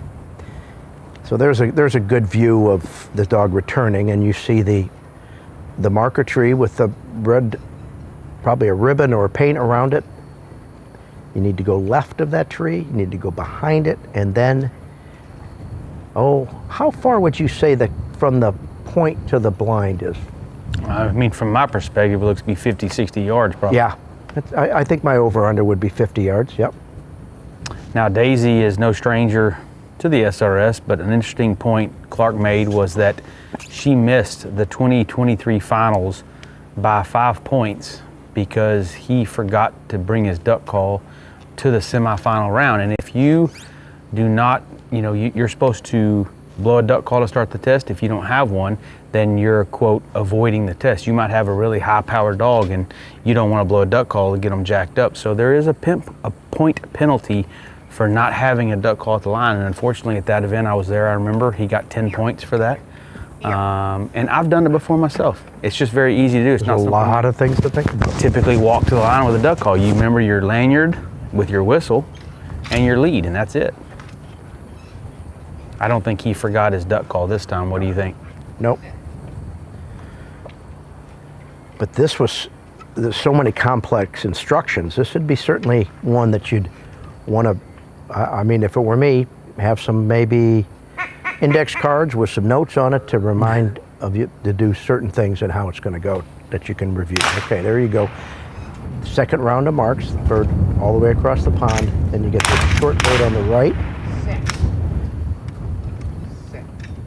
You unload the gun, you open the action, and you are instructed to pick up the short left-hand bird first. Keeps her nice and loose.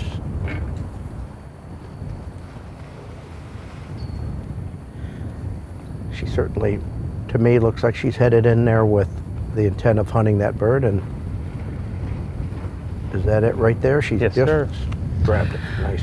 After Luke walked off the line, I heard him talking about Vada's run right before Clark and how had trouble on this bird over here, and he said she was just really distracted by the cameraman off to the left of your screen there. I saw her looking pretty hard left. And that's something you have to, it's just part of it. It's just part of the game. And well, it's right. I mean, this is, we do something called an organized confusion drill, and that's kind of what this is, with chaos and things going on, to get a dog kind of used to those kinds of crazy distractions. All right, every handler has gone and picked up those two birds. Well, we saw it in Series 1 where we had a camera station set up on the tree line to the right and very short, and we're trying to pick up that short right bird. We saw a lot of dogs cue off of that holding blind where the cameraman was instead of the actual throwing station, which was much more hidden in the woods. Now, mind you, that camera station is there for all the dogs. It's not like Correct. They're there for a few and then they leave. So it's consistent. Okay, so Clark is under the arc of this bird, which I think makes good sense. She's a little more left than some. Now, I can't quite see her with my eye or on the screen. There she comes back. That's an unnerving deal there. I mean, you think, she didn't act like she was going to line through it. But boy, oh boy, I mean, if she'd have wrapped left and kept going, he wouldn't have seen her until she was quite a ways out in the water. And these cameramen, they while it can be a little unnerving, these cameramen, all the people that are running this equipment are very aware of what's on the line, and they are very careful not to mess up any of our dogs. Yeah, I know Jeff, our main guy, this is his 20th year. That's right. And Matt started 20 years ago as well.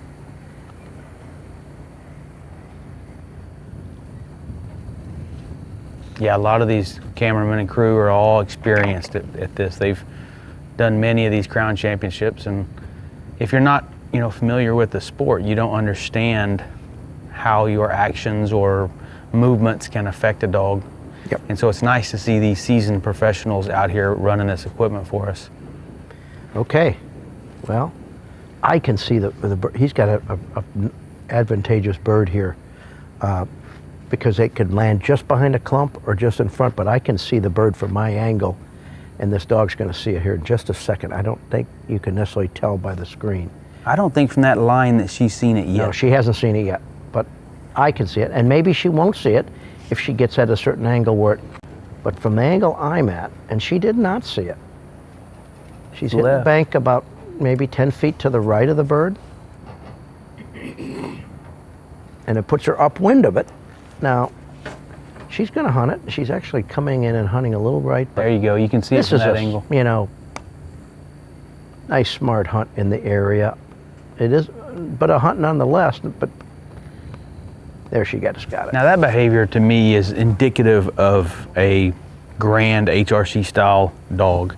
I think most of our dogs at the AKC, especially field trial level, drive out of the water, and a lot of birds in the HRC will be thrown down on the edge like that and try to catch a dog that just doesn't hunt the edge, and that's where a duck, if it was shot and wounded, crippled, would swim into. But I love the birds there. I mean, we always, not so much anymore, but the first big chunk of my field trial career was we ran our field trials on these kind of grounds all the time at state game areas, and those are the kind of birds. We always said either put them right on the edge or just in the water or way out of the water. We always said the dogs want to hunt 10 yards out of the water, 15 yards, where it's easy to hunt. Either put them way out or put them in the water was kind of our rule of thumb. And that's, again, one of those conversations you and I mentioned earlier was, is it quote unquote a contrary mark because you're throwing it at the edge of the water? I disagree. I think sometimes, you know, a contrary mark is, when it's frowned upon, it's a mark that rewards dogs that, I'm going to use the word cheat for the lack of a better word. That's what you think. A dog that takes an easier route. And that's when maybe sometimes, but then some of those marks are good marks to balance out another mark in the test. Right. Because you're looking for a dog relaxed enough to think and do the right thing when they need to, and put his good boy suit on to make that discipline retrieve. And they certainly had to do that in our last test where they swam across a substantial piece of water. Look at the location he's at. I believe they were instructed to run the dog from the front of the platform. Perhaps he didn't see that. Perhaps that was a strategic move on his part. I think it is. I mean, it's where, if I could, if I want to influence left, I'm going to move as far right as I legally can. I wonder if it's frowned upon or noticed. Or near the platform or near the stool? A dog watch. The platform. Okay. So, what is the definition of near? Well, yeah, I mean, they'd probably get you 10 points for avoiding the test if you were trying to use the outside edges of the box. Went beyond that. Well, I mean, it makes sense why he would do it. That obviously gives you the angle across to get that bird. She certainly seems dialed in here. And that's now going through the edge, right on that right edge of this little island. The bird is, I think, for the most part. Now, there it is right there. You can see it right underneath those branches and that little, and this dog's just bearing down on it. You're going to see an awful good job here. Very nice. There you go. Very nice. Well, that's going to certainly not hurt him at all. Yeah, I don't think Bobby or Luke made any ground on his placement. I think his performance was definitely better. So that secures him at least 4th place with Daisy. Wouldn't you agree? Yes. I mean, there was only, but right, because Luke had a handle. Had a handle, and Bobby had a rough blind. So, what do you think? How would you compare Luke's blind to Daisy's blind? I couldn't see Daisy actually from my angle when she was running it. I couldn't see her location, so I really can't tell you. I mean, he didn't get out of the water early. He you know, like everybody, he's had to work hard at it. But you know what? When that's you can only do the best you can and let the judges do their job. Right. Hope for the best. We see Leah Spivey over there with a big smile on her face and in the holding blind, and she's just the only female currently in the finals. The team of the year with her dog Kane. Second year in a row, same dog, and she is the Nike award winner for sportsmanship. Not too bad of a year. Well, she's hoping to come away with 3 big awards here. That's right.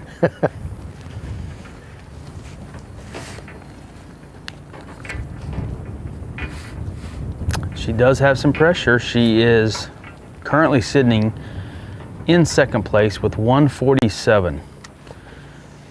Lobo and Nick came in with 175, so you're looking at about 28 points difference. If she was to run a comparable blind as Nick and Lobo, but then handle on a mark, she could lose ground to Nick. So we got kind of spoiled here, being able to see the scores, and now we can only speculate. All right. Dog number 1, judges. Dog number 1. Kane ran in 4 series, first scores of 59, and that was probably a surprise to everyone, including Leah. Kane is normally a consistent performer, so that wasn't the low score she'd hoped for coming out of the first. Did a little better in the second, had a 41, and then just seemed to finally get the wheels under and ran good with a 21 in the third and a 26 in the fourth for her total of 147.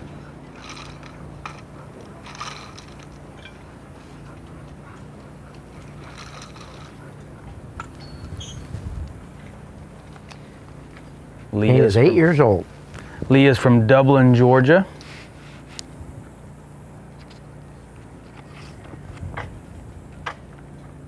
And she got the opportunity to work with Justin Hergert and Southern Way Retrievers when Kane was 6 months old. And she says Justin has not only had to train Kane, but train her as well. And he's obviously done a good job.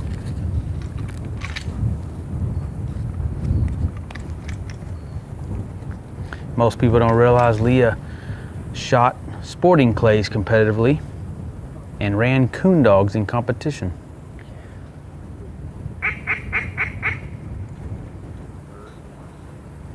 Bird one's gonna come out on your left, splash in the water. Kane saw that bird pretty well. Big swing to your right. You've got to have a dog pull off of you. That one lands just at the edge across the pond on the right. And then your middle bird is a short toss right into the grass on the edge of that island. Know your dog off and run. You see Leah take a little quick look over there and said, all right, how interested is he? What's his, where's his head? Well, he seems, these guys are, to say that they're team of the year, they're quite the team. Right.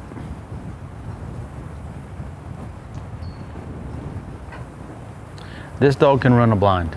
I will be really interested to see how he does on that cast off of the point, because this is, Kane's forte is blinds.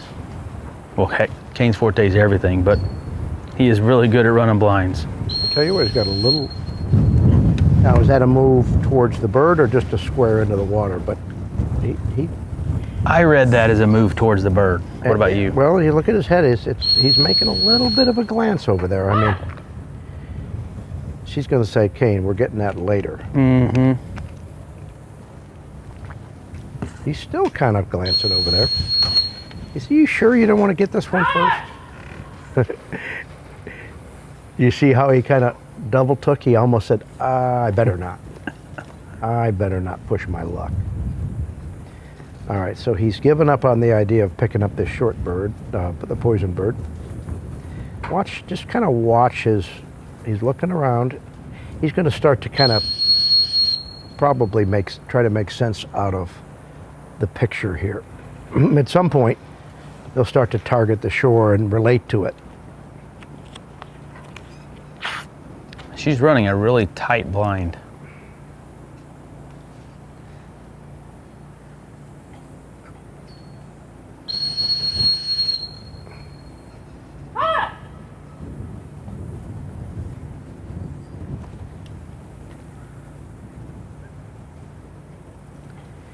Usually you give that right verbal back into the wind, you don't get that much lateral change. She says his weakness is he can catch you off guard on blinds. Let's hope that doesn't happen today. Well, sometimes these really good blind dogs, they'd lull you to sleep a little bit. You think like,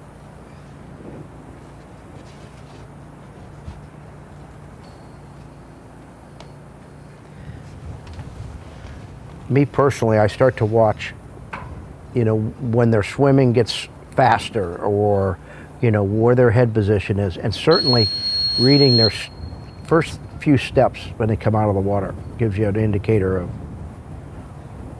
are they starting to look for a bird? Do they still know they're running a blind? Are they still with me? The nature in which they stop, do they give you full eye contact? He acts like, okay, so she's gonna have to make sure he doesn't go to the right of the tree here. And because Kane's thinking like, well, usually I'm here, I gotta get back in the water. Oop. Gotta get left of that tree. Look at it, he's good, and he did.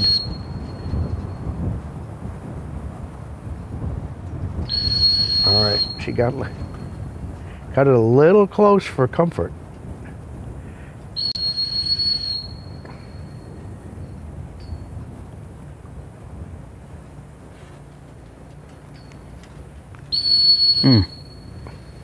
Doesn't appear to be. Seems a little her. confused here. And I can see why he might be. He's behind the tree. All right. I wonder how well he's seeing her. Okay. Well, she got back in the water there. She's kind of shading her eyes there a little bit to try to get a better look. See, I like that. I like that move right there. Well, and what I like is the difference there. He came straight towards her, and a number of the other ones right. said, "Oh, I'm just going to get back on the point I just came off of." He didn't necessarily interpret it that way, but she didn't get the cast she was looking for. I don't think he cast Well, he it at hasn't all. moved yet, has I don't think he can see her. You're right. He's looking him look up there. He said, "Wait a minute. Do you want me up there or not?" Trying to make sense of why did you call me in kind of thing as my read.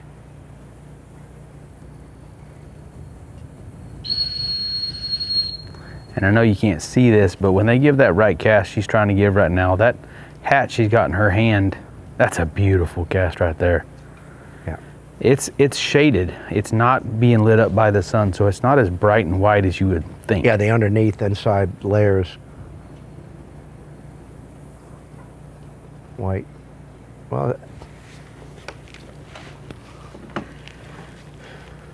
that's certainly a safer place to be. The closer the further away you are from that kind of scum line, and then, you know, or weed line back there, the safer it is. And then when they're up there, that water's shallower there, and they can get out of the water and start relating to that. But she's gotten that lateral cast. And you see there's a wood duck, I think that's a wood duck house there. You see that little box there? That's a good marker. The lines to the right of that, and she's not terribly far from it right there.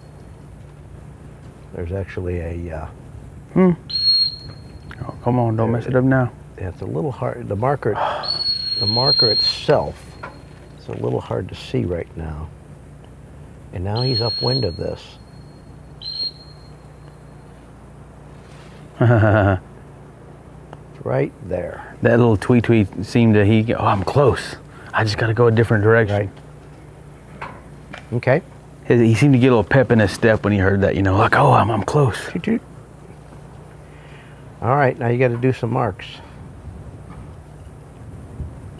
Oh, really, the only thing she could be disappointed about is just how she finished. You know, she got a couple refusals and racked up 10, 12, 15 points right there, but other than that, that was pretty solid. The beginning here around the poison bird, you know, it felt a little uncane-like. You know, he was,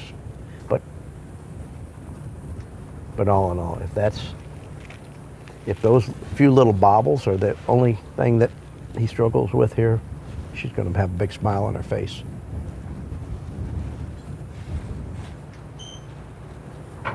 Well, pretty soon here, we are going to have, pretty soon here we're going to have all of our amateurs run.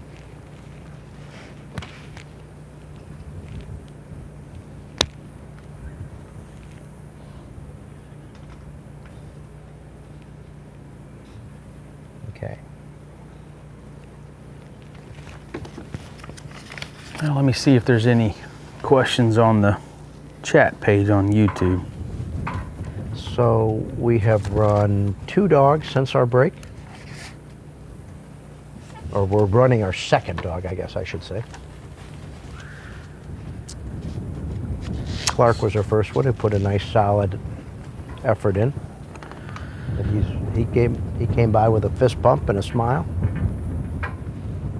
So Adam asked, where can I find a hat like the one Clark is using, in camo on the outside and white on the inside? Believe it is an Avery handler's cap, but they don't make them anymore. But you can find them on the Super Retriever Series store page.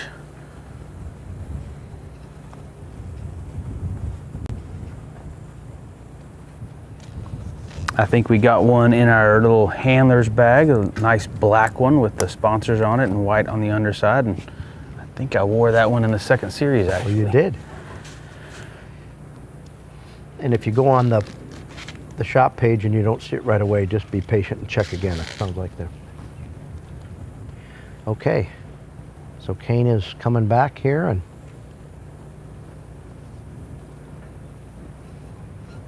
this is going to be, he ain't going to switch, but closest one to swim by that poison bird. Look at that. He's looking at it, and she knows it too. I'd go right back for that bird. Well, he can't. Still got to shoot for birds at 4 right, or 5. But she has to go for that bird, right? Do you think he's going like, I smell it, I'm not looking at it, Mom, I'm not looking at it? Well, that's the good news about having to come off the go bird after she shoots the next 2 birds, and then he saw that bird right there, you know? Yeah. He's going to know where it's at.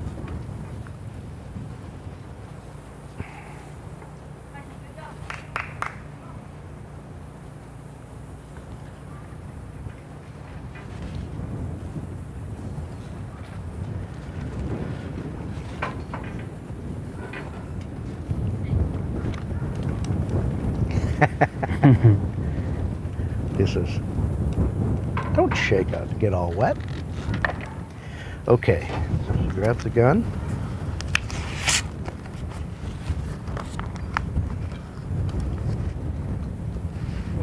Loads 3 poppers into the gun.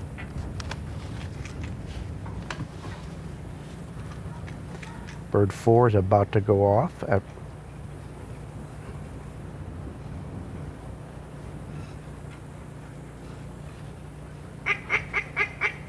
Blows the duck call to say she's ready.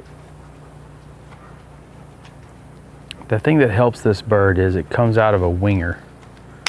So there's a little bit of a springing noise when it comes out, and the dogs can key in on that. But they know what that noise is. What do you think the odds are of Kane picking up bird 1 pretty easily?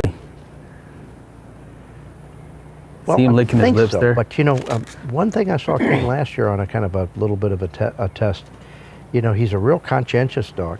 But if he gets a little worried, he can, but he doesn't look worried here. But if he gets a little worried, he can line by a bird and trying to be good, but that doesn't at all seem like what he's thinking. He's exactly like you said. I know it's there. A little behavior going on there when he come off the stand and had to be sent for 1. He licked his lips 3 or 4 times. A little stress going on right there, not being able to get to go for the go bird.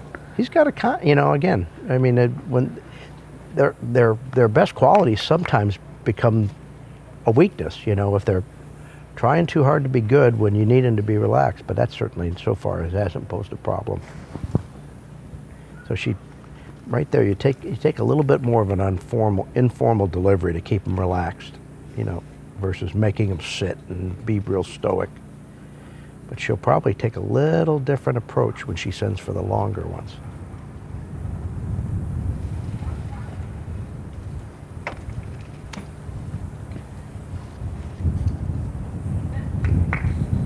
So here's a question for you listeners out there, the Grand guys. When I used to run the Grand, it's been over 10 years ago, but we had a camo hat with a white underside. Is that allowed anymore in the Grand? Are you allowed the handler's hat with the white on the underside or not? I know they can be a little sticklers to what you wear and can't wear.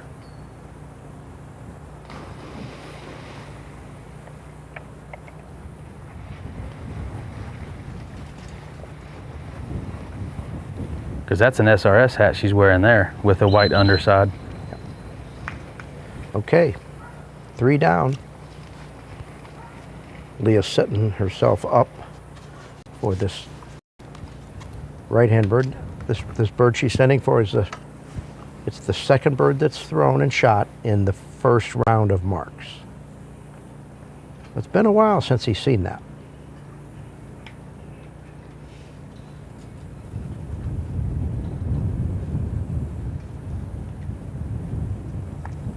Thanks, Eddie, for answering my question. He says that is now allowed at the Grand as long as it's camo on the outside. Okay. Ralph asked me a question, said, how often do you train on blinds such as this, or is that just disciplined casting? Well, I might be doing that tomorrow when I get home.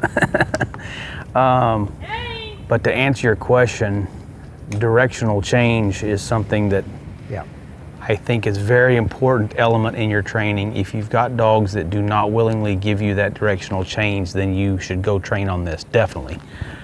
If you feel like you get a lot of scallops out of your dogs, they like to dig back, I'd recommend putting this in your training and probably, putting it, say, this week and then coming back and revisiting it the middle of next week. It's not something that I do a lot of, but if I see an issue with some of my dogs not give me directional change, I will set something up like this. Especially when you've got a long swim and they get on land, they think they've completed the obligation of the blind, and then you tell them to get back in the water again. Well, you can see all the paths from this right-hand bird, and I don't know, some of them kind of, but it's broken up, but there he goes, just a little outside the bird, and now some of these you could see, this one you couldn't, but he made short work of that. So a couple people have chimed in afterwards and said that the hats are not allowed to have any white on them anymore. They have to be all camo, no white on the underside. So apologize for the confusion, but that's interesting. I guess you could always. So am I the only guy when I haven't duck hunted in a few years, but when I was in a situation hunting in a place where I thought there's a good chance I'm going to do a really long blind, I would keep a white windbreaker stuffed in my duck bucket. In the instance that I had and I would pull it out over my jacket if I needed it, just to retrieve a bird I couldn't get to otherwise. It's not something I think about very often. I do know when I go to grab a camo hat off the shelf that I'll grab one that has the white underneath like the SRS hats do. The only thing that isn't great about those hats is if you're on the water, the reflection underneath the brim is real bright in your eyes. A lot of fishing hats, if they're another color, they'll have a neutral color to not reflect the light into your eyes. So light your face up. It's solely for one reason, to use it from a handling point to help the dog see it. But if you're right on the water or fishing, most of your fishing hats have a black or a dark underneath, no matter what the color is, so as to not reflect light into your own eyes. I think my answer to that is when I'm needing to run a blind and visibility is going to be difficult, I'll get away from my background, step out in front. If I'm up against cattails or something, I'll get out in front of them. Last bird. Sends him firmly. She's got an awful nice start there. Kane seems to be pretty comfortable here. Let's see, made a little, I don't know if he's just negotiating paths through there. He made a little bit of a right move to the right when he came out, but let's see. Nah, he looks like he's pretty, I'm looking at him from the stage here, and he's in a pretty darn good spot. Yeah, I think that's really good place to be. And she didn't have to take much time. I think Kane had a pretty good feel for this. He had a nice rhythm going, and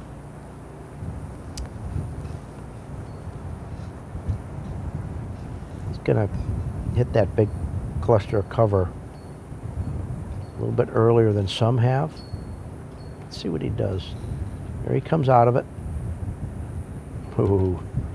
Well, Leah, you've made a statement. You've made a statement. Well, Ron, the first dog currently in first place, has got to feel the pressure, a little bit of pressure there. You bet. But I don't think he'd want it any other way. That's right. Ron's pretty used to having a target on his back. So Leah and Kane, they've left it all in the field, or in the pond, so to speak. Great job. I want to take a moment to thank Hunt Proof for their donation to the winners. All 12 will receive 1 year free membership to Hunt Proof. And if you haven't seen that before, It's basically a hunting log. You can do stuff like Onyx on it. You can draw diagrams. We've been using it to draw the diagrams you see out here of the marks and the blinds. So it's got a lot of uses. All 12 top 6 AMs and top 6 pros will get that app for 1 year free membership, and if you want to look into it, it's $29.99 a year for anybody else. Good stuff. Well, Leah stays pretty composed, but you can just see the emotion boil over a little bit. Well, you can see her kind of look to the skies, grateful for being here. And these dogs, they get in your heart. They really do. Well, a dog's got to hold it together for 5 series, but a handler has to hold it together too. And you can feel the finality of it for her. She's finally... You know, these any event, but these things especially, the pressure is the whole time. It builds up,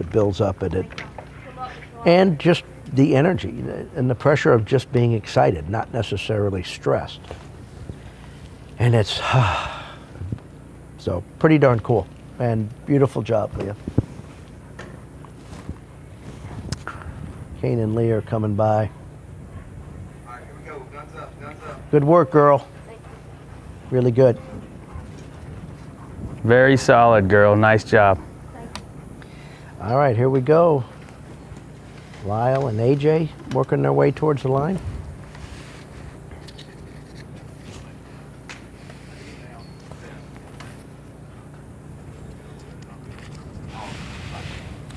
The dogs have sped this up a little bit because they've been, I think mainly because they've had less trouble in the blind. They've gotten the blind sooner. Yeah, it sped up a little bit. I mean, we're down to, what, 4 remaining? AJ, Jordan, Toombs, and Rip. So 4 dogs left. Well, I wish Ron and Rip all the luck in the world, but if Leah was to come out on top of this AM division, I think she's only the 2nd female to ever win, behind Alex Washburn. Mm-hmm. Any of you SRS historians out there can correct me.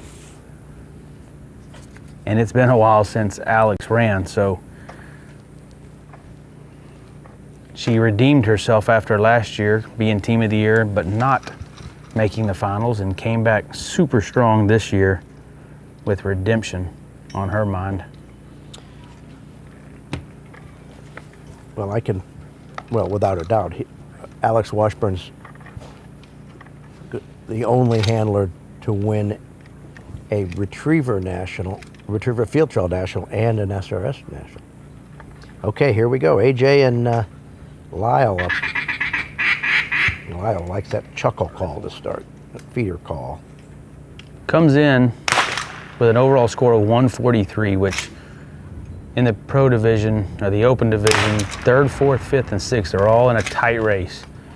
I think Clark and Daisy definitely set the pace just before him and put in a lot of pressure on the remaining dogs. So Lyle's only got a 6-point advantage on Clark. He's gonna have to do it better than Clark did, and that's gonna be a challenge.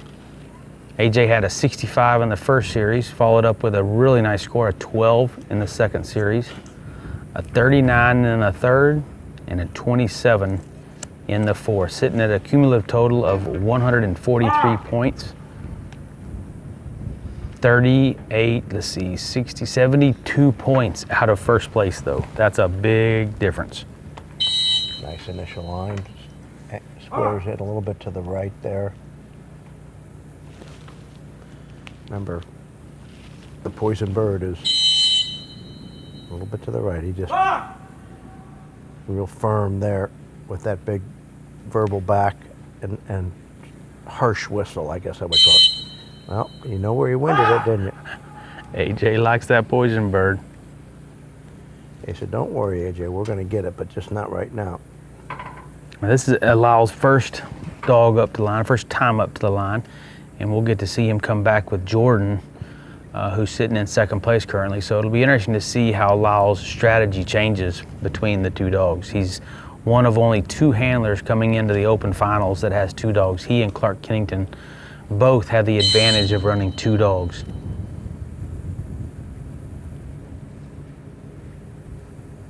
And having more than 1 dog is a significant advantage.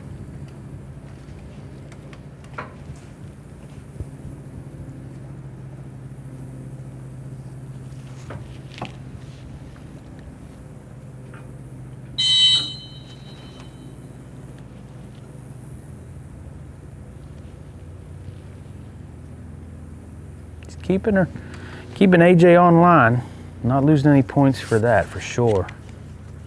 She's a 7-year-old black female owned by Kevin Schomburg from Stewartsville, Missouri.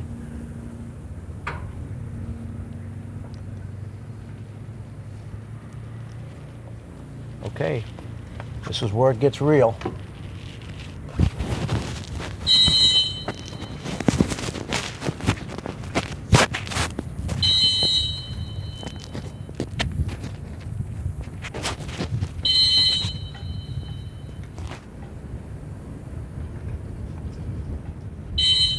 Ooh, ooh.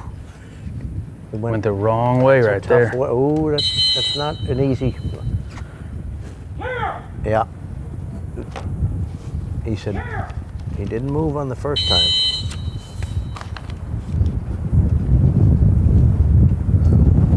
When a dog gets to that point, the dogs we have seen up to this point really seems to be on the struggle bus. This is a tough deal here. This guy has shown you that when he's got a real inkling to go up into those trees and hunt. Now he's dropped his nose and he's thinking, am I here? Let's see if he can re-engage him. But I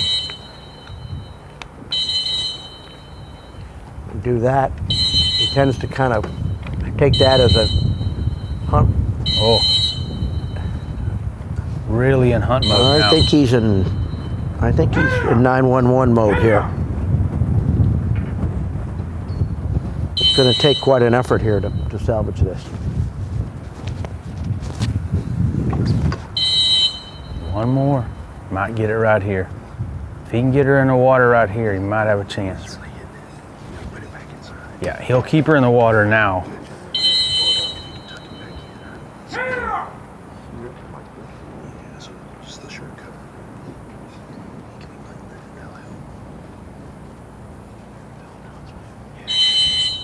Now get it.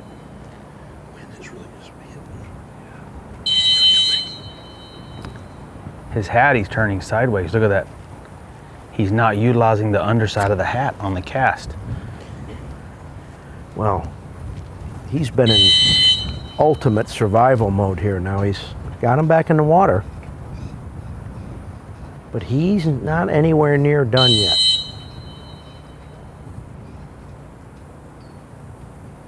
AJ's saying, why are we doing this the way we're doing this? Oh, I thought he had some momentum going into the water there. Maybe he'll get it. Well, he got the verbal over, got him away from shore and got him kind of going in the right direction.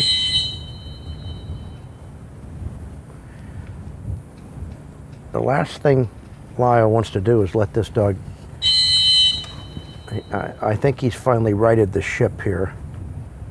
For a minute there, I was afraid he was not going to get this blind at all. Yeah. And I think he realized how close he was to real death. But she's wanting to turn the other way, watch. Yeah, this dog, almost every chance. There you go.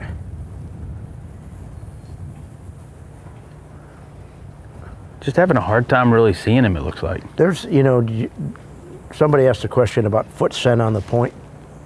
There's the first dog that dropped his nose and really hunted around that spot. But he really played his cards. Ooh. Okay. He started to break downwind, but he's... Uh-oh, she slipped that whistle too. Lyle is, he's had to work his tail off here to get this dog through the blind.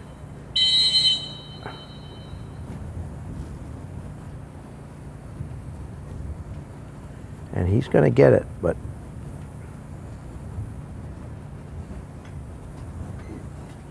not without taking a tough hit, I think.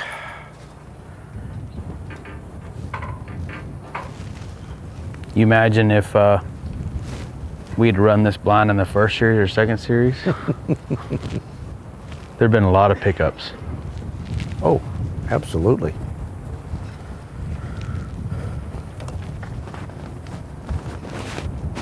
They saved the best for last.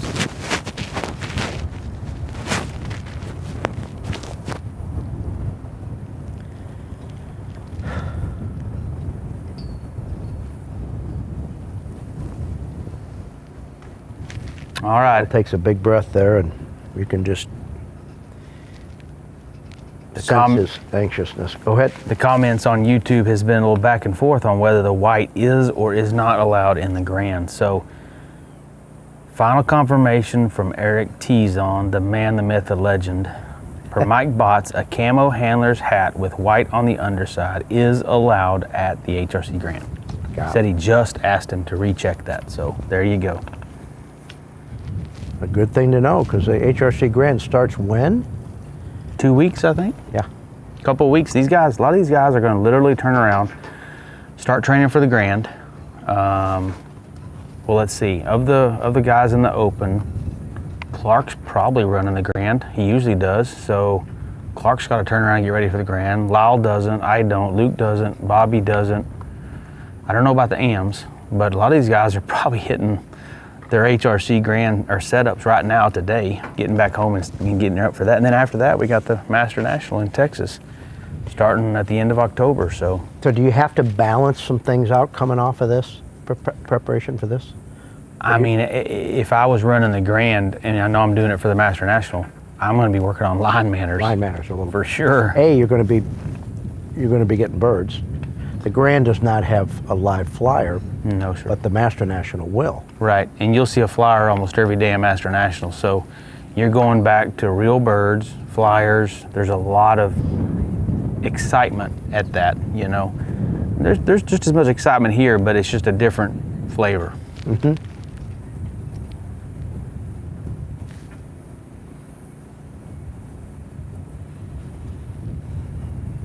Tony Gonzalez says, my personal philosophy is, and he's remarking about Leah and emotional she was after Kane came back with that last bird. He said, do it with passion or don't do it at all. And that's some real passion right there. If you don't get a little emotional watching that, well, there's that's something right. wrong with you. You certainly saw Lyle up there with Jordan earlier in a couple series, feeling that. And you say to yourself, these dogs don't owe you anything at that point. They've given you everything. And standing next to I mean, they're all wonderful animals. But when you stand next to a great one, you just thank God for the opportunity that you've been able to do that, because it's life-changing. So let me ask you a question. We just retired Bully. He's been in this game for 9 years, qualified for 5 crowns. Carol and I just felt like it was time. You know, you start to see some little decline in physical ability, eyesight a little bit questionable. What was your factor that you said he needs to retire? Like when, because it's hard for everybody, right, to make that decision. Do they got one more year in them? Well, it's if they're in pain from injuries, and I'm doing it more for me than for them, it's time.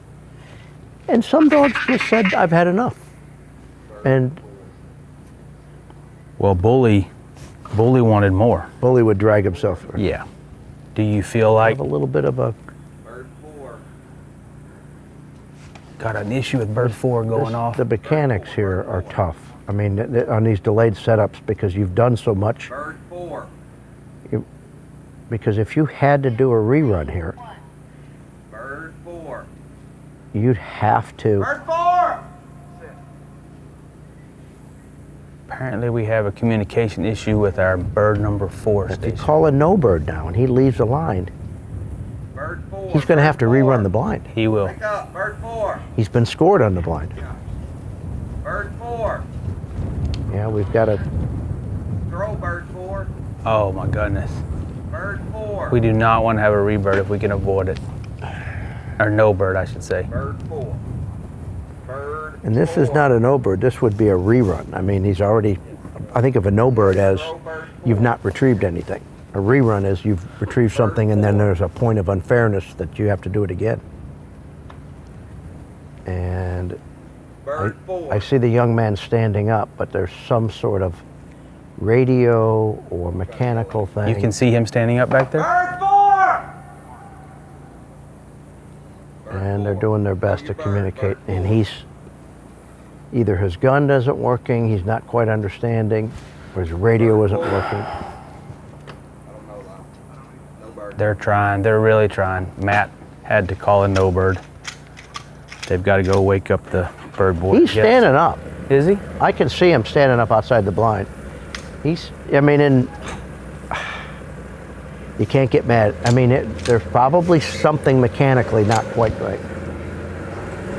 All right. That's unfortunate for Lyle and AJ. I think the standard procedure here is he's going to have to come back. Come back at the end? I would suspect they put him at the very end. That's my suspicion. I don't know that for sure, but that would be the fair thing to do. And then he's going to have to start the test from square one again. He will not be judged on the blind. Yeah, I was going to say, they're racing out and they've got all the lunches on the back. If they start dumping chicken down the... It might be a problem. All down that shoreline. Lyle's being a good sport about it, though. He's handling it well. There's a lot on the line here, and I got to give it to him. He's keeping his calm and keeping his wits about him. He went right back into that holding blind. It does look like it does appear that he's going back.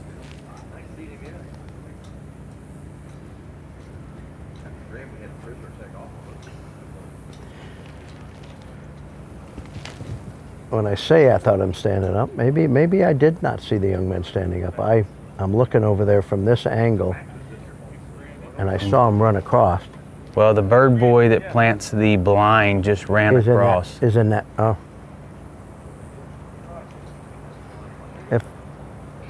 Okay, I see what you're saying. That's what I saw. So, okay. Well, but there is a learning opportunity for people that judge out there, because this is not, things like this happen all the time. And typically you're judged on what you've already done. You're judged up to the point of unfairness. That's the best way to put it. And the unfairness happened when the bird didn't go off. So all right. So Rip and Ron Anderson were in the holding blind. They have backed out and let Lyle and AJ back in. It'll be interesting to see if Lyle comes right back or not. I mean, that was a pretty good swim. A lot of energy exerted on that swim, or whether he is just going to keep AJ in the holding blind and let Ron and Rip go around him. And Ron is currently standing at the top of the leaderboard in first place with a total score of 111. And Rip has pretty much not had a bad series yet. Came in with first series score of 30, followed it up by a 14, a 36 in the third, and a 31 in the fourth. So has not had a score worse than 36. Wow. I only had one score better than 36. That's impressive. Super impressive.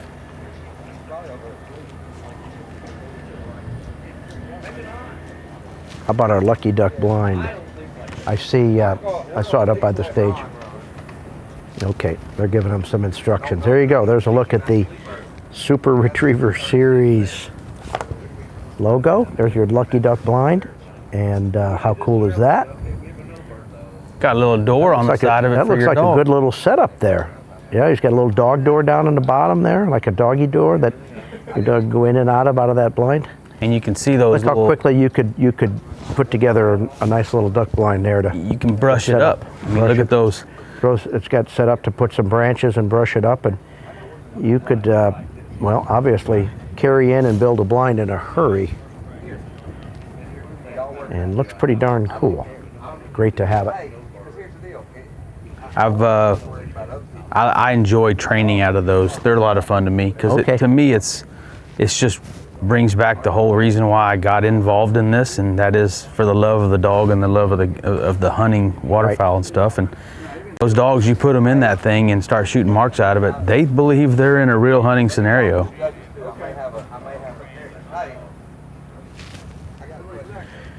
All right. And it's just so easy to take one of those out to the field and pop it up. I've tried to make blinds out of brush, and you know, the first time I send my dog and they jump through that cover, they knock half of it over and my whole blind is gone, but that thing will stand up. How long does it take you to put that up? I mean, if you're efficient at it, not more than, I'd say less than 10 minutes, you know, if you got all the parts, you're not missing any parts or something, but.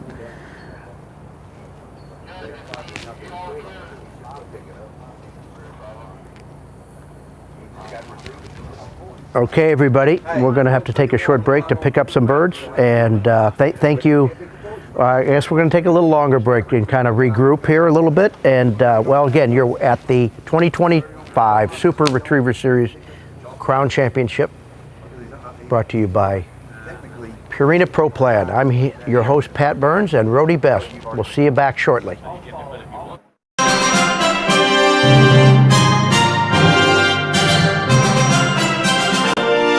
The Super Retriever Series Crown Championship, presented by Purina Pro Plan. Pro Plan fuels more sporting dog champions than any other brand. Trusted by professionals and proven by champions. By the Shreveport-Bossier Sports Commission. Visit Shreveport-Bossier. By Garmin and Lucky Duck Kennels. The United Kennel Club and Splash Pools. And by Louisiana Tourism. Explore Louisiana.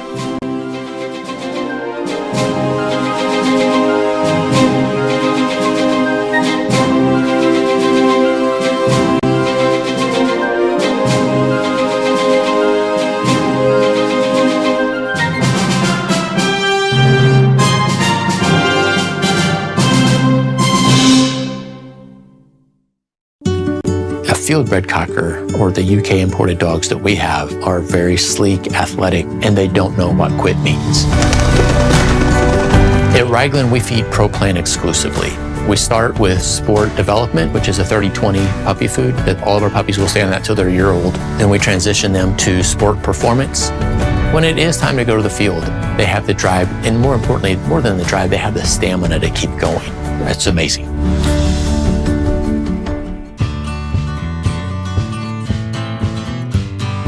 She grew up fast.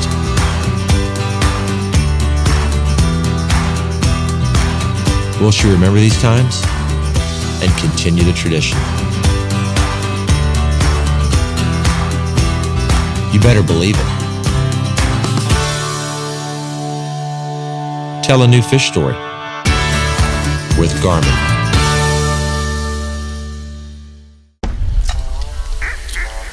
Two birds of a feather. We flock together every day, and I'll do anything to protect that loyalty. Durable, dependable, and downright dirty. And I'm not just talking about my dog. This 5-star crash test rated kennel is lightweight, secure, and made right here in America. Loyalty goes both ways. If you can catch it, grill it, fry it, film it, play it, or fly it, we revel in it. We have enough flavor, style, and soul for 2 cities. We've got a saying, if you find your place, you'll find your people. Come here and you'll find what we're made of. A little this, a little that, a whole lot of us.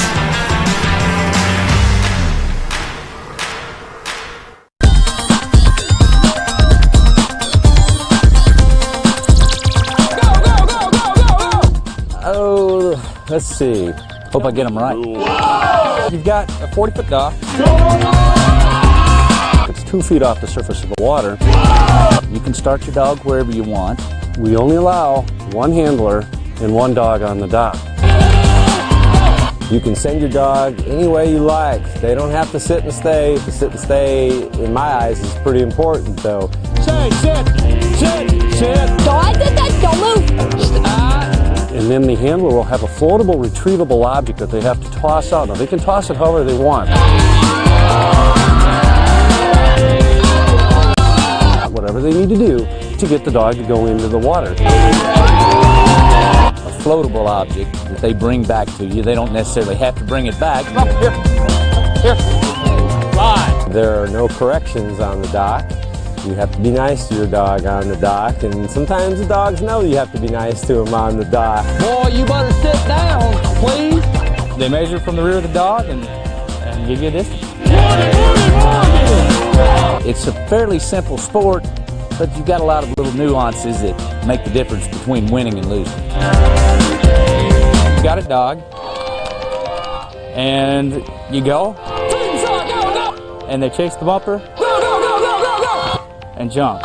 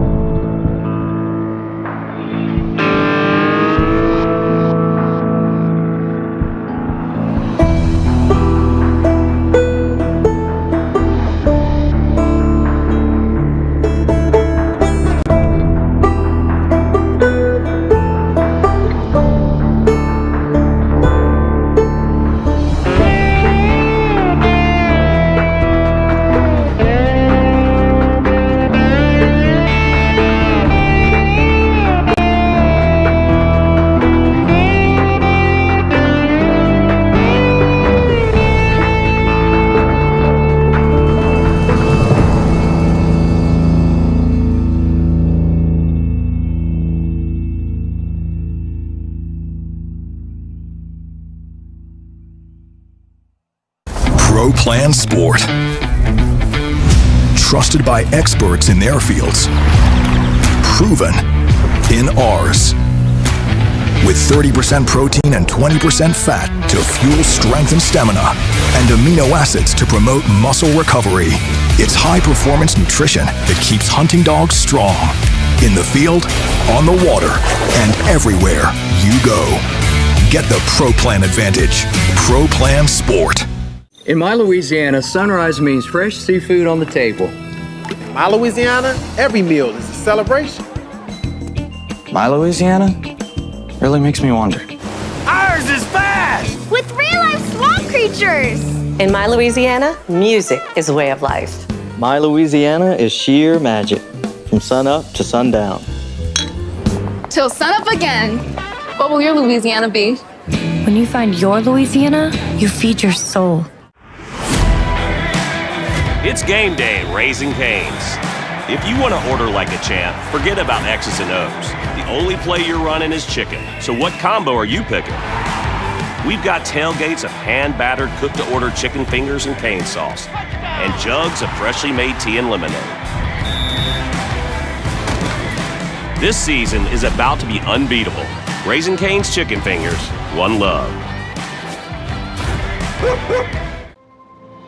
Training the dogs is one thing, but training the people, that's really where it is, because now they can be better to their dogs. Their dogs can trust them more, and they're going to be more successful. And I've done a lot of coaching of people at Nationals, and it's really what turns me on, is putting together the dog-handler combination and helping them understand each other. And, well, success is bound to happen when you can do that.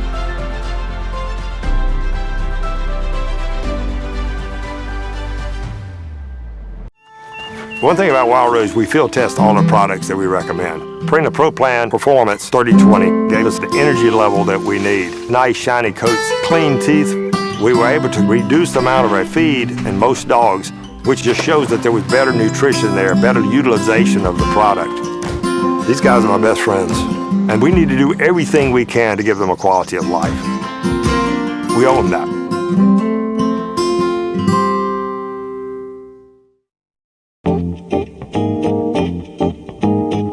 A dog in motion stays in motion.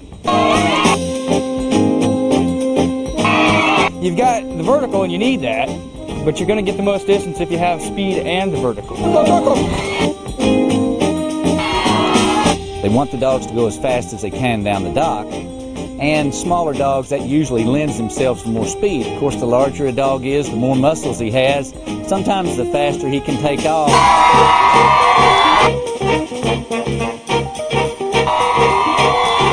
So you have speed, you have weight, and of course you've always got the launch, and that's the difference between a long jumping dog and just an average dog.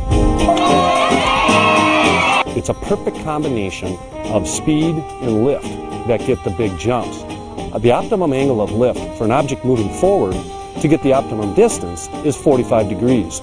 To get our dogs to pop at a 45-degree angle at the speed that they carry is virtually impossible. So what we try to do is we try and compensate.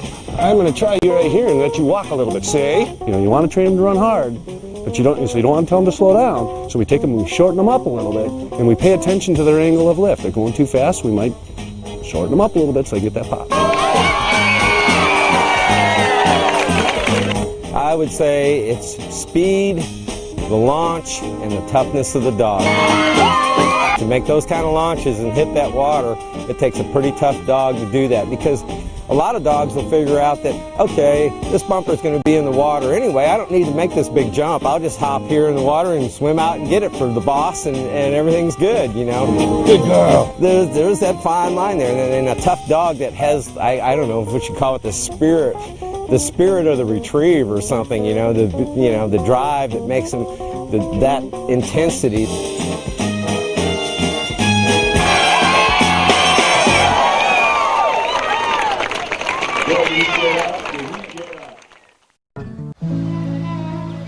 Pro Plan believes exceptional nutrition fuels more than the days in your life. It fuels life in your days.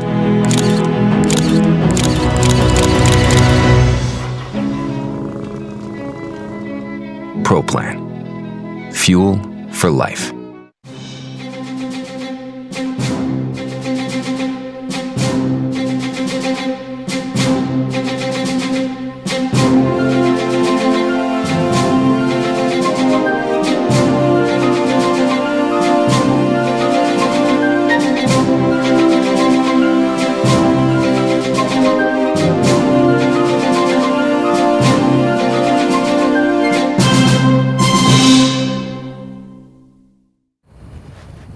Well, we're back, everybody. Welcome back. We're at the 2025 Super Retriever Series Crown Championship, presented by Purina Pro Plan. I'm your host, Pat Burns. I'm here with Mr. Rody Best. Rody, it's great to spend the afternoon and the day with you. Pleasure to be here. And it's great to spend the day with everybody at home. So we're back at it here, and we got our amateur front runner right there, sitting in the blind, ready to go up. Yeah, I just saw him lean over and give him a kiss on the head. That's Ron's rhythm before every series that he runs him in. So, got a set of binoculars too. That's a Hilda move there, huh? Well, you know what? You want to, I don't know if you'll see him use it on the blind, but maybe he just wants to kind of get a little bit, sometimes, you know, when a dog's swimming and you really want to study a stroke pattern, or you want to see if you can see that bird out in the water. Has it drifted? Has it moved? But some handlers truly do use them throughout the blind. Be a great opportunity for a binocular sponsor to come on board, don't you think? I couldn't agree more. Couldn't agree more. All right. Well, Ron is number, what's he, 28? Is that right? Is that what it looks like? Got his armband on. He's got his camo jacket. Great job. A little update on what happened. Lyle is not going to run back to back. He's going to go back, and then I'm not sure when he's coming back to run. If he has to run before and complete his test before he runs Jordan, or if he's going to be allowed to perhaps run at the end. Not certain on that yet. We weren't given that decision. Well, he's got to split his dogs up, because after Ron runs, there's 3 dogs, and 2 of them are run by Lyle. So he's going to have to. They'll figure it out. But I would suppose he still has to repeat the blind, run the test from the very beginning. And Donna Westbrook sent me a text and asked me what happens if he picks up the poison bird. And in that case, he's already been judged. He's already completed that portion of the test. Okay. My feeling is they would start again and have him rerun the blind again until he finishes it so that he can come back and then pick up the marks and resume where he picked up. Let's just not get the poison bird and not have to worry about it. That's right. But he doesn't have to go to the point. That's a good question. I think he does. I think he still has to challenge the blind. Okay. That's a great question. That is a good question. That's I think the more valid question. Okay, so Rip comes into this with a score of 111 and has a 36-point lead over the second place currently, and that's Leah and Kane. But Leah just put up a really nice score with Kane. We don't know what it was, but it was a really nice run. It was impressive. It was no doubt impressive. And we know Nick and Lobo put up a pretty good score. They had a good run. So I would say the pressure is, I mean, if Kane and Lobo do as well as we think, they could put some serious pressure on Ron and Rip if they don't have a good run. So best of luck, Ron. Go get this blind, attack it. You saw him take a deep breath. Take his time.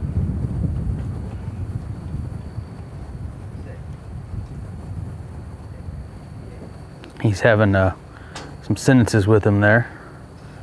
Well, he wants to let that memory fade a little bit. Make sure.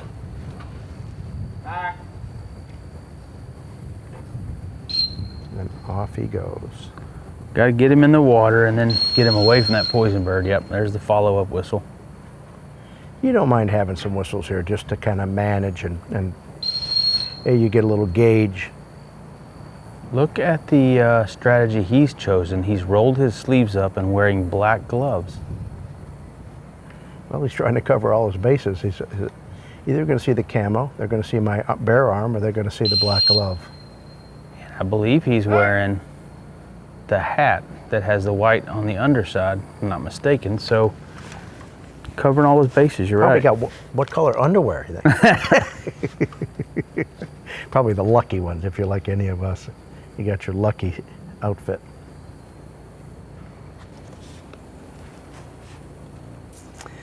Okay, this is where you start to get a feel for him.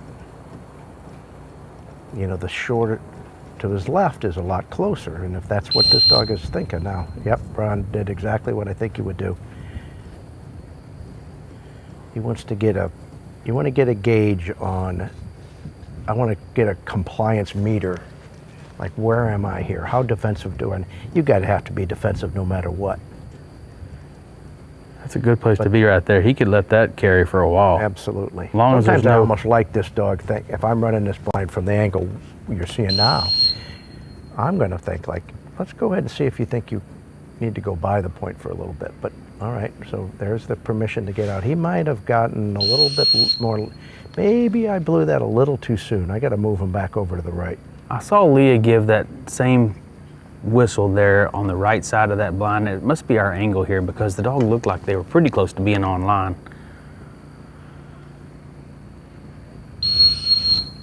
All right, that's an excellent whistle. Now he just bumps him over a little bit. Got to be careful you don't get too much. Oh yeah, good whistle. That's right. So you see how the dog, the nature in which he stopped, he kind of bowed his head? Well, and that's a double-edged sword there because that dog might have shown a compliance to get back in the water at that I guarantee you he did. But now he's a little conflicted, and it wouldn't be, if this dog can't see him,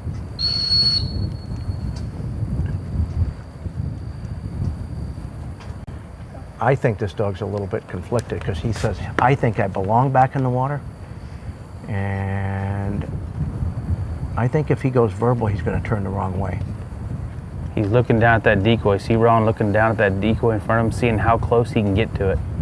You notice Ron moved into the sun right there, and he got it. He got the cast he needed. All right, Ron, go to work, buddy. Rip's being very compliant. Oh, he's reading. I need to get my fanny back in the water pretty quick. Here. Good, excellent move there. All right, Ron.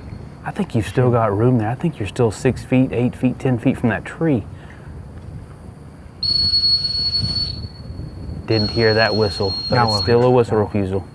Yeah. Here!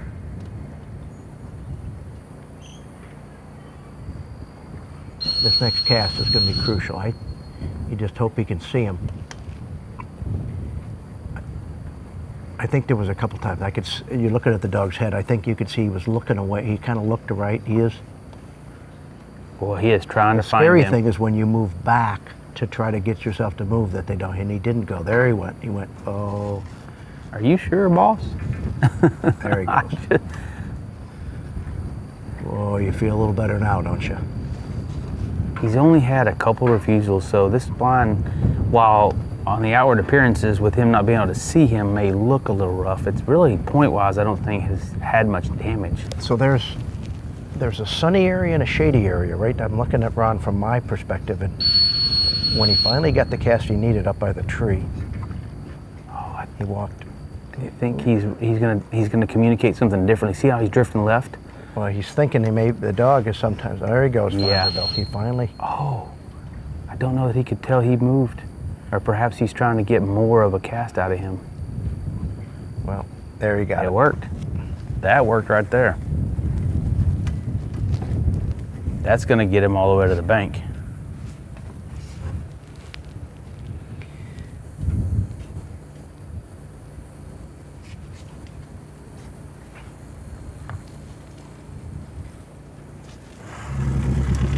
Looks like he's seen a sunflower in his days.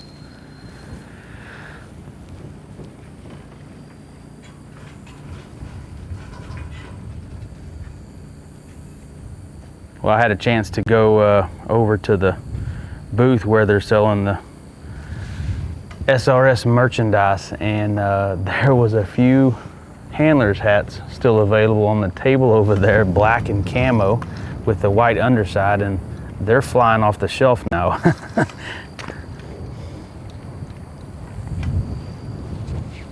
And there are new ones, I'm told, coming in, and they will have a huge supply of them. So if you're wanting to take advantage of that definite, or take an opportunity to take that advantage on a handler's hat and get one with the white underside, SRS website will have them. They'll have them online here in the next week or two. So check back. I'm told it may be even in a few days here. So check back and get in line and get those before they're gone, because they're flying off the table right now. In fact, I went over there and got a few for the trainers that work for me. So Rody, you know, you see why? Did you know why I ran out there? No. There was a piece of white paper that I saw, and I watched it just as Ron was, and it got caught by a piece of grass. But the last thing you'd want to have happen is him come back and get ready to send for that short bird and have that fly out in the water or something. Sure. So there was something there that I thought, let's get it out of the field when the dog, take no chances here of anything unfortunate. Probably wouldn't have been a big deal, but it was heading towards the water, and well, you can see from that camera angle there, as daylight has moved, the sun has moved across us or over us. It's starting to get a reflection back at us. I don't think that's going to hurt our blind. The dog's looking back at us, so that should be okay. Thankfully, we're not running any marks that way. Exactly. If the marks were in that direction, sometimes that glariness with the ripples on the water can be really difficult to see through. Especially with an older dog that has cataract or something. Well, that was a little suspenseful for a minute on a couple of things. Partly because for a minute there it looked like he was at risk of going to the right of the marker, and I think Rip, when he came up, he was going to target and get back in, and like he should, it just was going to be a problem. And then he acted like he had trouble seeing him, but he worked his way through it. It looked to me like he was getting some mixed signals there, but Rip was you could tell he had been very educated on getting on land and then getting back in the water. Right, because a couple of those whistles, you saw him kind of crouch down, like, all right, Dad, I'm taking this serious. All right. That's a good behavior to give. When you see I that, don't mind that at all. That makes you feel pretty good. I like it better than them standing up, cracking their tail, and looking up towards the road. Okay. Rip slipped off the dog stand just a little bit and landed in Ron's lap. All good now. All right, you kind of got to, all right. Look at Ron sporting the LSU colored whistle. I just noticed that. Something fun we had this year was on the second day of our testing. It was Saturday, and we had a tailgate celebration. So all of the handlers and owners got to sport their collegiate choice of colors, and we had everything from inflatable helmets to colored canopies to everybody was wearing jerseys. It was actually a lot of fun. We had a nice meal provided and there you go, nice job, Rip. We had I'm gonna call it a baked alligator or grilled alligator. What wrapped in bacon.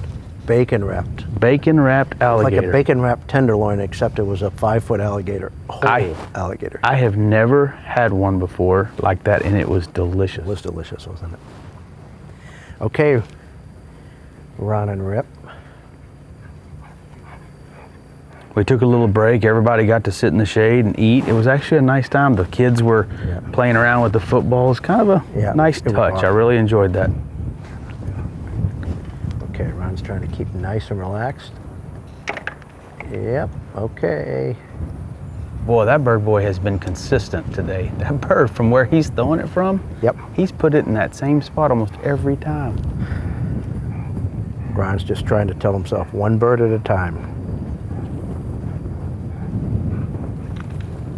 So how would you compare that blind to Leah and Kane's blind? Well, Leah and Kane, they had some, they didn't have bobbles, but they had some challenges too. Sure. So I don't think they're significantly different. Do you? So I agree with you, and I think that if Ron can pull out these marks similar to the way Leah and Kane did, he'll hold his standing. He got a 36-point lead. 2 more.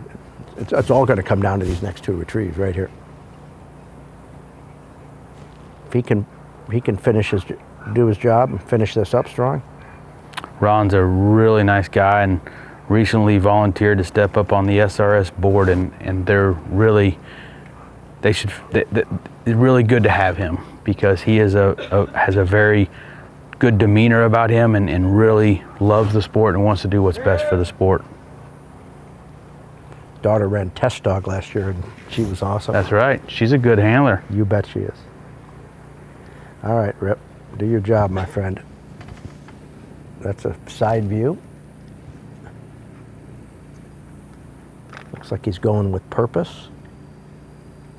And I can see from my angle, I can see the bird. There's little gaps in the tules there where the bird is. And I'm not saying he can see him, but right now I'm looking dead over his head and the bird is right between his 2 ears at this point. And the judges are in between us, so they're definitely seeing that perfect line right now. And that is a perfect line. If he just maintains his course, maybe 1 foot to the right. Oh, there's the change right there, you see? If he comes in at the right angle, and he may have already seen it. Oh yeah, he has. Yep. That's what you call a perfect 0 on that mark. Perfect score. That was nice. Okay. Ron takes the place of previous board member Derek Watson, who spent many years helping us really firm up the rules, and we're really thankful that Derek volunteered all of his time and effort in making this sport better every year.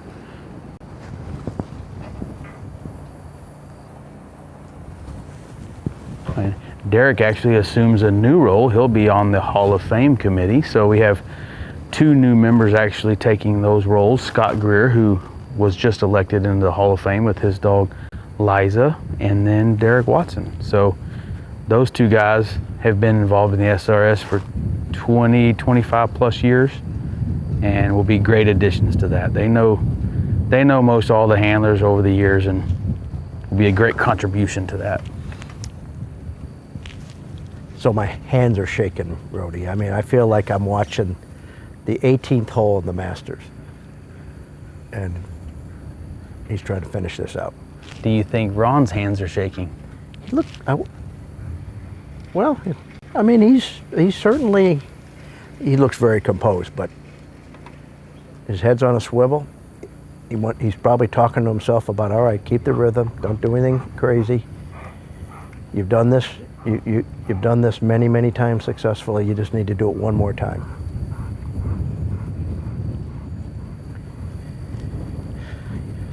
Interesting. Interesting. It's a little shadowed over there now. See, he's lined up in front of the dog stand, so. Goes with that nice end.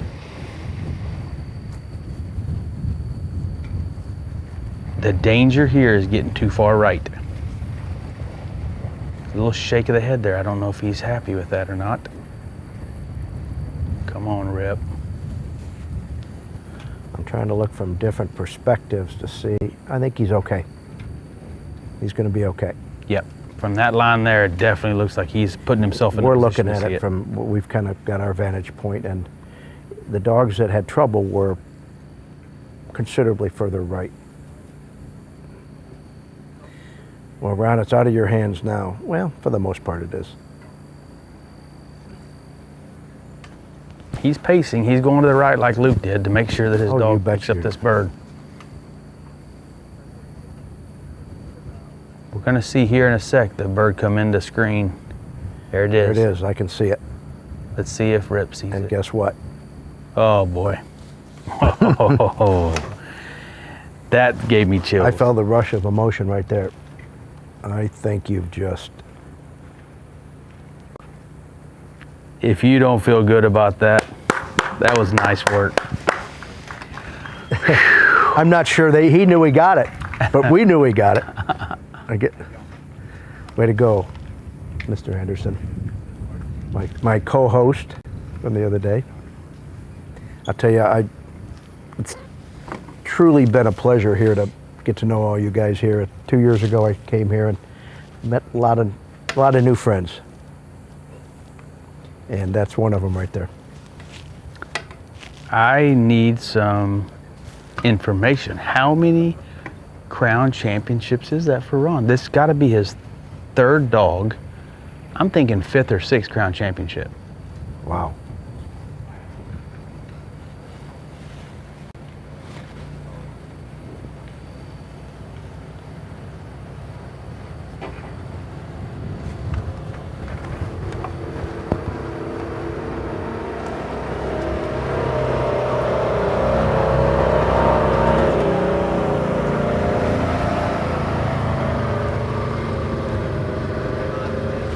Yeah, I think, was it? Well, we're not going to judge for anybody, but I think, Ron couldn't be more happier with those marks. And looks pretty good. I understand Ron and Mike Gibson were kind of going back and forth, a little bit like the Celtics and the Lakers. And then we had a new champion last year. Well, Rip, what a nice job. Great job by both. Yeah, so 2 years ago, Mike Gibson and Blaze won it. And I believe it was Ron's turn because they had alternated for several years in a row there. Ron would win one with Bella, and then Mike would win one, and then Ron would win one. And last year, an amateur came in and disrupted that cycle, but here Ron is. Good work, buddy. Back again. Man, all right, you just Lyle get is more back consistent up. than that. Lyle's 3 different dogs all day. He's 2 of the last 3 dogs here. So here's AJ. Okay. Oh, is this AJ? Let's make sure we know who this is. What number is on his arm? 11. This is AJ. Okay, because we didn't know. This is the rerun dog. So if you're tuning in just now and not sure what's going on here, we had a little bobble in the run earlier with Lyle and AJ, and Lyle wasn't able to complete the test. And so he's come back and he's going to start again. He will not be judged on the blind. And he had a bad throw. We had a no bird on the throw. Boy. I had a straight pop-up on the bird one.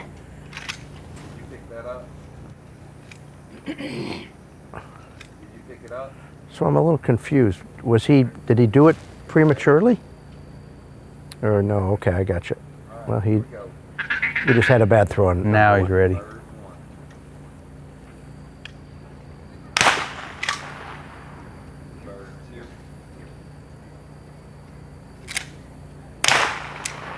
Barely see that bird, but they see it. Got a pretty long throw on that one. Yeah, he did. AJ said, "This looks familiar." So is it, question for you, is it an advantage on the marks to have seen them twice now? Oh, I see, the early 3. I don't think it hurts you. I mean, I don't think there's a disadvantage, let's put it that way.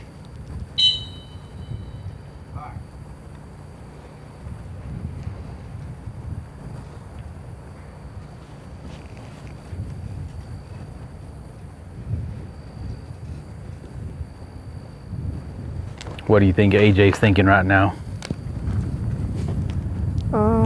He's thinking, right now, the way I'm watching him swim, he's thinking, I better not be a bad dog again, because he was a little bit ornery there. He got a little bit ornery with Lyle. Now he's swimming down the pond.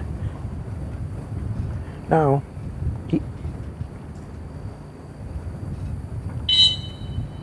oh, that's right. AJ just weaned a litter of puppies last week. I think we got our answer about, he's been judged on this. You think he asked for clarification from the judges? Because he's not going to go to the point. He's going to run the blind. I'm going to go ask. Matt stepped out. I'm going to go ask. I'll be right back. But he's been scored on this. So don't get the I mean, when you're watching this, he's got to run the blind for the sake of the blinds. That retrieves relationship to the rest of the marks.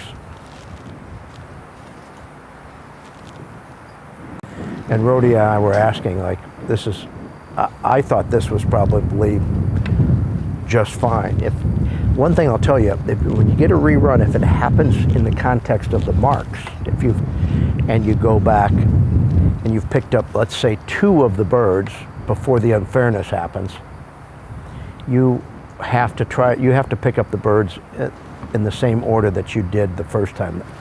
So I got picked up 2. All right, Rhodey's, but in this instance, you haven't picked up any marks. So I got clarification. All they're trying to do is let him pick up the blind and come back so they can resume the test. So he's already been judged on the blinds, already got his scores, points, whatever. Right. I think that's the right way to do it, don't you? You bet. He's already had the disadvantage of having to do this again. And Lyle's probably a little happier that he's got a little bit more, that he's able to tell AJ to stay in the water here. AJ. But AJ had a different attitude here. AJ was a little bit more, stoic going for that blind that time. Maybe just because of the repeat, and it looked like maybe this is training. Maybe this is a setup. Either way, it really doesn't matter. He's about to pick up the blind. You can see our sunflower blind marker. So let me ask you, strategy-wise, when they ran the blind the first time, they had some issues, some significant issues, right? Score coming in here, he was sitting in 3rd place. But with that performance, definitely was not better than Daisy. He's going to drop below Daisy, no doubt. So do you play strategy now and utilize, is there something you can use to perhaps help you with your next dog, Jordan? Well, I mean, I think what he's learned more, well, he's going to learn, he hasn't run the marks yet, so he's going to get the feel for the marks. But, and I think Lyle did everything he could defensively on that blind. I mean, I guess that AJ was just being naughty. That's the way I read it. So now maybe he's going to be a little more defensive.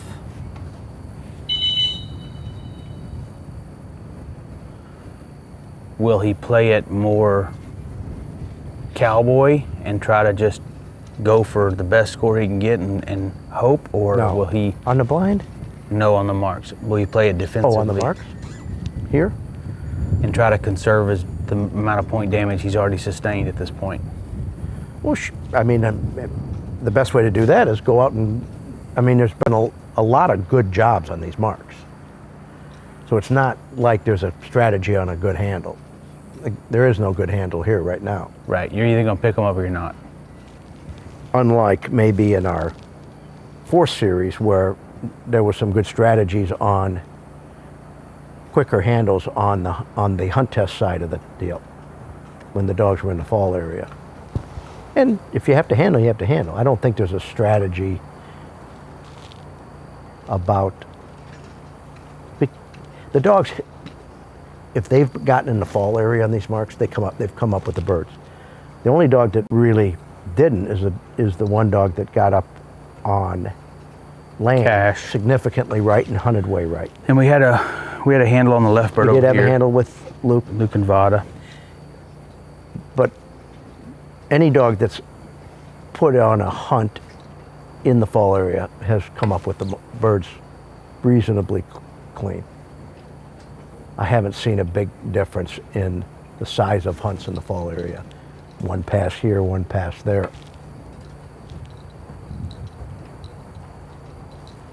Okay, so we're going to shoot birds 4 and 5.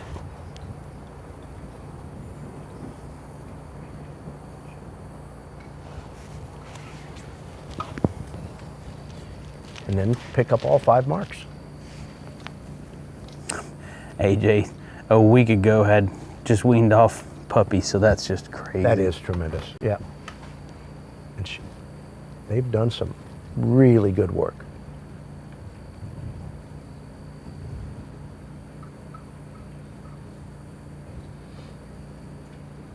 That's a long swim. There's a lot to think about when you're standing on that line. Did we ever get the amount of swimming the dog's doing total in this test? Did you see that? Yeah, I did not. One thing you're talking about on the Garmin app. Mm-hmm. Yeah, let me grab that in a second, because sometimes when I had it on 2 test dogs, it was, even though I hid the lines, it gave me the total of both. Oh, I see. But we've only put it on 1, so I'll see that. I'll check that here real quick. Thank you for mentioning that. I know there's some additional things we can do with that, but I just wanted to give you all a little bit of a flavor and have some fun with watching those lines. Here we go. Lyle says, "You better sit, girl."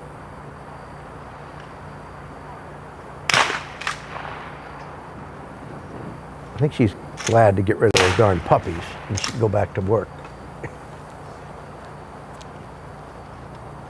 Now, he only shot twice. We've had some hounds shoot 3 times, yes? Oh, he didn't double shoot on the right-hand deal, huh? I thought they had to shoot. Well, so what would you, is that I mean, if that's the instructions. It would be the same as not bringing your duck call to the line, avoiding the test, 10-point penalty. If you... I didn't even notice that, but now that you mentioned it. If you shoot the birds out of order, so if you have like, you're supposed to shoot twice at this one and once at this one, and you flip that, and I mean, there's a lot of fine line between, you know. Do you know for a fact that he didn't shoot twice on the right one? I know he only shot once on the last one, but he had 3 shells in his hand. He was tossing them around there on camera. We could see it. And he didn't get a bad shell. Maybe, huh? He didn't get a bad shell because he only shucked the gun once at the end.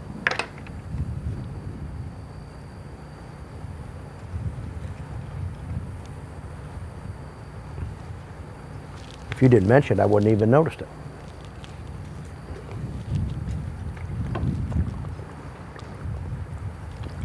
No problem on that bird.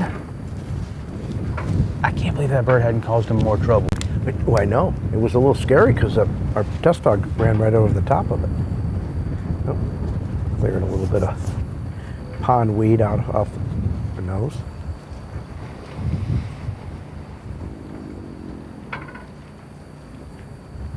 I think one reason maybe they're handling this better. Do you notice how square that entry is into the water? I mean, that's just the way the pond lays. The right bird or the one she just picked up? These right here. That I was just trying to think, like, boy, they're getting a pretty darn good line. Where is she at here? She thought that was the bird, but yeah, she did. Did he get a little longer throw? This is a perspective. I've not seen much of here, at least, or maybe the lighting's just different. Now, I just said that nobody's really had a lot of trouble once they've gotten in the fall area, but this is a bit of a bigger hunt, and she's actually Oh, I thought she was going to bail out and go pick up the long bird, but she's coming back.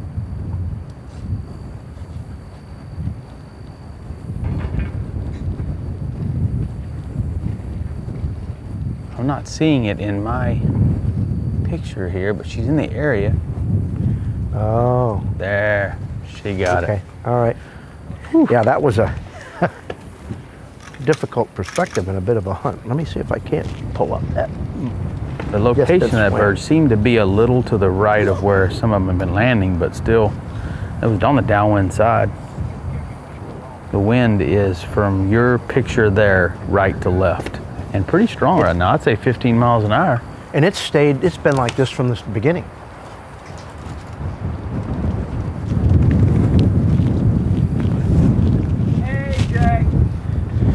You know, it's funny. AJ for the right bird. Remember, this is bird number 2. It's funny you said that you didn't notice he only fired once instead of twice on that last bird, and then I noticed Clark and his positioning with Daisy in relation to the hut. Those, don't kid yourself, these guys know how to run this, and they're gonna try to take advantage of every opportunity you can. Anybody would.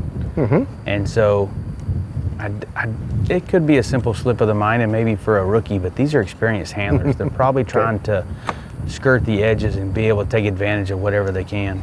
AJ's popping. She is not sure where she is going.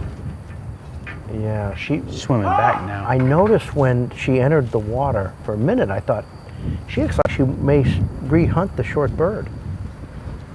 But that isn't what happened. He's gonna have to handle all the way to the bird too. Well,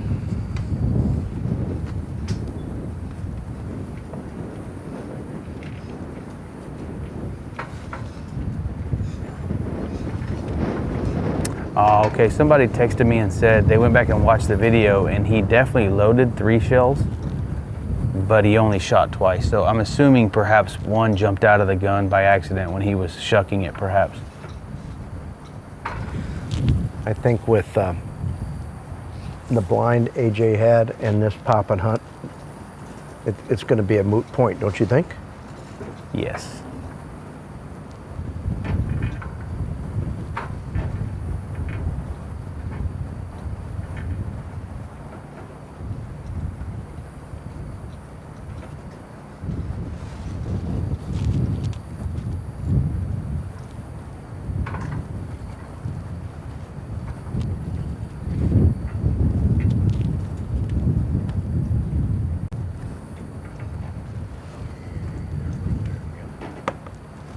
Well, that's our second open dog, I believe, to handle, so. That's right. Bobby and Legend picked up the marks clean, but had some difficulty on the blind, so. That feels like a day ago, doesn't it? Really, out of the 4 open dogs that have run, Clark Kennington and Daisy had the best run by far so far. Would you agree? Yep. And we've seen all our AM dogs run, so. Yeah, that's in the books. Toombs and Clark Kennington will most likely be up next, which will give Lowell enough time to go get his next dog, Jordan.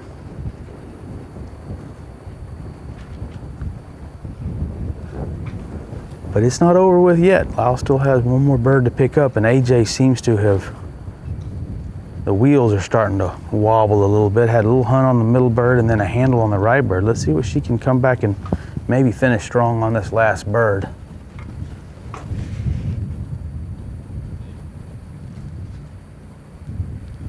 Could fatigue be playing a role?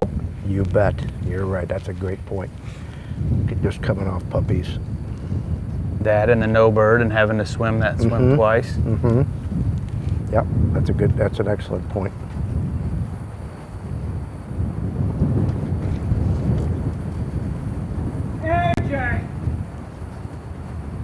Didn't take a lot of time to line up, but he definitely sent with force, with intent.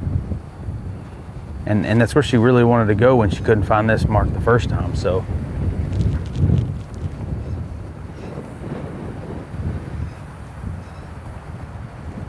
She's coming out the right side. Can't quite see her. She's on the right side of your screen. I think she's breaking out into the open now.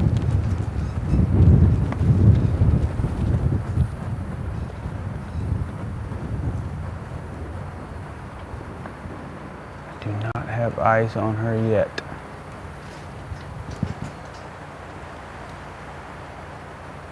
Yes, there she is. Okay, she's in a good spot. She's heading towards the clump of cover that the bird is behind. She's making it across that open water now. I see that.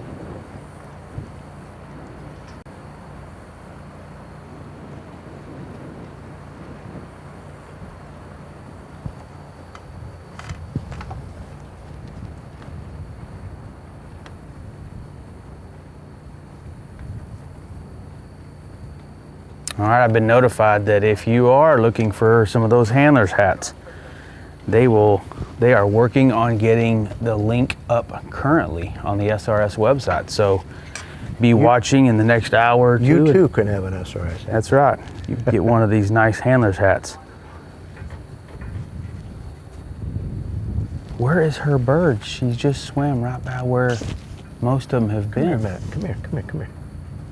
Do you see? Oh, I do see it. Is that it? It is drifted to the way left. Out? I see something over there, but it's to her left, and if she comes around there and looks out into the water,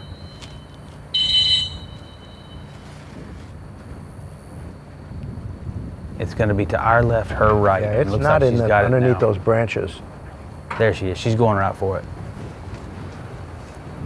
Well, she has had her share of adversity here to manage. Now, I can tell you that bird was significantly away from where it initially landed, and she swam right through where that bird landed. If I was judging, I would not. You'd judge her to the fall area. I would. Yeah, I agree. I think and I'm sure that's what they'll do. These judges have been very fair and thought through everything, and I'm sure Lyle knew that too. Little note though here, the handler is not allowed to talk to the judges directly. So if you're going to run this sport someday, and is that really? You cannot question them. In a normal event, in a normal weekend qualifier event, there's 2 judges. In the Crown Championship, there's 3.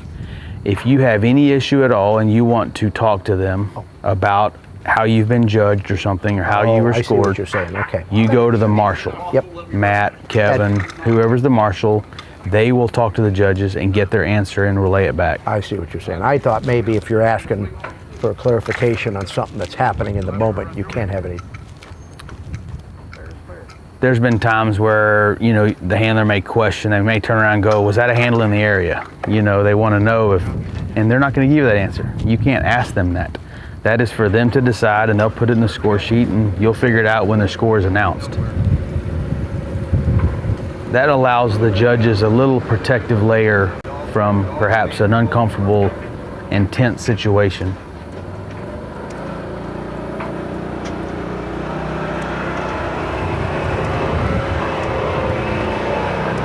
And Matt and Kevin and the other guys, Mark, that constantly are marshaling for us, they're really good about getting you the answer you want and keeping the situation under control.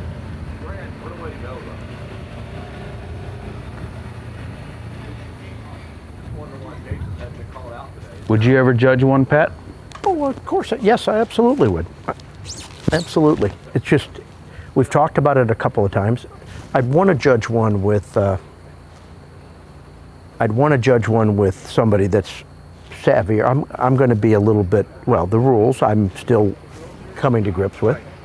But it sounds like you usually have good marshals that kind of give you some guidance. And I would definitely want a good solid co-judge that is schooled in the world of hunt test style.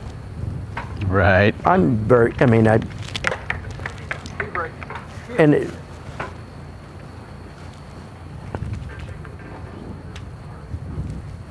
the blind, please. Plant the blind.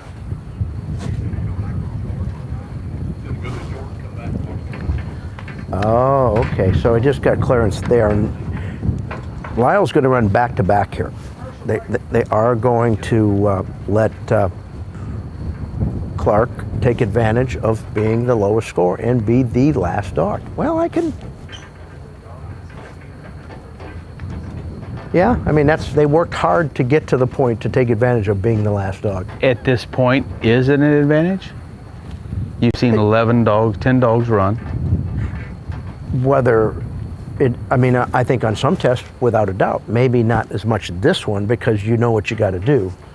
But if you were, knowing what the dog that is closest to you just did, so you can make decisions, yeah, it is an advantage. Well, traditionally in the first, let's say it's a weekend qualifier, the first series and the second series, they're going to jumble the order up a little bit and put a couple dogs in between you if you have back-to-back dogs. For mechanics, sure. Absolutely. The only time that you can really demand that you stay in your order is the finals at the Crown, and I've been allowed to do that in the finals in a weekend qualifier. Because you earn that spot, like you said. That's right. That makes sense. Sometimes it's not advantageous. I get it. Sometimes you may want to run So do you sooner rather think than later. they absolutely did it, or do you think there was any discussion between the marshal and, I mean, it would be, it's, the only person involved is Clark. And Lyle. But Lyle's the one involved, but I'm saying, I would say the person, if you gave anybody the choice, it would be Clark's decision to say, oh, I'll go ahead and run, or no, I want to run where I work to get to. What would you do? Like, here, I guess I don't think it would matter. But if Lyle goes up with Jordan and totally screws this up, yeah, right. I mean, if Lyle comes right up with Jordan and has a ton of trouble on this, then information it gives him A, some information on maybe the conditions changing, but B, he could be a little, it's hard to play this one safe, right? But maybe you do. It's, like I say, it's hard, there's been some series where a strategic handle, taking some points, not a big, made sense. Well, I would say right now, you wouldn't change how you do the blind. No, but you'd know where you're sitting. And Clark and Daisy are, probably no secret, they're probably leading right now, right? And if Lyle comes out and does a good job with Jordan, then Clark knows in order to win this, he's going to need to put in a good performance. But perhaps if Jordan doesn't do a very good job, handles on a mark or something, Clark can come maybe a little more relaxed with information that, hey, I have a little room to spare here, you know what I mean? Well, and then he's, at that point, he's competing against himself, probably, right? Right. But at that, you run every dog as if it's your only dog. From a weekend event or anything, every time you come up, you're not thinking about, oh, I want to benefit one of my other dogs. Right. You're trying as hard as you can to do the best you can do with the dog you're standing next to. Okay, a little interesting tidbit here. And I don't know that it matters, probably wasn't even noticed, but apparently some people went back and watched the video and said that he only shot 2, but he loaded 3 shells. Right. Said that he went back afterwards, the gun was safe, the breech was open, and the safety was on, but he had left that unspent shell in the gun, and he reached down and pulled it out. So perhaps he did or did not intentionally shoot twice at the last one, I don't know.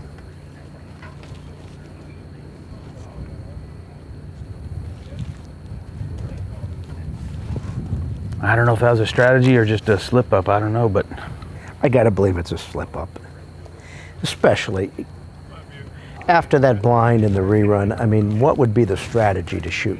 What would be the benefit to shoot once intentionally there? My very first SRS was in El Campo, Texas in 2004. And we had to shoot birds 1, 3, and 4. So you're not supposed to shoot bird 2. I shot 1, 2, and 3 and didn't have a shell for bird 4, obviously. So I took penalty points, and those penalty points that I took were enough to keep me from making the semifinals. No, that hurts. That hurts. There's a lot going on in your head when you're up there at the line. Yeah, you bet there is. Absolutely. There's I hope times. All right, we got it all coming up. I hope you folks at home, and I know I do, appreciated the camera work here. It is second to none. These guys are top notch. I've spent some evenings talking to them. They do the Weather Channel, they do ESPN, covered World Series, incredible sporting events, and we've got them here at the Super Retriever Series. What a treat. I saw a post on one of the forums last night, and they were saying, why is the Crown Championship so, it's on our desktop. We can watch it at work, we can watch it at home, we can watch it on our tablets or on our phones. Why isn't the National Derby? Why isn't the National Open? Don't get me started. I mean, I wish it would be. All right, here we go.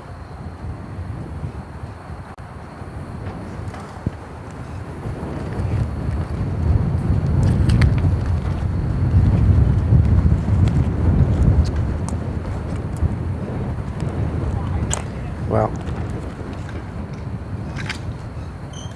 Lylan Jordan, 10-year-old female boy, she's given her all she's got. Sounds like this may be her retirement party here. Oh, she did not see that bird. Let's knock it out. You think she didn't see that bird? She did not. She was looking at this middle station right here.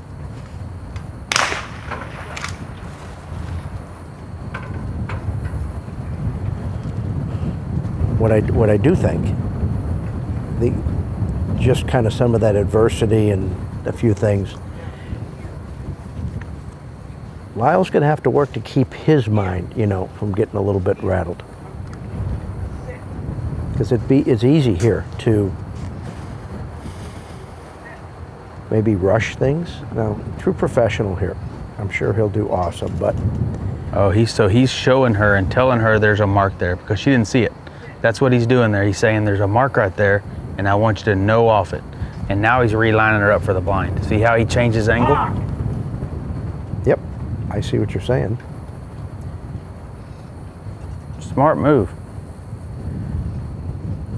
Whether it works or not, yet to be seen. Now, I see her bird. It's a pretty friendly bird. Some of them have been, when I say friendly, I don't know if you see it in that view, but from my perspective, it's right in a little piece of clear water. Some of them have been tucked in, so when it comes to going for it, if she gets close, it shouldn't be the end of the world, but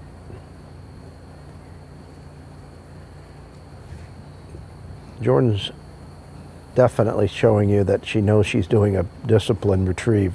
I was just thinking that.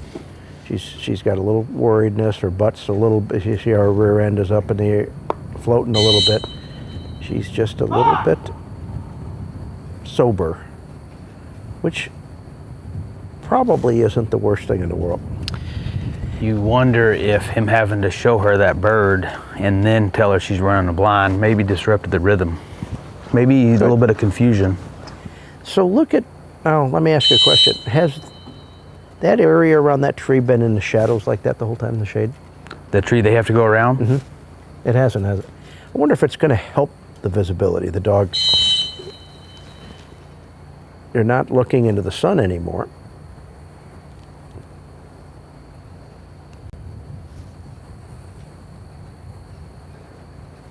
No, it doesn't change the background. I think he got her straightened out there on that cast. She's finally kind of leveled off. Got her, like you said, her butt's below the water. She's swimming in with some purpose.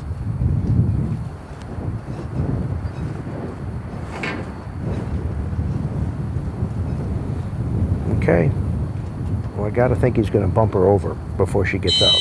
Yep. I would definitely think the judges have that bush there as the left side. Again, you don't want them getting out there, even if the judges didn't care. Right. That just makes getting back in the water that much harder. But she's... Ooh. She literally touched that tree, you look like. Well, she went by... Okay.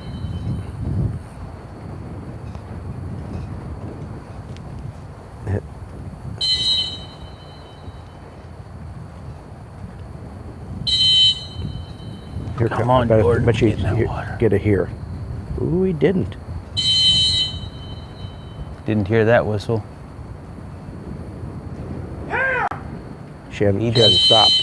I don't think he knew there she had stopped. You know, normally that cast he just got would be great for a normal blind.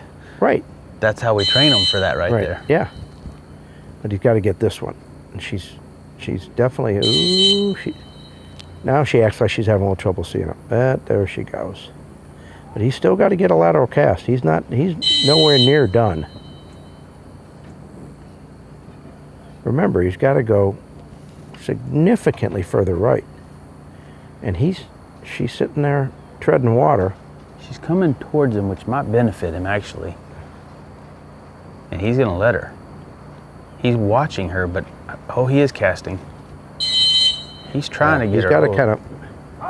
The glare must be pretty bad. Yeah, we have the benefit of a great camera and a little bit of zoom here, so I can see what the dog's seeing, but Lyle's shading his eyes, trying to look in there and trying to read what the dog's seeing, because I see her. See, she's not looking at him. She's looking off to the side. Can't you tell that, Rody?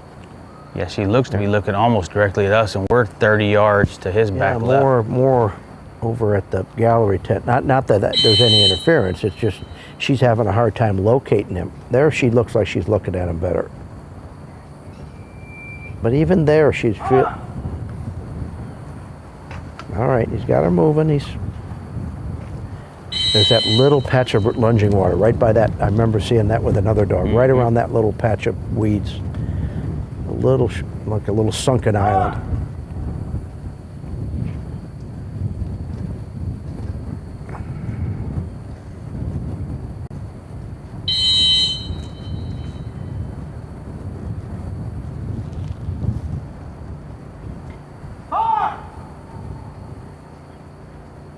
Well, he's working his way over there, not without some challenges, but nobody's done it without challenges.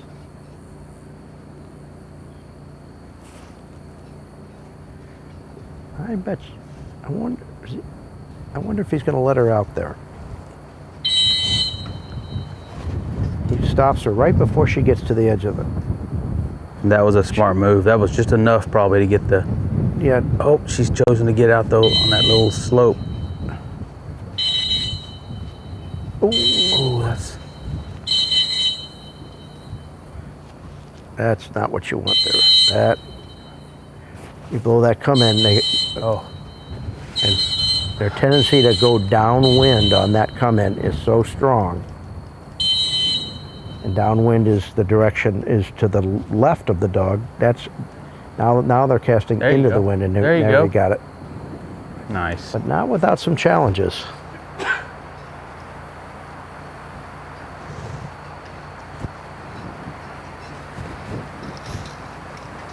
So, is visibility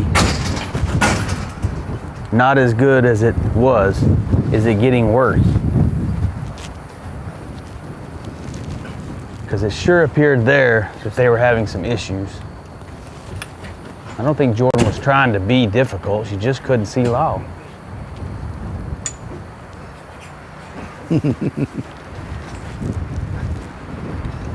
And the wind is picking up quite a bit.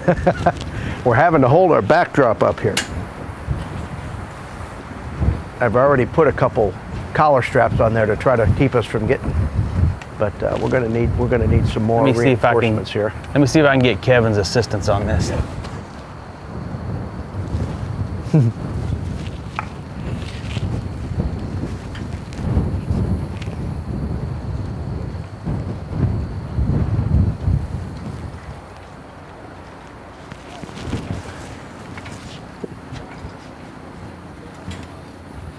The last thing we want to do is have this thing come down and interfere with the dog running.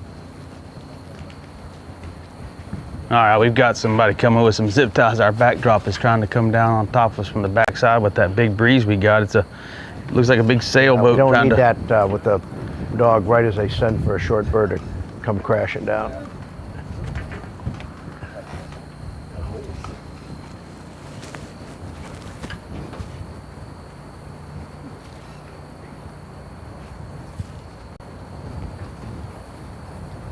Look at that, he's only holding 2 shells. Does he have 3? Yeah.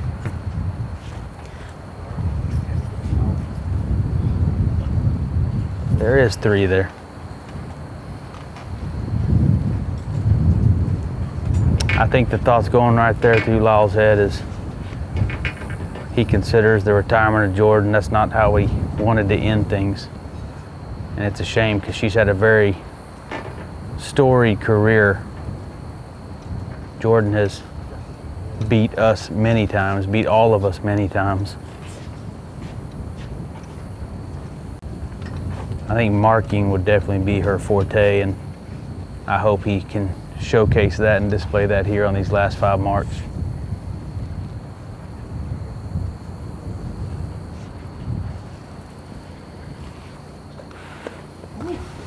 Jordan will be 11 years old in just a few weeks, so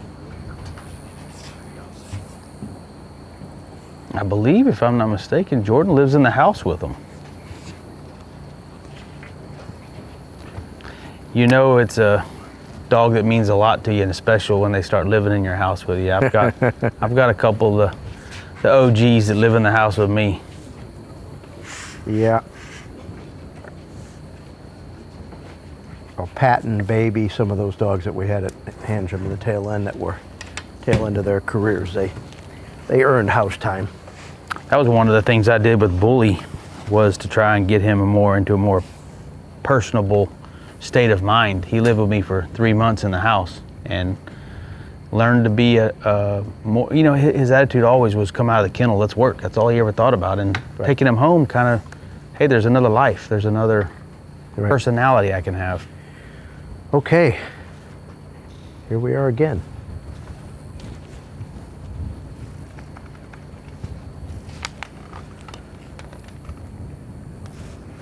Well, and Jordan, get back on. Look at her. Look at Lau with. Take a rough guess. How many people you think are watching this at home right now?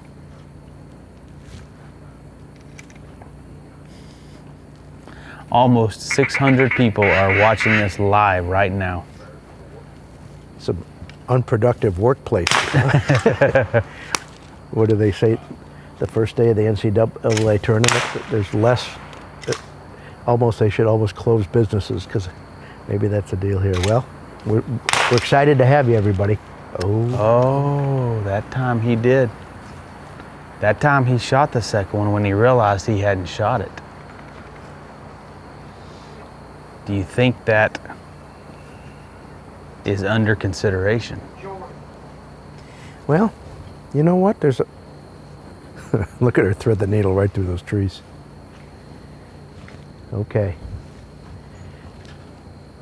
And this is the mark she didn't see. She's in a good spot. So she's in a good spot to go get it's it. Right in that little clear patch of water. Like she put it there herself. Ooh, she just, yep, there it is right there. Okay.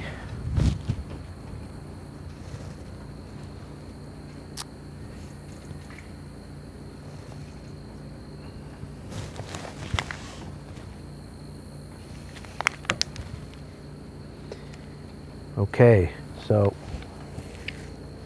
Lyle's got one of the 1, 2, 5 marks that are out there.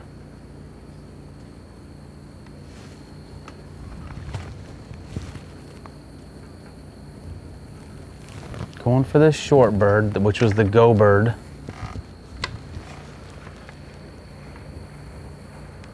I hear her swimming. I'm not sure she's gone through it, hasn't she? Yes. She wow, did not expect this. And she's not really in a position to overrun it and get the long bird either, is she? No. No, he's going to have to handle. Yeah.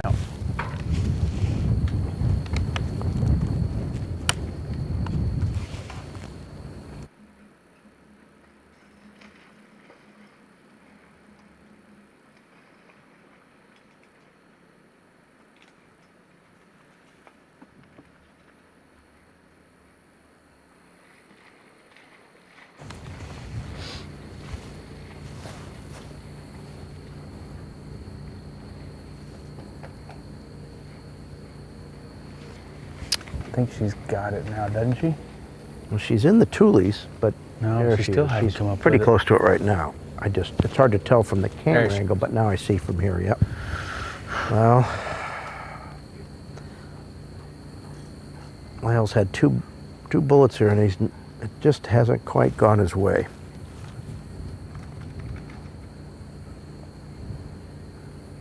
So now going for the middle short bird.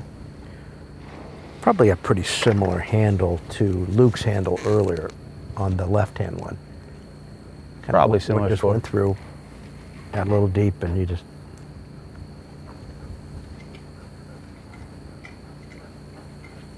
Now, she's a little left here. There she goes. I was thinking she's not going to go by it, and she didn't.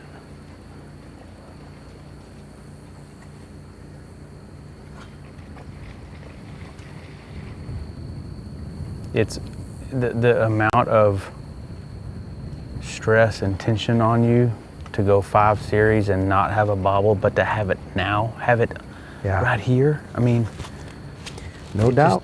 Takes all the wind out of your sails, and it's, you know what? And again, you know, we talked about running last, running late, but you sit there and you watch, and there's a lot of anticipation. Jordan.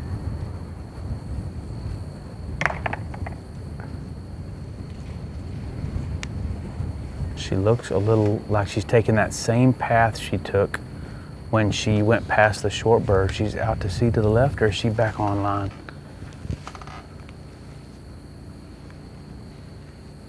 Just the nature in which he had to handle this guy. Yeah, he's not too bad. He's a little outside. He's bending in there. Yeah, I can't see her. She's probably glad to be There by she that is. area. You know, she's swimming a little bit more relaxed now.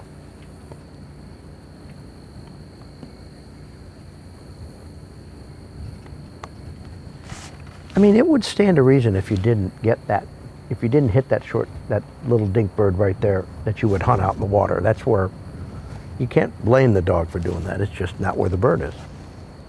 She's a little outside of this guy now, and she's starting to. Oh, I do see. She's starting to angle down the shore past it, and I think it just feels like she's overthinking this. Yes. More of a conditioned response. You know, she's trying to sit, you know, she's trying to do, now, she may get a wind of it here, because she is angling in.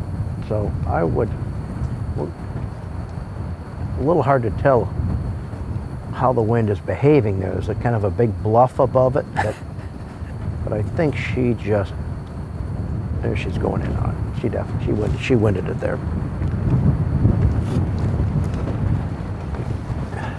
We were talking about people not getting the work done because they're busy watching it on screen. Cole said, I can tell you right now, my boss thinks I've been doing really good work this past week, the way I've been glued to my computer screen. Well, we love to hear that, Rick. That's right. We love to hear that. I bet there's guys, what do you want to bet? There's trainers that literally have it playing off their speakers of their trailer while they're training. Yeah. They're listening. There's the intrigue part, which is fantastic. Some of there's just so much invaluable footage that I've watched. How expertly some of the handlers managed that third series water blind. If you did nothing else other than watch that, and just watch that develop, you absolutely are going to you're going to improve your understanding and skill level. And you know, honestly, if you're going to, and I encourage you to watch all 5 series, but it seems to be the third series and the last 3 crowns has been where you just see some really good handler skills. So if you got a chance and you want to go back and watch this, you can go back on YouTube and watch series 3. Absolutely. Watch the whole thing, because there is some very good handler techniques there. I've been able to utilize some of this in my teaching, and it's really, it's dynamite.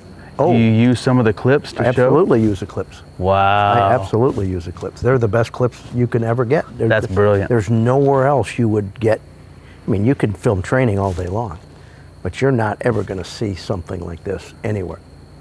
So do you think someone who wants to improve their handling skills should not only video themselves but watch other handlers and run this venue and learn. I mean, if you watch a few of these top-notch efforts here, I mean, that's how you become great. You mimic what they're doing. Sure. You learn. You understand why they're doing it, when they're doing it, and how it works. It's going to help you.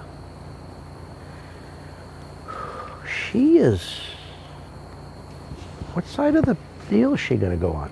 There she went. Oh, she just skimmed, and it's not a bad spot. It just she skimmed the edge of that that middle short gunner. Well, ooh, she's in trouble here. She's hunting back behind that.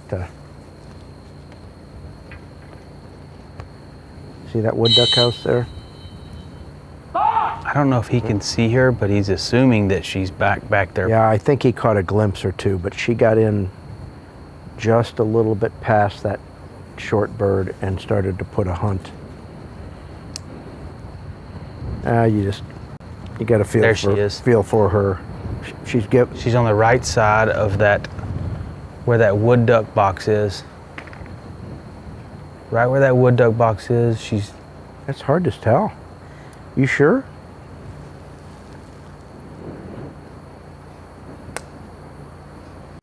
She might be going back now, but it's hard to see. Boy, I don't see. Do you see a wake anywhere? I don't see it out in the clear water. She may have hooked left. I want to look over. Oh, she's right up here on land. Oh. She's right on land between the two gunners. Right under. She's right up on the island. She's right behind, and she's right behind. Oh, she's back at bird one, far left. She's back in the far left-hand bird. Over by the poison bird at bird one. Does he not? And he does not know it. He's not looking. Yeah, she's hunting directly deep of. She's behind that lucky dog blind. She was moving left to right, but he can't see her. She spent her whole time just out of sight, right behind the island. She's just not in a position for him to handle her. He doesn't know what to do.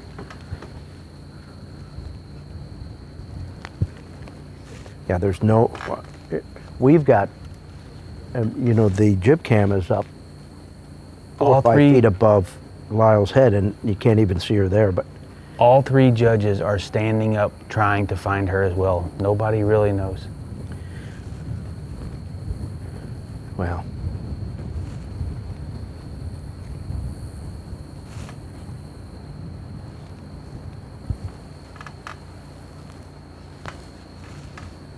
Yeah.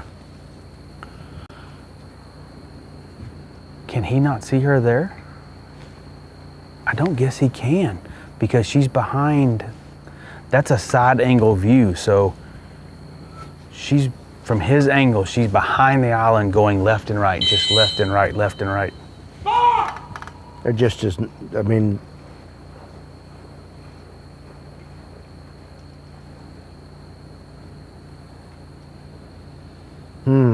boy, you hate that for him. Coming back in again. Stop!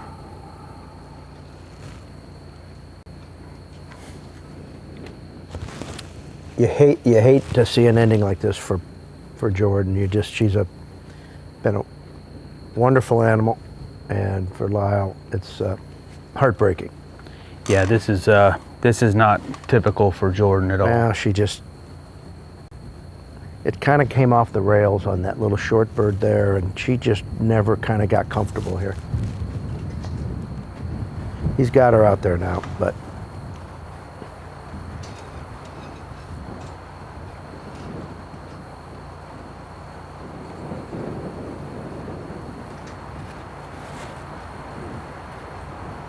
yeah, I mean, this girl's giving you all she's got. She just didn't quite have it on this setup. She's had an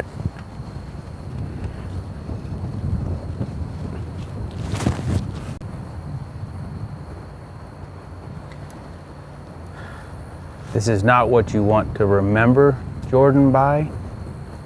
Wow. But you want to remember all of the times leading up till now and all the good runs she's had.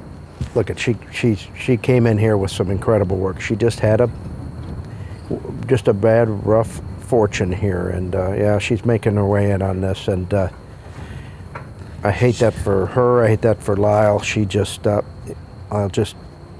some bad luck here. It just didn't quite go his way. All right, you got to give Jordan up. And that's it. Yeah. Everybody applauding Lyle and Jordan and. Oh, okay. Well, and you could see the compassion in the judges' faces. Nobody wants to see that happen. Oh, it's heartache for anybody watching right now. That's.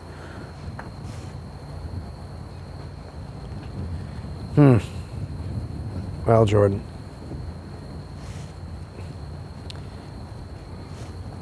That dog beat 50 other something dogs to get here to the finals. That is almost 11 years old. Yeah.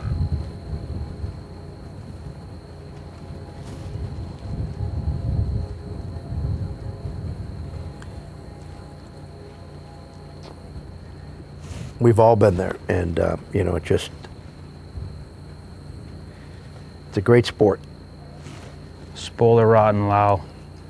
Let her live on that couch and reap the benefits of all the years of being on the road and winning, just being a part of the team. Well, that certainly makes things, it's going to shake some of these placements up here. And you're sitting in the holding blind with the top dog. You've got to, you can't let that affect you. Well, it's hard. I mean, Clark and Lyle train together. They know it. I mean, I'll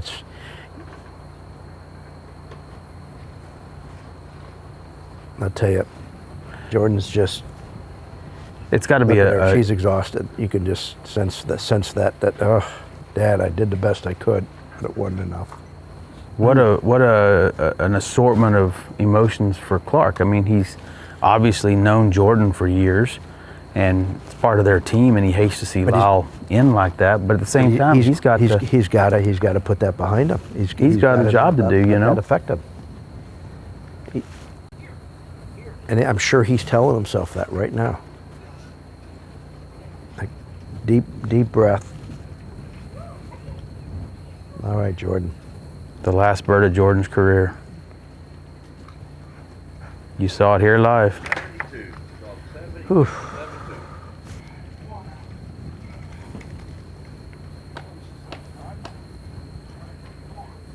All right. You saw Lyle go by Clark and just say, hey, come on. Good job, Lyle. Sorry, buddy. Good job. Yeah. She had a good career. All right, here we go. Our last dog.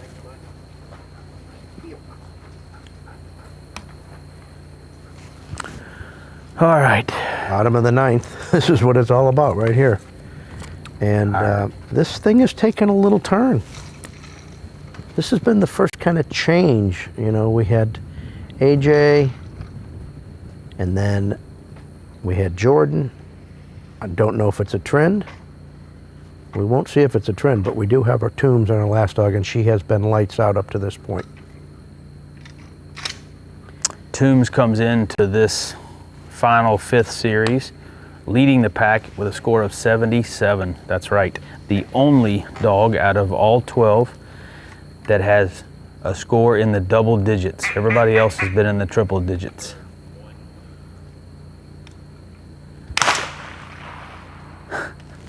Saw that one, didn't he? Little known fact for you guys that are watching.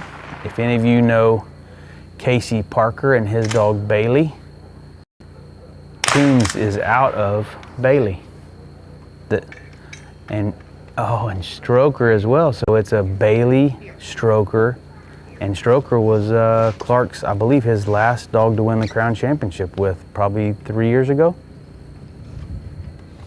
All right, Clark, here you go, buddy. Let's see if Toombs can carry the tradition of being a Crown champion that both his parents carried. might be history in the making right here. First time. Don't jinx him, Barry. Don't jinx him. Don't say it. It's all in the family. Boy, there's a lot of glare over there right now.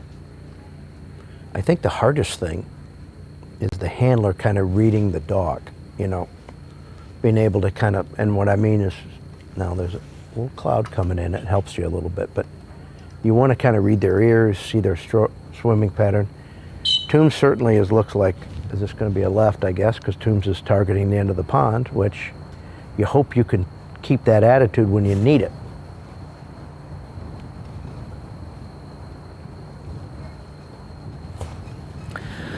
So Toombs comes into this series with a score of 77. First series score was a 16, that's right, 16, but it got better. Second series score with a 9, and the worst score that Toombs had in the last 4 series, a 33 in the third, which was not too shabby, and then a 19 in the fourth.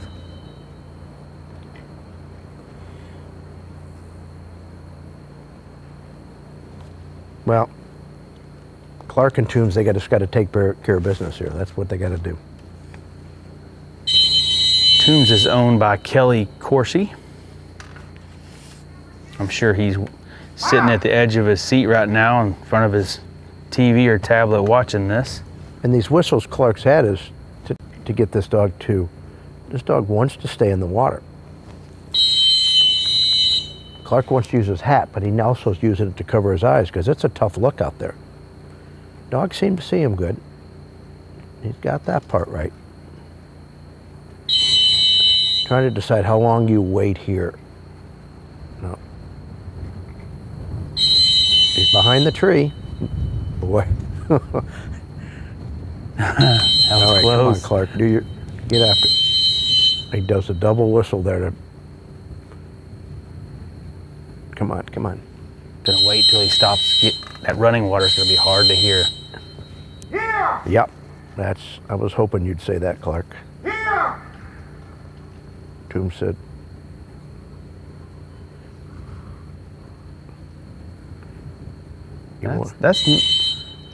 You're gonna go with another. We're gonna go with the cat. Oh baby, Oh, that's nice. what you're looking for. Now come on, finish this, buddy. One more. There you go.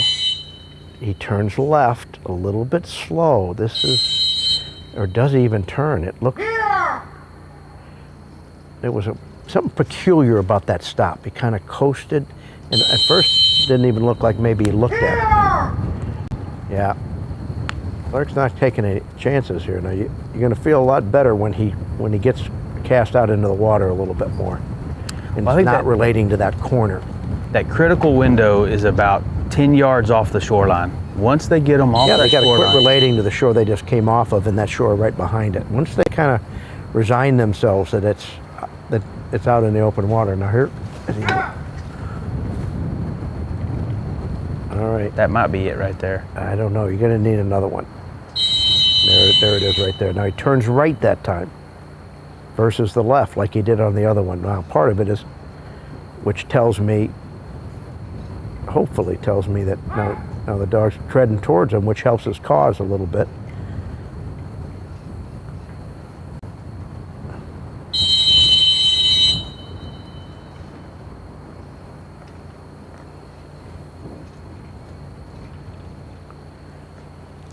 The dog's sitting on the bottom, not even treading there, but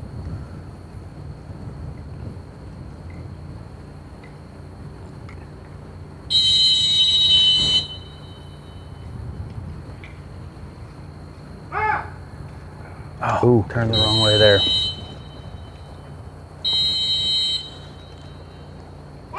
so you can see in this picture, if you look in your right corner underneath those branches, you see the sunflower. That's the blind. You see where he's trying to get to. If they get out right around these clusters of trees, it's gotten a little messy for some. Now this dog's got some breathing room as long as nothing crazy happens here. That was a pretty good whistle, well timed. Okay, sometimes I tell you, you're right. That come-in whistle there sometimes has taught him to go left, so he's got it. couple dogs went left on that, you're right.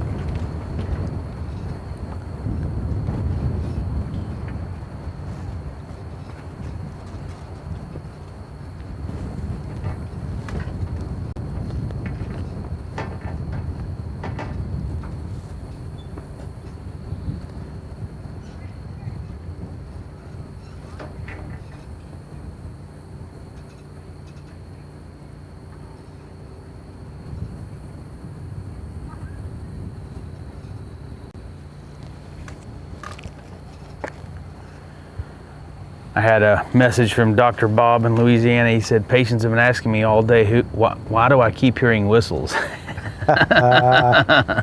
He must have it playing in his doctor's office.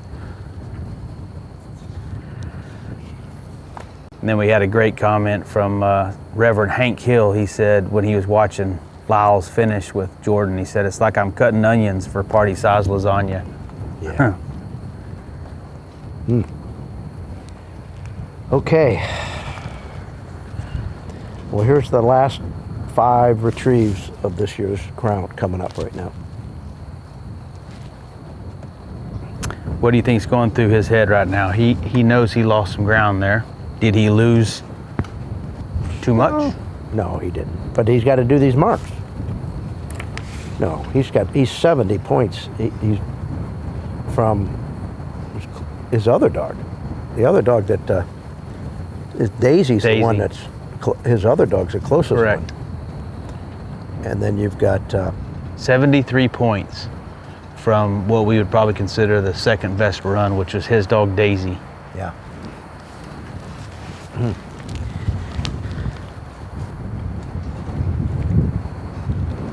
Wind's a little bit stronger. Lighting's a little bit different. Over there on the left, you can see, now see how that's when it gets, boy, I'm just glad I'm not trying to do marks over there where that dog's coming back from. You see that shimmering? That's a tough look. They don't have sunglasses on. Yeah.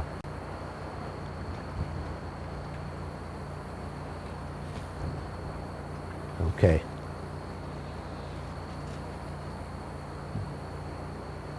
Now, Doom's a pretty big dog. Big swim coming back. Got to have a lot of gas in the tank still. It's been a full week. These dogs have, you know what, they started, we started on Friday, Saturday, Sunday, Monday, Tuesday, Wednesday. We're 6th day in, huh? We're 6 days in, 5 series in, and our last 2 series have both had 5 marks in it, right? So they've done, and this is 11 retrieves in the last. Now these dogs, yeah, they ran yesterday, didn't they? It was the amateurs that finished when we split. Okay. Yeah, these guys all ran yesterday morning, all of them. Yep. Yep. I mean, he's breathing, but he's nothing like they were in those landmarks and some of that stuff that we saw. Okay. Now you just got to.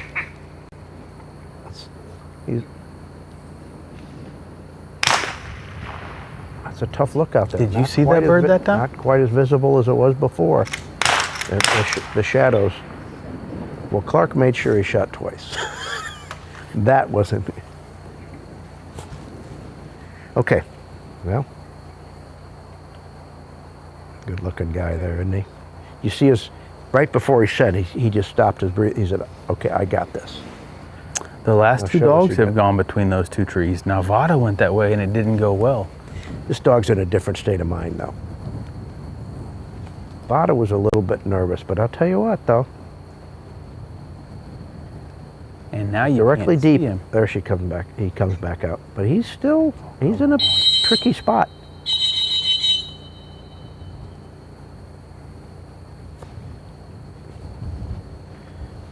Conditions have no doubt changed.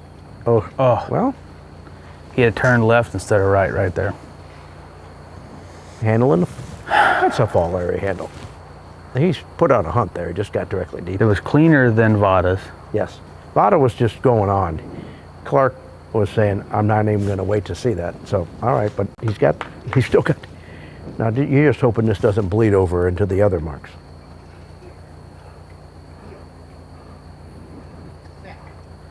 I mean, this could be anybody's ball game for first. Well, because we haven't seen any scores, we don't know quite.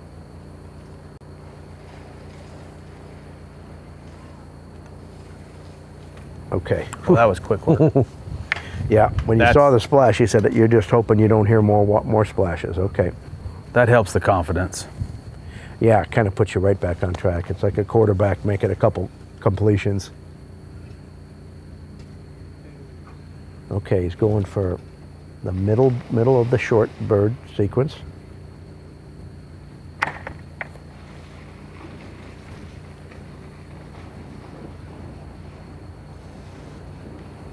Well, okay. Can't do much better than that. Do you think they gave him area for the left bird? Well, I don't know how well they can see it, actually. Right.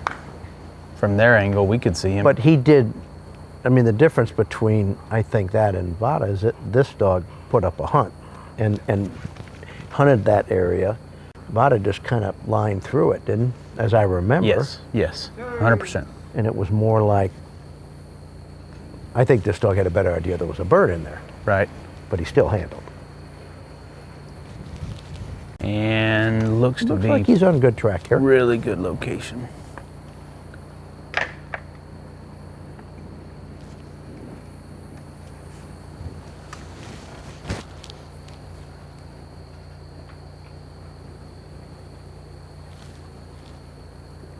This guy's a minute there. You see him going a little left, a little right for the angle I'm looking at, but he'll be. If I can see, I'm looking straight over his head, and it looks like he's heading straight for it, but I can barely see it back there in the grass. I think it's further right. You see where the trails are coming out? If that's the case, then he'll smell it. He did. That's where Jordan was and smelled it, and we were a little bit. What? I mean, you love when they angle like this and want to stay in the water a little longer. You just. Oh, come on, it's right. Yeah, he better win it pretty quick, though. And if he keeps. Oh. This could be. No.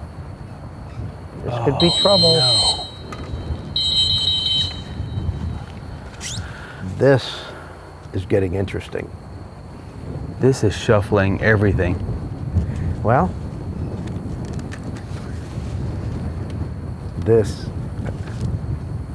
It's right there. No. Just needed a little bit of breeze. Well, and you could watch his dog. I mean, what made him great on some of those other ones kind of got him there because he started to angle and stay in, trying to do what he thinks, is the right thing.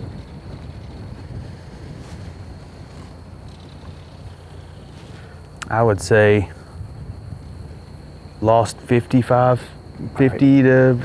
somewhere 50 to 60 points on those two handles right there. And this is where you outshine me, but I'm certainly right. I mean it. And he's got another bird to go. Got another bird to go here. If you're not on the seat of your pants right now, this will make the announcement even all the more exciting, yeah, wouldn't it? Exactly. You think he goes out there and stabs this, and it's like, well, we already know who won. Well, that's not going to be the case here. And it's going to come down to for a while we said if they just get the blind of any way, shape, or form, but remembering how many points some of those dogs compiled up over there on that blind compared to each other is really going to play a big role.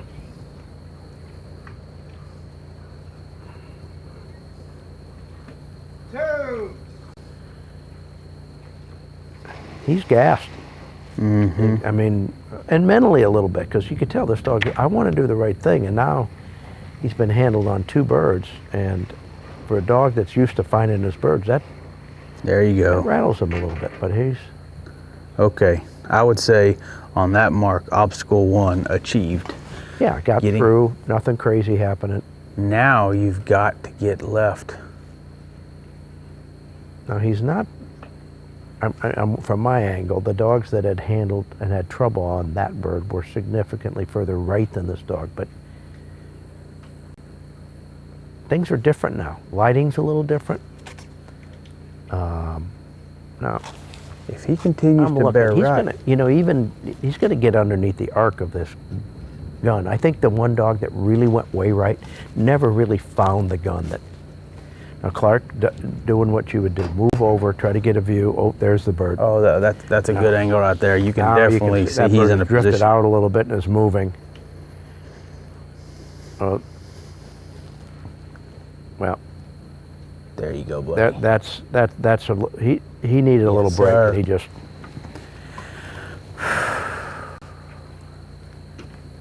Well, you're just about to see the last retrieve, right there.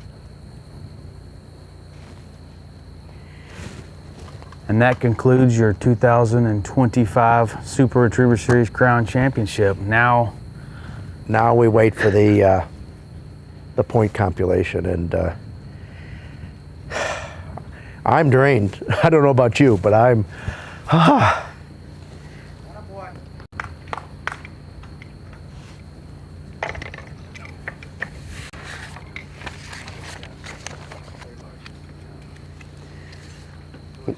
Well, Rody,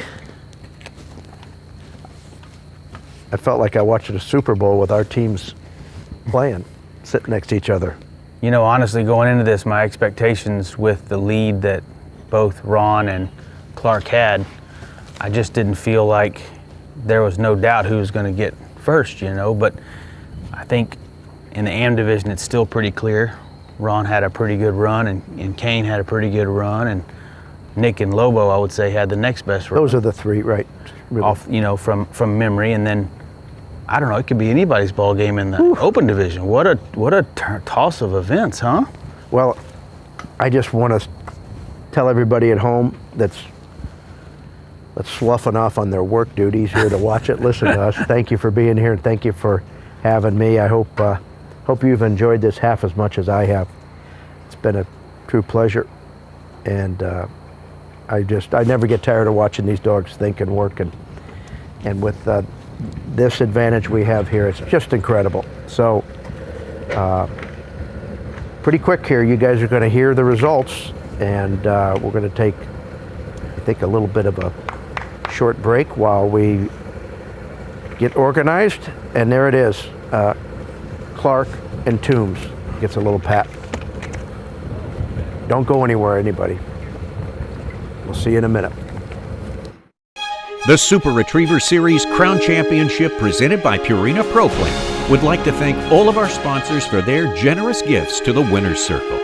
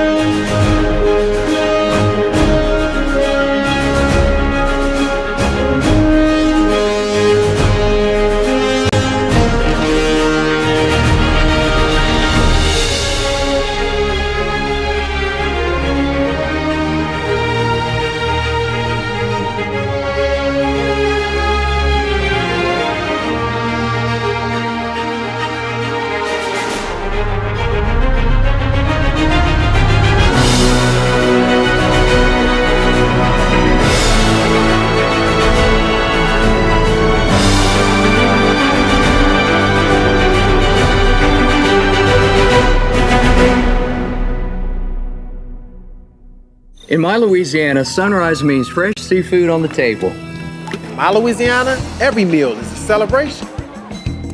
My Louisiana really makes me wonder. Ours is fast! With real-life swamp creatures! In my Louisiana, music is a way of life. My Louisiana is sheer magic. from sunup to sundown. Till sunup again. What will your Louisiana be? When you find your Louisiana, you feed your soul. Pro Plan Sport is trusted by pros and proven by champions. With 30% protein and 20% fat to fuel strength and stamina, and amino acids to promote muscle recovery. It's high-performance nutrition that keeps hunting dogs strong. In the field, on the water, and everywhere you go. Get the Pro Plan advantage. Pro Plan Sport. It's game day at Raising Cane's. If you want to order like a champ, forget about X's and O's. The only play you're running is chicken. So what combo are you picking? We've got tailgates of hand-battered, cooked-to-order chicken fingers and cane sauce, and jugs of freshly made tea and lemonade. This season is about to be unbeatable. Raising Cane's Chicken Fingers, one love.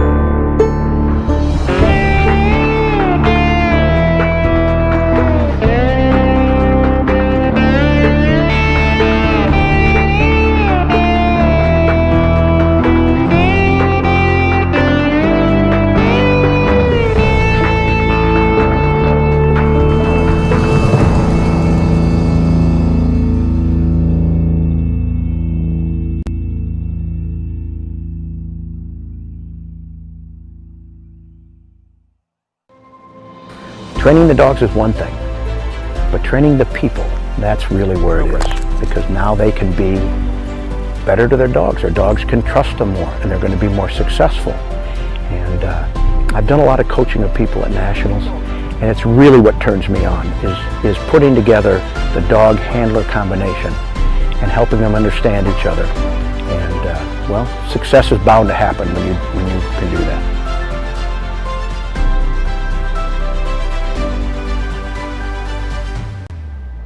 The Shreveport-Bossier Sports Commission is here to help you with your amateur, collegiate, professional, or Olympic sporting event. Centrally located in the Arklatex area, Shreveport-Bossier is a premier sports destination, ideal for hosting sporting events of any size. With our wide variety of venues, including stadiums, convention centers, rivers, and universities, we are sure to have the perfect location for any event. Our team is ready to make your event a success. Visit us online at ShreveportBossierSports.com or on Facebook at Shreveport-Bossier Sports Commission and let us host your next event.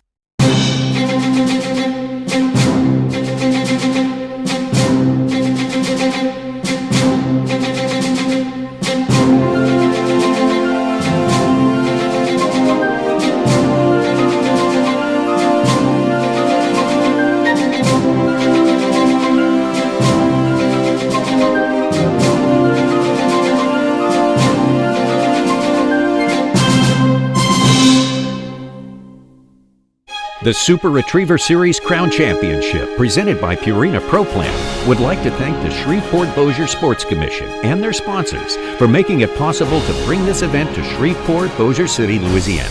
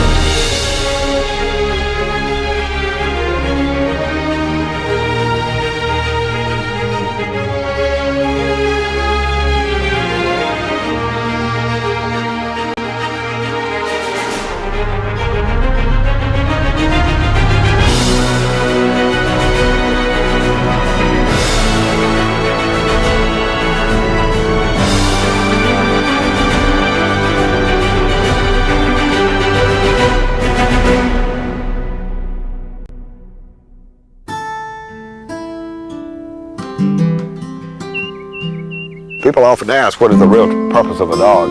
And that's personal.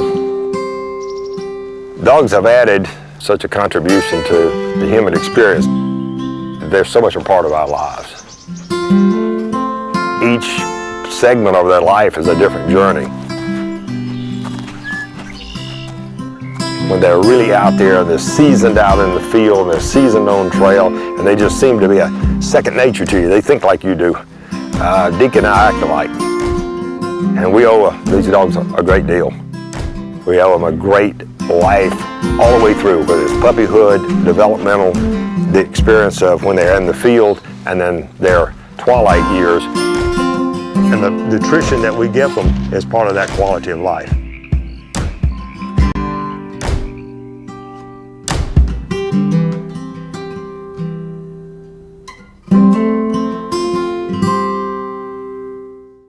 It's game day at Raising Cane's.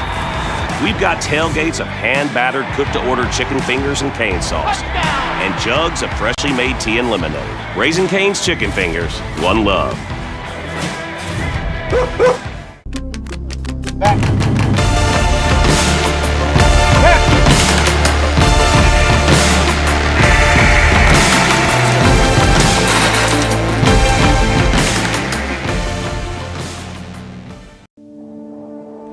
Your business attire is blaze orange.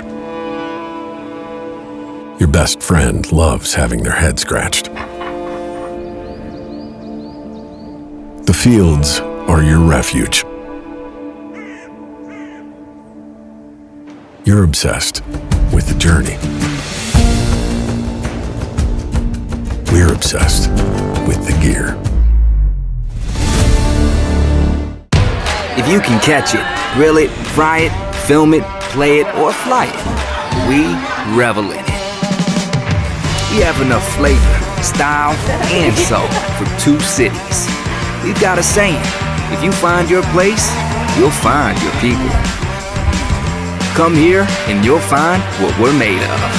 A little this, a little that, a whole lot of us.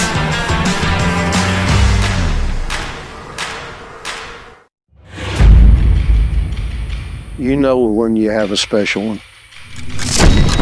You know, the way they move through country, the way that tail's whipping and cracking. You've got to be a showman. And the dogs has got to separate themselves. Boy, when that light bulb clicks on,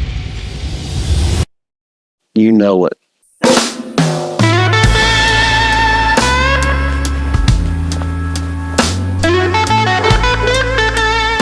I'm Randy Anderson, and I run Cross Country Kennels.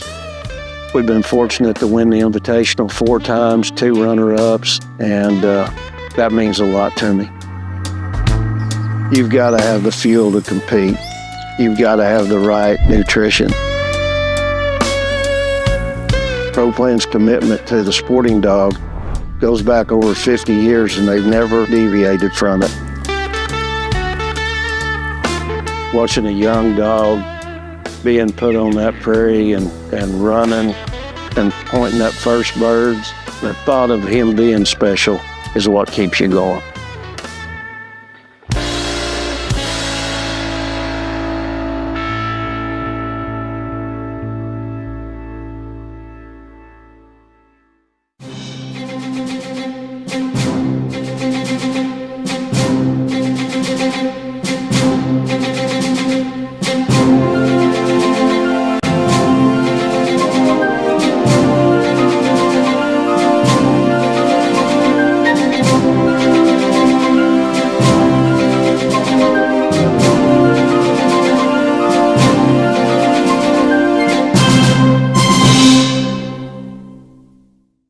Well, hey there, everybody. Here we are up on stage. You can see us. I'm here. Birthday boy over here, Matt Emerson, giving us a thumbs up. I'm Pat Burns, Rody Best. Rody? Pleasure to be here with you, buddy. All right, buddy. This was, how cool is this? Well, that's what you're looking at here. That's where we've been hanging out. Great backdrop. The 2025 SRS Crown Championship, presented by Purina Pro Plan. Well, great stuff, great sponsors, great week of dogs, and they're all starting to They're working their way towards the stage, and I understand we're going to announce the amateur placements first, but we're going to have them all up here, and you know as much as I do. That's nothing. You want them coming up that? You can see at the front of the stage all of the gift sponsors and their donations. Everything from Yeti buckets to ProPlan dog food, to Carhartt beds, Yeti buckets. Shane, you want the judges to get them? Judges to get. Well, we're getting everything lined up, getting everything set up, and once again, I just want to thank everybody for tuning in and indulging me in the opportunity to talk dogs and watch dogs. I hope you enjoyed it. I know I did. And the moment of truth, the about to be revealed. There's been some shakeups here. It looked for a while like it was just going to kind of stay course, but it did anything but that. If you haven't seen one of our Crown Championships before, the top 3 qualifiers, first, second, and third place, automatically qualify for next year's Crown Championship. Oh, so. Excellent. Excellent. And Matt, do they get points just like a 6? Correct. 6 points for first, 5 points for second, and so on and so forth? Well, seems like ribbons are getting set up. Seems like you should get extra points for getting first in the crown, huh? Wow.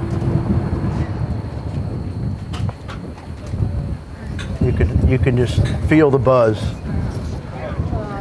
But we felt it all week. The judges did a great job.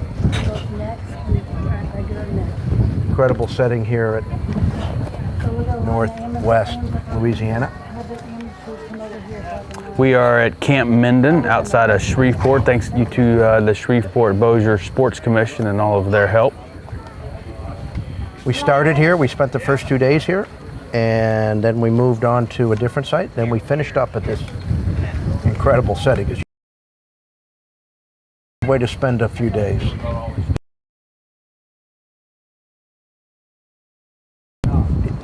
Great looking dogs and handlers up there. Matt, we're going to turn it over to you for the announcement of the amateur placements. All right. Congratulations, everybody. We're going to start with the amateurs first. In 6th place with a total of 475 is Jason Fleischer and Cash.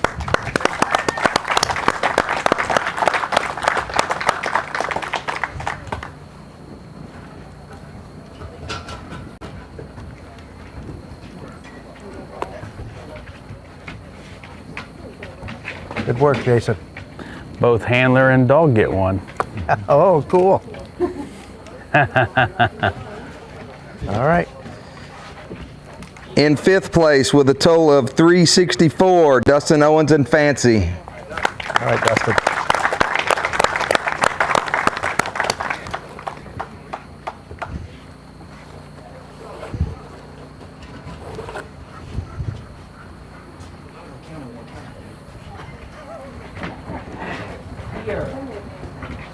Congratulations, Dustin. Thank you. Thank you, Matt. In 4th place with a total of 284, Paul Argonoff and Cash. Paul had a 5th place finish last year in the AMs and a 4th place. So next year I expect him to see him in that top 3. What about you, Pat? Well, I'm sure that's what they got planned. He's eyeballing that blue ribbon they're hanging on to. And congratulations. He did some incredible work. He led. I bet you Cash gets to go hunting now. He led for the he gets a yes. They both, Cash and Paul just nodded yes. In 3rd place with a total of 229, Leah Spivey and Kane. Wow.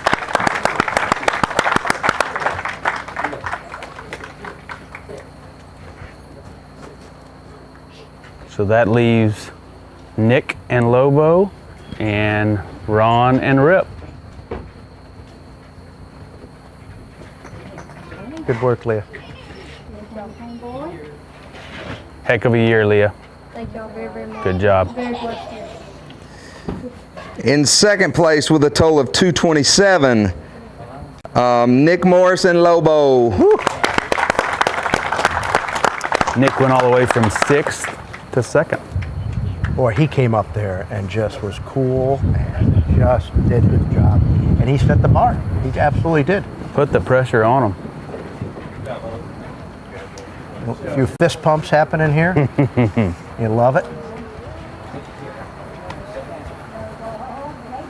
Lobo gets the red necklace.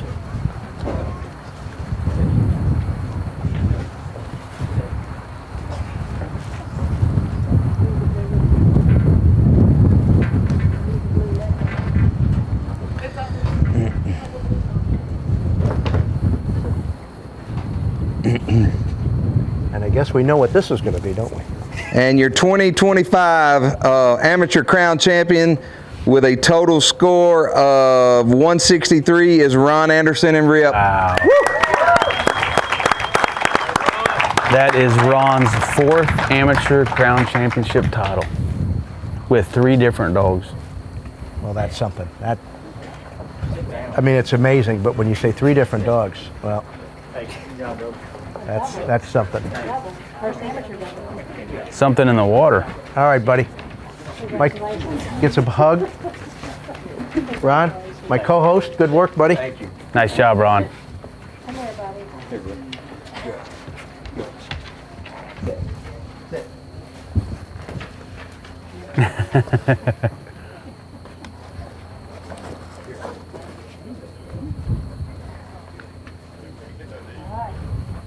There you are.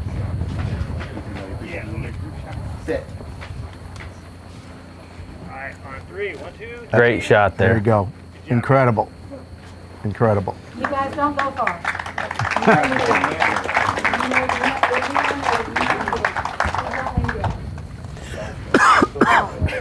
Either way. I know, but it's just that look. Yeah, that is it. That's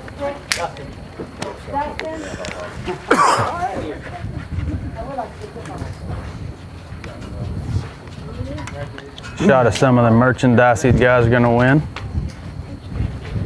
That little SRS Crown Championship sign there is really cool. It lights up. You can hang it on the wall and it's got lights behind it. Wind doesn't want to say y'all can take your heads and sit down and just do it. Start sorting them birds out. Have they not sorted? I don't know. Hey. So that sign you're talking about, perfect for a man cave, huh? That's exactly what it's good for. All right. Passing out some of the great stuff up on stage.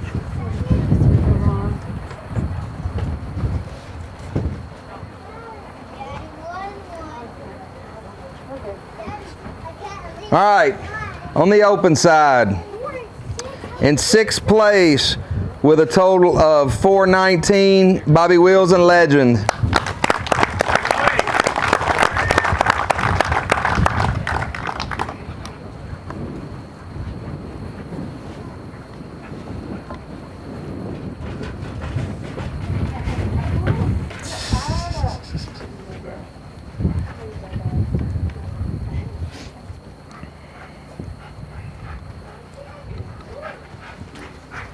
In 5th place with a total of 342, Lyle Steinman and Jordan.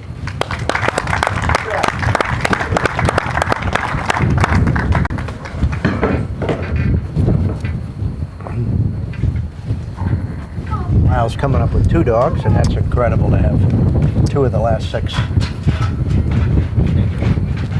dogs in the finals. Jordan entertained us all week with some incredible work.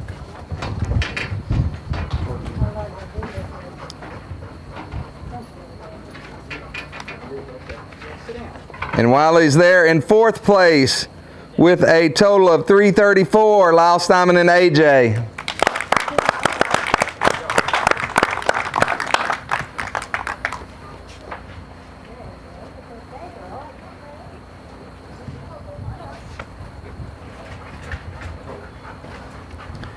In 3rd place with a total of 243, Luke Core and Veda. Well, it's either Clark or Clark, huh? Well,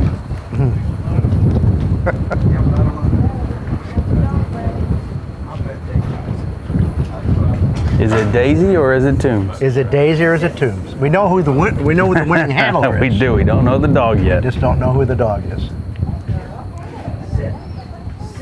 And I'll tell you what, you know, Clark being right at the end there, and he dealt with some challenges. The work started to decline a little bit. Keeping it together is tough. In second place, with a total of 209, Clark Kennington and Daisy. Toombs. Toombs holds on. Daisy got second. So here's some information for you. The last time Ron won, Clark won. Okay. Well, those two.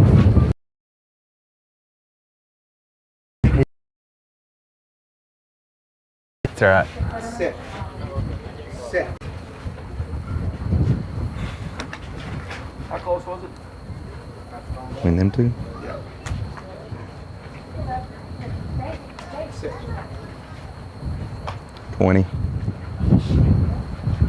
Sit. 20 points. And your 2025 Open Crown Champion with a total of 185 is Clark Kennington and Toombs. Good job, buddy. first and second. That's amazing.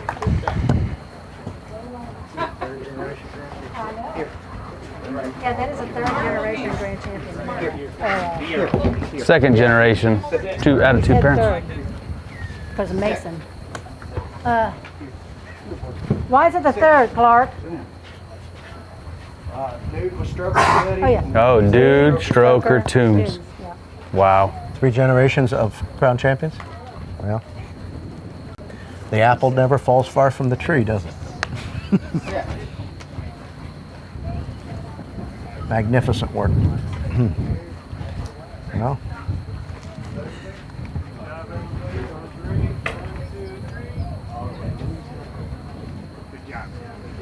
pretty darn cool. A lot of handshakes going on up here. Good work there, Luke. Congratulations, buddy. Thanks, Coach. Good job, Clark. All right. You guys don't go far. Good job, Clark. Clark. Good job. Some hugs and some high fives. Gonna have to back their trailers up to load up all this merchandise they won. Do you want to get the pros down here? Thanks to the judges, Adam Bali, Jane Doolittle, and Jason Zare. Yep, they did everything. Marshal Matt Emerson. Our VP of Hospitality, Mark Polke. That's right. Kevin Redmond for... Good work. Good job, buddy. Good job. Outstanding work. I like petting good dogs. Hey. All right.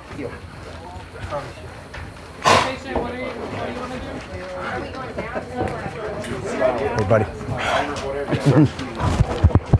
Well, we know we need to work on. They're